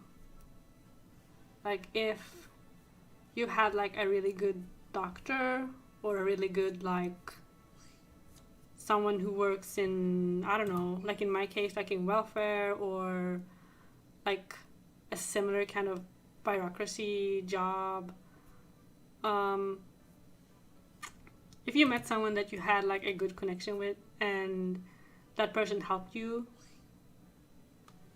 then you should remember their name and their phone number and their email. So next time you have some kind of issue or some kind of trouble, then you could maybe contact them like as a backup solution, because then you know that the person you're talking to is reliable and is probably more inclined to help you, especially if it's someone who has been, you know, if you've been in contact with them for a time.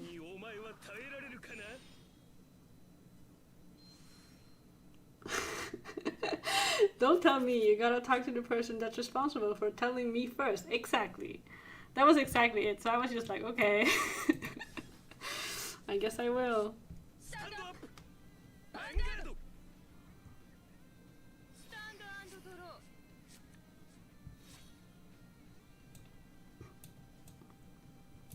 draw. So yeah, what I was saying is essentially just, you know, dealing with like bureaucracy stuff.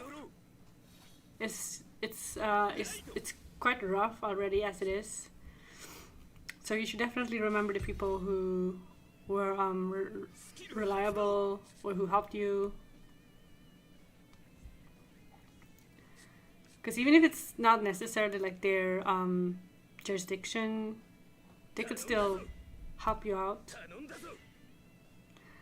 Like I remember, for example, for one time I was receiving like this welfare support sort of thing, and oh my god, it's a pirate cosplayer guy. Yeah, imagine not using imagine using this guy instead. This is definitely the kind of Vanguard character where you forget that he exists if you're not like reminded of the fact that he exists. You're definitely prone to forget.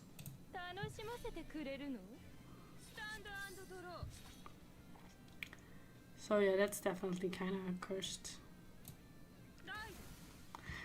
But yeah, so I had this welfare support system thing. I don't know what to call it.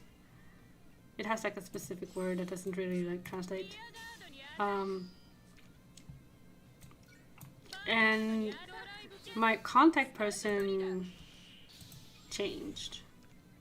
So I went from having one person to another person. Obviously that's fairly standard. That kind of thing happens all the time. But then the new lady who was kind of in charge of keeping tabs on me she was kind of rude to me, and she kept like she sent me these like text messages and stuff where it was very clear to me that she didn't understand the kind of like the agreement that I've had with like the previous person who had been helping me, because I had like essentially we just had like a different agreement, and she was really being very hard on me for kind of like, because you need like a certain amount of like hours doing this, hours doing that, because it's part of like rehabilitation or whatever. Hang on.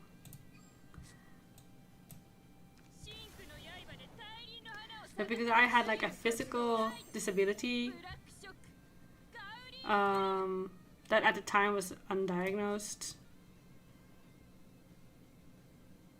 that situation was definitely quite hard on me, because it was definitely like, oh, here's this new person who has no idea what my needs are or what I need help with, you know? So in that situation, instead of being like upset about it, I just called the lady who had been my contact person before, because I still had her, I obviously still had her phone number, and she hadn't changed her phone number. So I just called her and very kindly explained the situation. I was just like, oh, I'm afraid that like a coworker might not understand like exactly what we agreed on, and so like maybe you could give like give her like a briefing about it, and then after that, like the new lady, like her attitude did like a 180, like it changed completely. So there's like a good example of when that kind of stuff can be super duper helpful. Especially since the lady who used to be my contact person at the time, she, the reason she stopped working with me was because she got promoted. So she was now like the boss of the other ones, of the others, so I think that made it extra effective. That I called the boss and was just like, oh, I'm afraid your coworker might not be doing their job quite right. So yeah.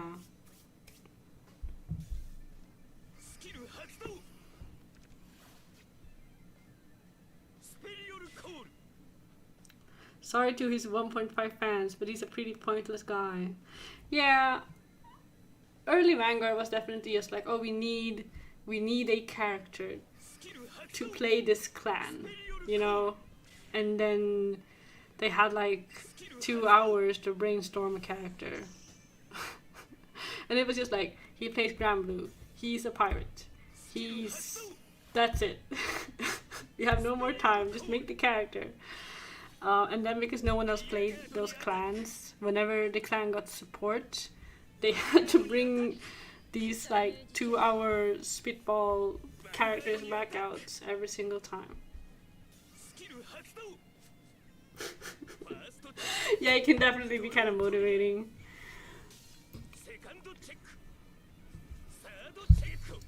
So yeah, that is my life advice, to remember the people who are good to you, because they can and will help you.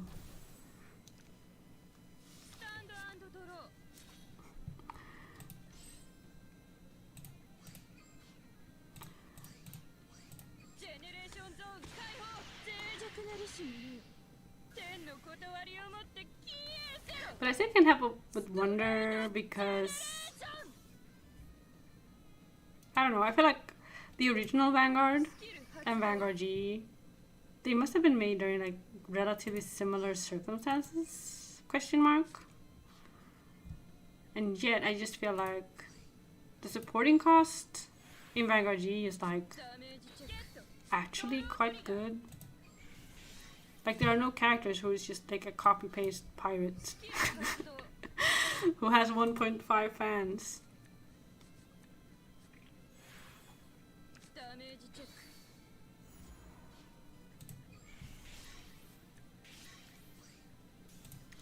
But I guess they were feeling the pressure of time. おいでスキル Can this get me anything? I feel like I should not be thinking quite so hard about these, because worst case I can just pick the same card back up. No. まあちくたびれちゃう Yes. こう For some reason, I mentioned this before, but for some reason the sensitivity down here in this area is just おいで non-existent. Like for the mouse. ヴァンガードにアタックジェネレーションブレイ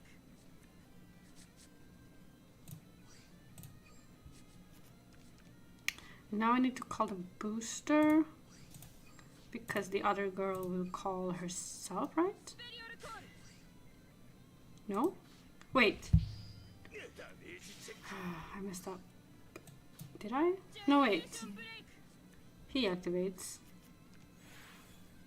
ダメージチェック Stand ト trigger. リガー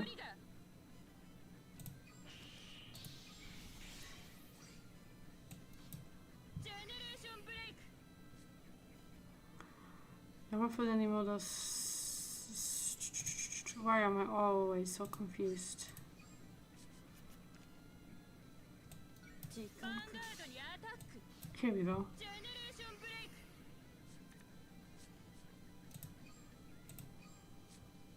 スペリオルコールダメージチェックファーストチェックゲット Okay, nice. セカンドチェックサードチェック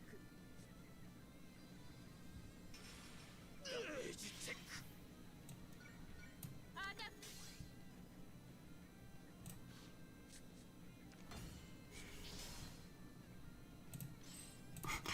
My hand is just 4 heal triggers.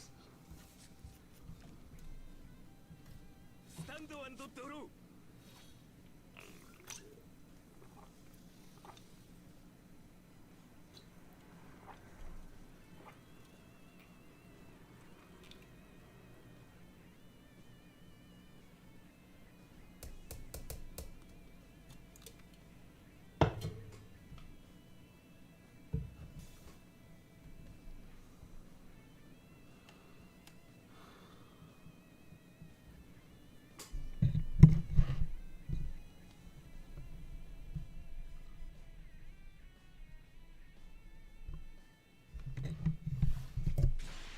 ストライドジェネレーション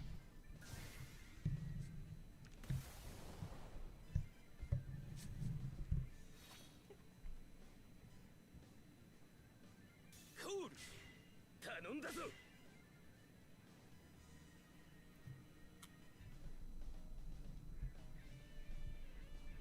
スキル発動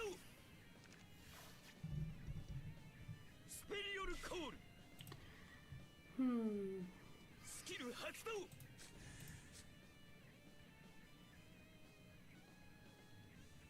スペリオルコール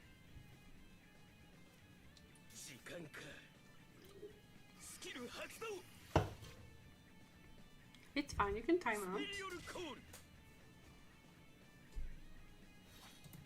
アタック This isn't even... リアガードにアタック This isn't even Nitros. ヴァンガードにアタックファーストチェックヒールトリガー They're actually using, like, セカンドチェッククリティカル the トリガー right deck, I guess, for this サー character. ドチェックドロートリガーダメージチェックゲットドロートリガーリミットブレイク光さえ届かぬ海の底に不死の海賊を束ねる男がいる。その魂の荒ぶる力で船は再び復活し、大海原を再び駆け巡る。ライド That was the longest ride chant I've ever heard. And then it couldn't hit me. スタンド Okay. 待ちくたびれちゃう。 Sad, I guess. 時間か。脆弱なりし者よ。天の断りをもって消えせろ。ストラ I イ just ド need ジェネレ to ーション発動。 attack. おいで。スキル発動。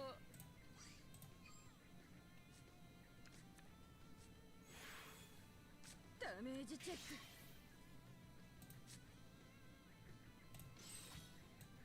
リアガードにアタック。ジェネレーションブレイク。 Why is he giving a 10-minute speech just to fail the attack anyways? Yeah. It was so funny too because the speech in itself was just like, oh, the one and only pirate who rises yet again from the glittering dark blue waves or whatever, and I'm just like, okay.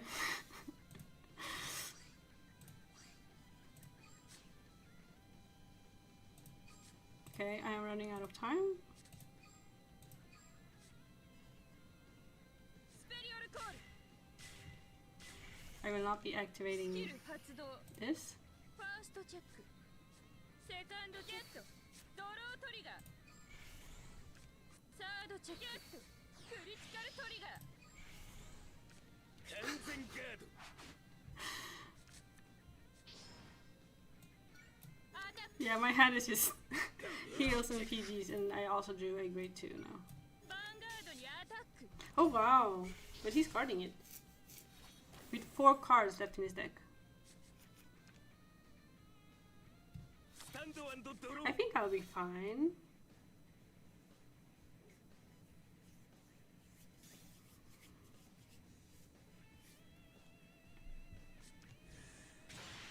ストライドジェネレーション。 I guess if he hadn't boosted the Vanguard attack, why did he strive when he only has 2 cards left? 頼んだぞ。乗り込め。 Or does he... Can he recycle リアガードにアタッ somehow? ク。ヴァンガ Or ードに maybe アタ 2 ック。 cards is enough, I don't know. ヴァンガードにアタック。スキル発動。スペリオルコール。ファーストチェック。セカンドチ Yeah, ェック。 it's okay. サードチェック。 As long as you don't have any 完全 triggers. ガード。ジェネレーションブレイク。ダメージチェック。 Uh-oh. リミットブレイク。 Is that a stride with a limit break ability? 力さえ届かぬ Look, it's a stride with a limit break 海の海 ability. 賊を束ねる男がいる。その魂 Oh, and we を learned not 力 to に boost this time. 船は再び復活 One card left in deck. Let's see what 大海 happens. 原を再び駆け巡る。ライド七海覇王ナイトミスト。スペリオルコール。 Oh, but he can attack with the rear guard, so he's fine. ヒールガード。ヴァンガードにアタック。ヒールガード。ヴァンガードにア Oh タッ well. ク。 Or maybe put a bunch of cards back? スキル発動。 No, it calls from the drop zone. ドライブチェック。悪くはないんじゃない？ What happened? I guess when I guarded all the rear guards, they were just like, well, I'm not gonna be able to win anyway, so I might as well deck myself out.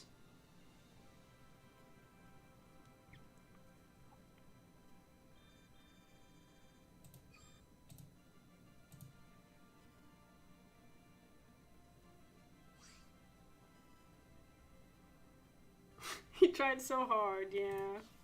It's too hard. He tried so hard. It was too bad I had like the most, you know. I had a impenetrable wall of defense, sadly. We've been going for 4.5 hours. It does not feel like 4.5 hours.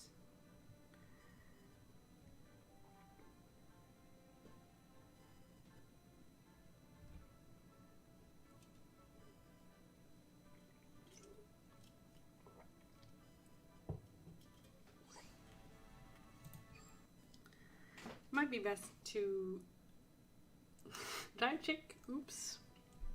Yeah. That is definitely like a real mood in Vanguard when you're about to deck out and you're just sitting there wondering if you should attack with the Vanguard or not. But if you have less cards than the drive check, then in the TCG, of course, there's no point. But, you know. Oh yeah, I was gonna tell a story before about going to locals, and then I started talking about something else. But that was like probably like 2 hours ago at this point. Yeah, there's a guy at my locals who plays Messiah. And funnily enough, he's the only one. Even though the deck is like super duper good.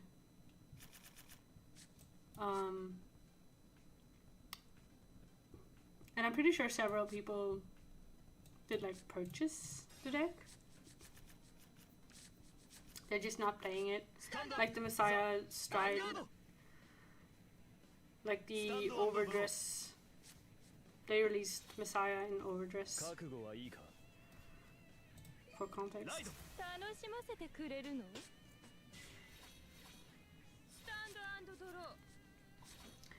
But yeah,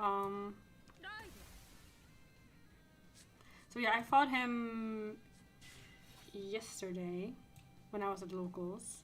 Despite my toilet being broken, I made it to locals. And my first 2 games that day, because I was just playing some casual games, my first 2 games that day were against a blaster player, like someone who plays, like, God, it's like the Blaster Dark deck that they also released in Overdress, but that was a while ago. That was like 2 years ago or something. And that deck isn't super good, but and he was also playing a version that wasn't complete, I guess. But his friend was like, "Oh yeah, you should fight her, and like do some like, you know, training, like practice." And because he was kind of, I don't know if he's a beginner, because he's definitely been at my locals before, but hang on. It's good to remember to have a grade 3 in your hand. So yeah, he's definitely not like a super beginner or anything, but he was using a deck that was like suboptimal, and he wasn't used to using it, and he hadn't fought in a while. So when I played against him, I kind of wiped the floor with him completely. God, in the first game, he healed 3 or 4 times, and I still managed to win.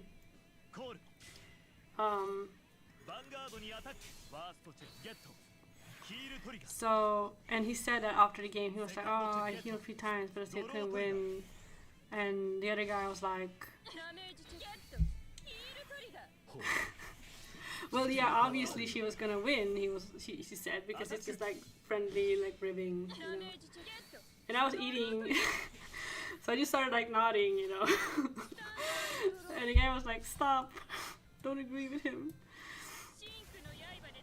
But I wasn't nodding because I am arrogant. I was just nodding because it was a very unfair matchup.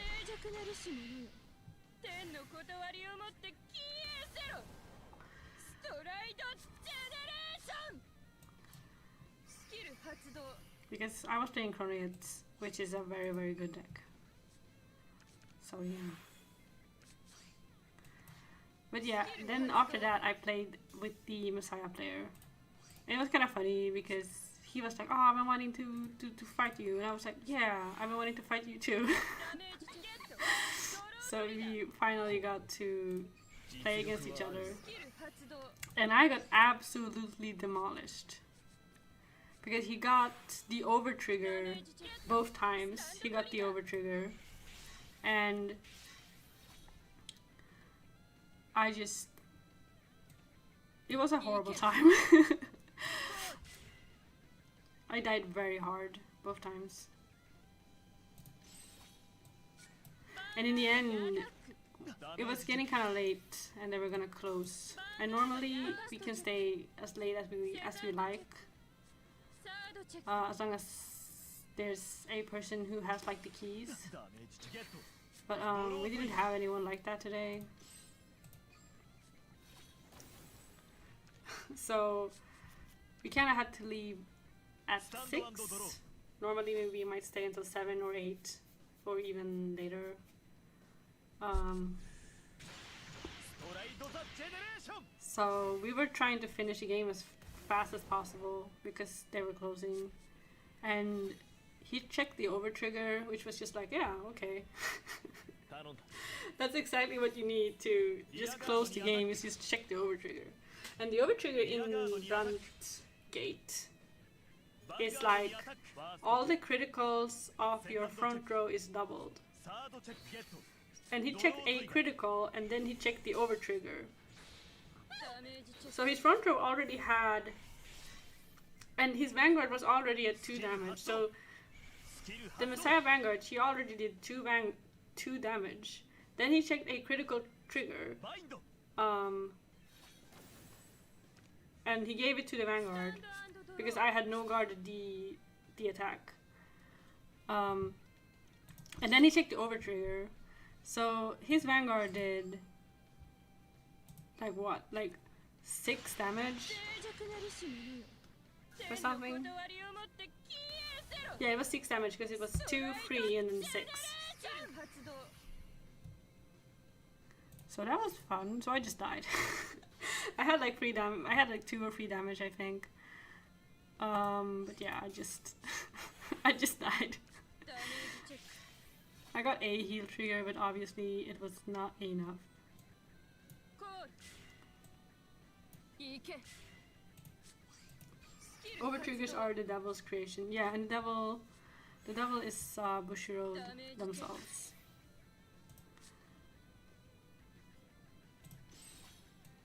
リアガードにアタック So yeah, that was very, very ridiculous. It was kind of fun though. For once, I didn't feel too bad about. ジェネレーションブレイク Wait, am I being stupid now? I guess so. Well, スペリオルコールダメージチェック oh, I can call again. ヴァンガードにアタックスキル発動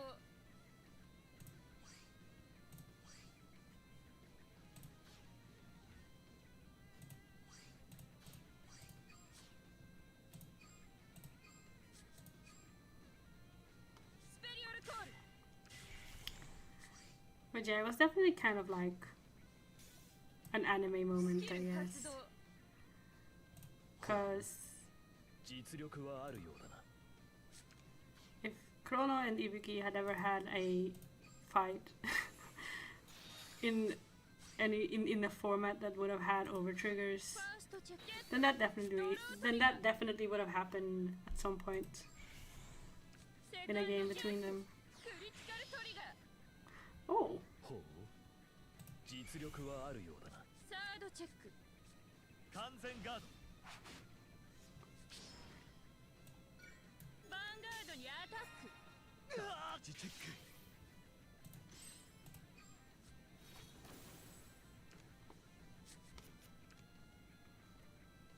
スタンドアンドドロ and ー yeah, on my Gear Chronicle D series, sorry, D era deck, I have 2 different Chrono ストライドザ sleeves. ジェネレーション One that I use for the Ride deck and one that I use for the extra deck. Or for the G zone. My opponent also had like his Ibuki sleeve and his Messiah sleeves. So it really felt like here we are embracing the G era nostalgia to 100%. スキル発動アタックファーストチェックセカンドチェック But yeah, サードチェックゲットドロートリ I'll ガー definitely try to get a rematch next time I see him. And try not to die to the overtrigger. I try not to take 6 damage. スキル発動スキル発動ヴァンガードにアタックダメージチェック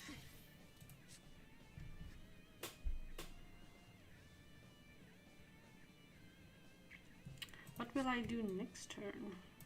This, I ア guess? タック ヒールガード I could use Ultima? Question mark. スタンド&ドロー Should I use Ultima?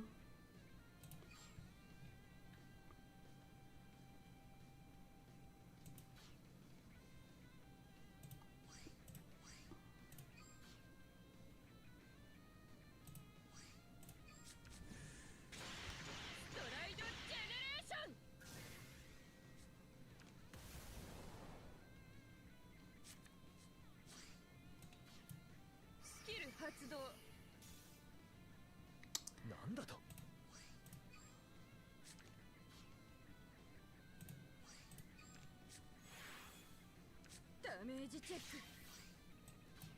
スキル発動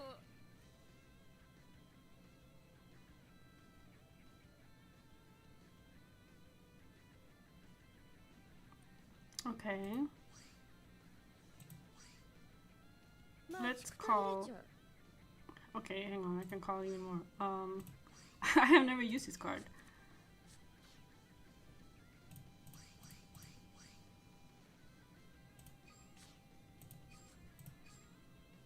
What happened to the other two?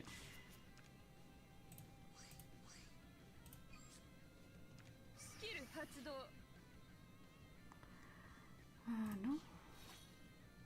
時間かこうスキル発動いけ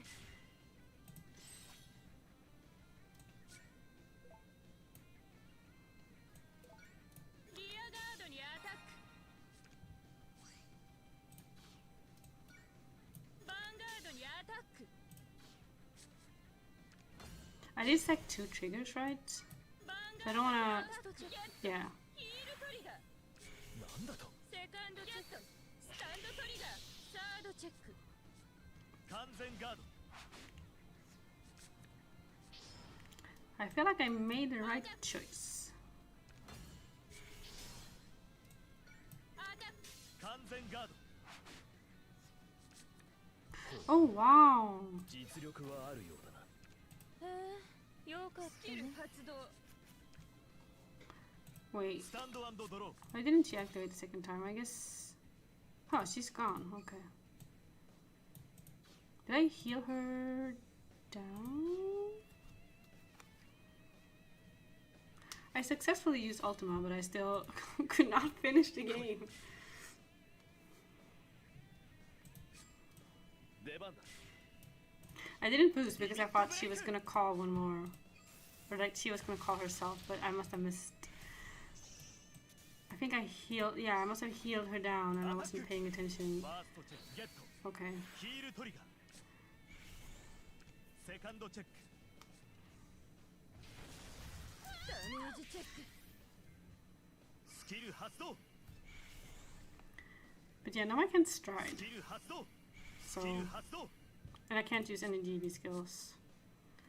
So I sure hope I can kill my opponent. I should be able to kill them, actually. ヒールガードスキル発動 Okay. That's アタッ troubling. ク Can I just keep her standing? アタック完全ガード No, please. Okay, thank you. God. スタンド&ドローいけ待ちくたびれちゃういけ I messed up. It's just 9. It's just 9. ドロートリガー God, ヴァンガードにアタックチェック I don't have enough triggers セ there. カンドチェックゲットドロートリガーそろそろ決めないと It was so close.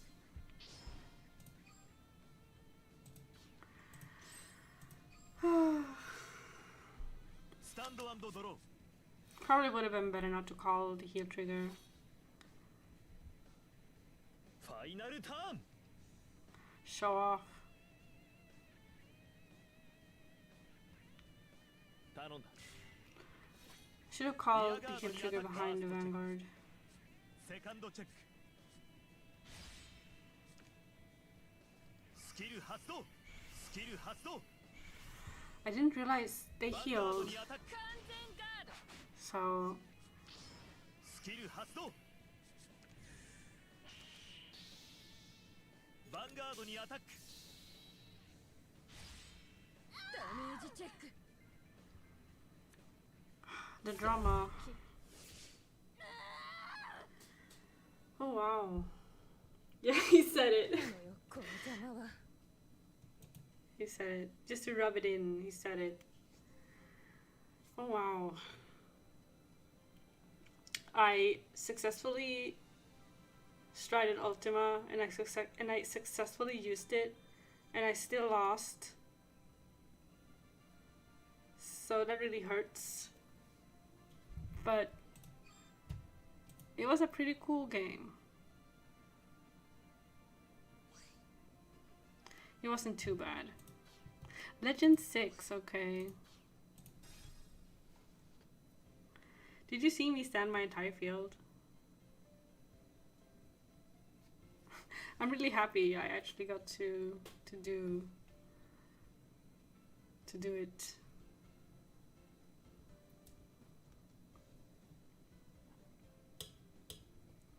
God, it's 追われることのない午前中有意義に過ごしたいものだ It is 10 a.m. in Japan now.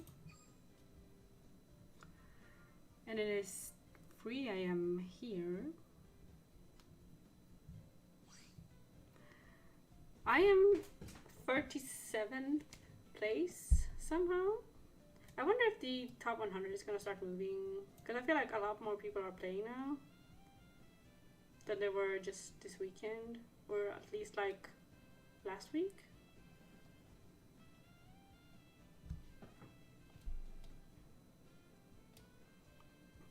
But 37 is quite high. Here I am.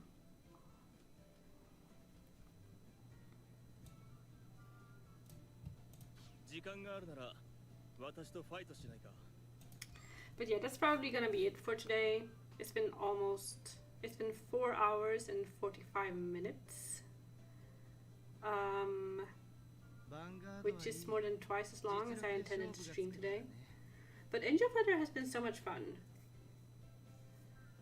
So I guess I just couldn't help myself.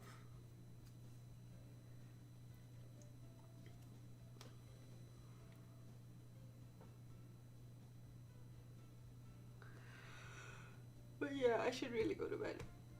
I should go to bed.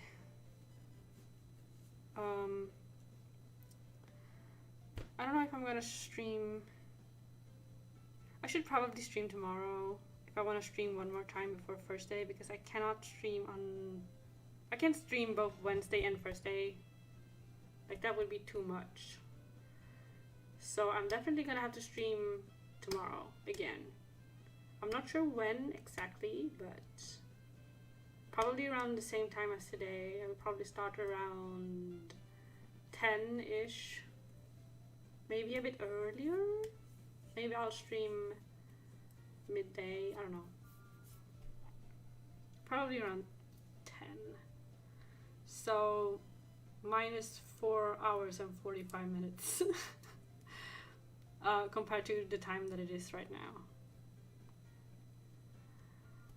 And then I will take like a short break on Wednesday and prep everything for the stream on Thursday. And then Thursday will be the very last Vanguard Zero stream. But yeah, thank you so much for joining me despite the heavy traffic and your overall tardiness. I very much appreciate it. It's been a really good time, actually. I feel like if I watch the stream back, I'll probably have a lot more misplays than I initially might have realized, because I've been really like learning the deck throughout the stream. But yeah, I don't know what I'm gonna play tomorrow. Maybe I'll play like Angel Feather, Overlord, kind of like a mix. Oh, I forgot to use the other skin. So I guess I'll use the other skin tomorrow, maybe. Yeah, I definitely want to play more Angel Feather, and I want to play more Overlord as well. So yeah, that's gonna be it for tomorrow, I think. Yeah, thank you very much. Thank you so much.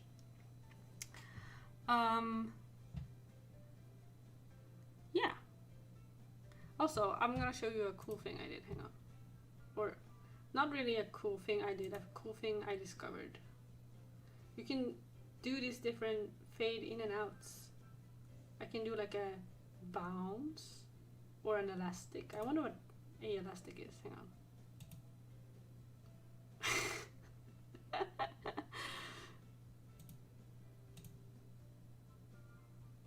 That is so obnoxious. Like, that stresses me out. I don't like it. What's a bounce like? Oh, it's the same. It's just when it bounces elastically, it kind of has more of like a how would you say, like,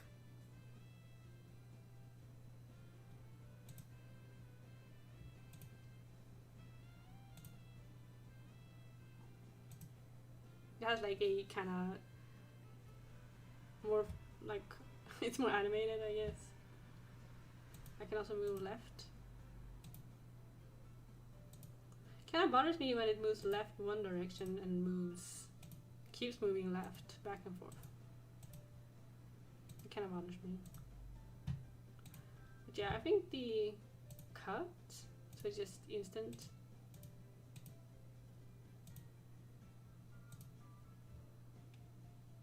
Hole?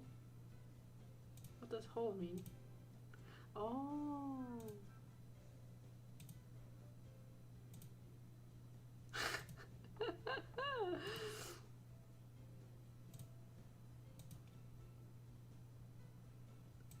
Zoom? That's not it. I can also change like this transitional speed. What if I make it really, really long? What if I make it like... Okay, now I made it a minute, which is too long. Let's say 20 seconds.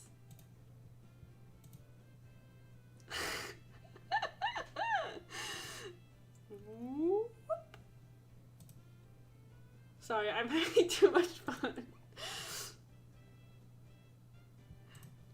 I said this before, but this is like, this is like when you're a kid, like in 3rd grade, and you're discovering like Microsoft PowerPoint, and you do all this like, all these crazy like transitions and cut-ins.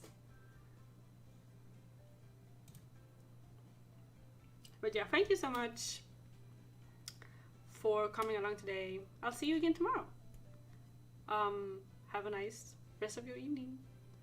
Goodbye.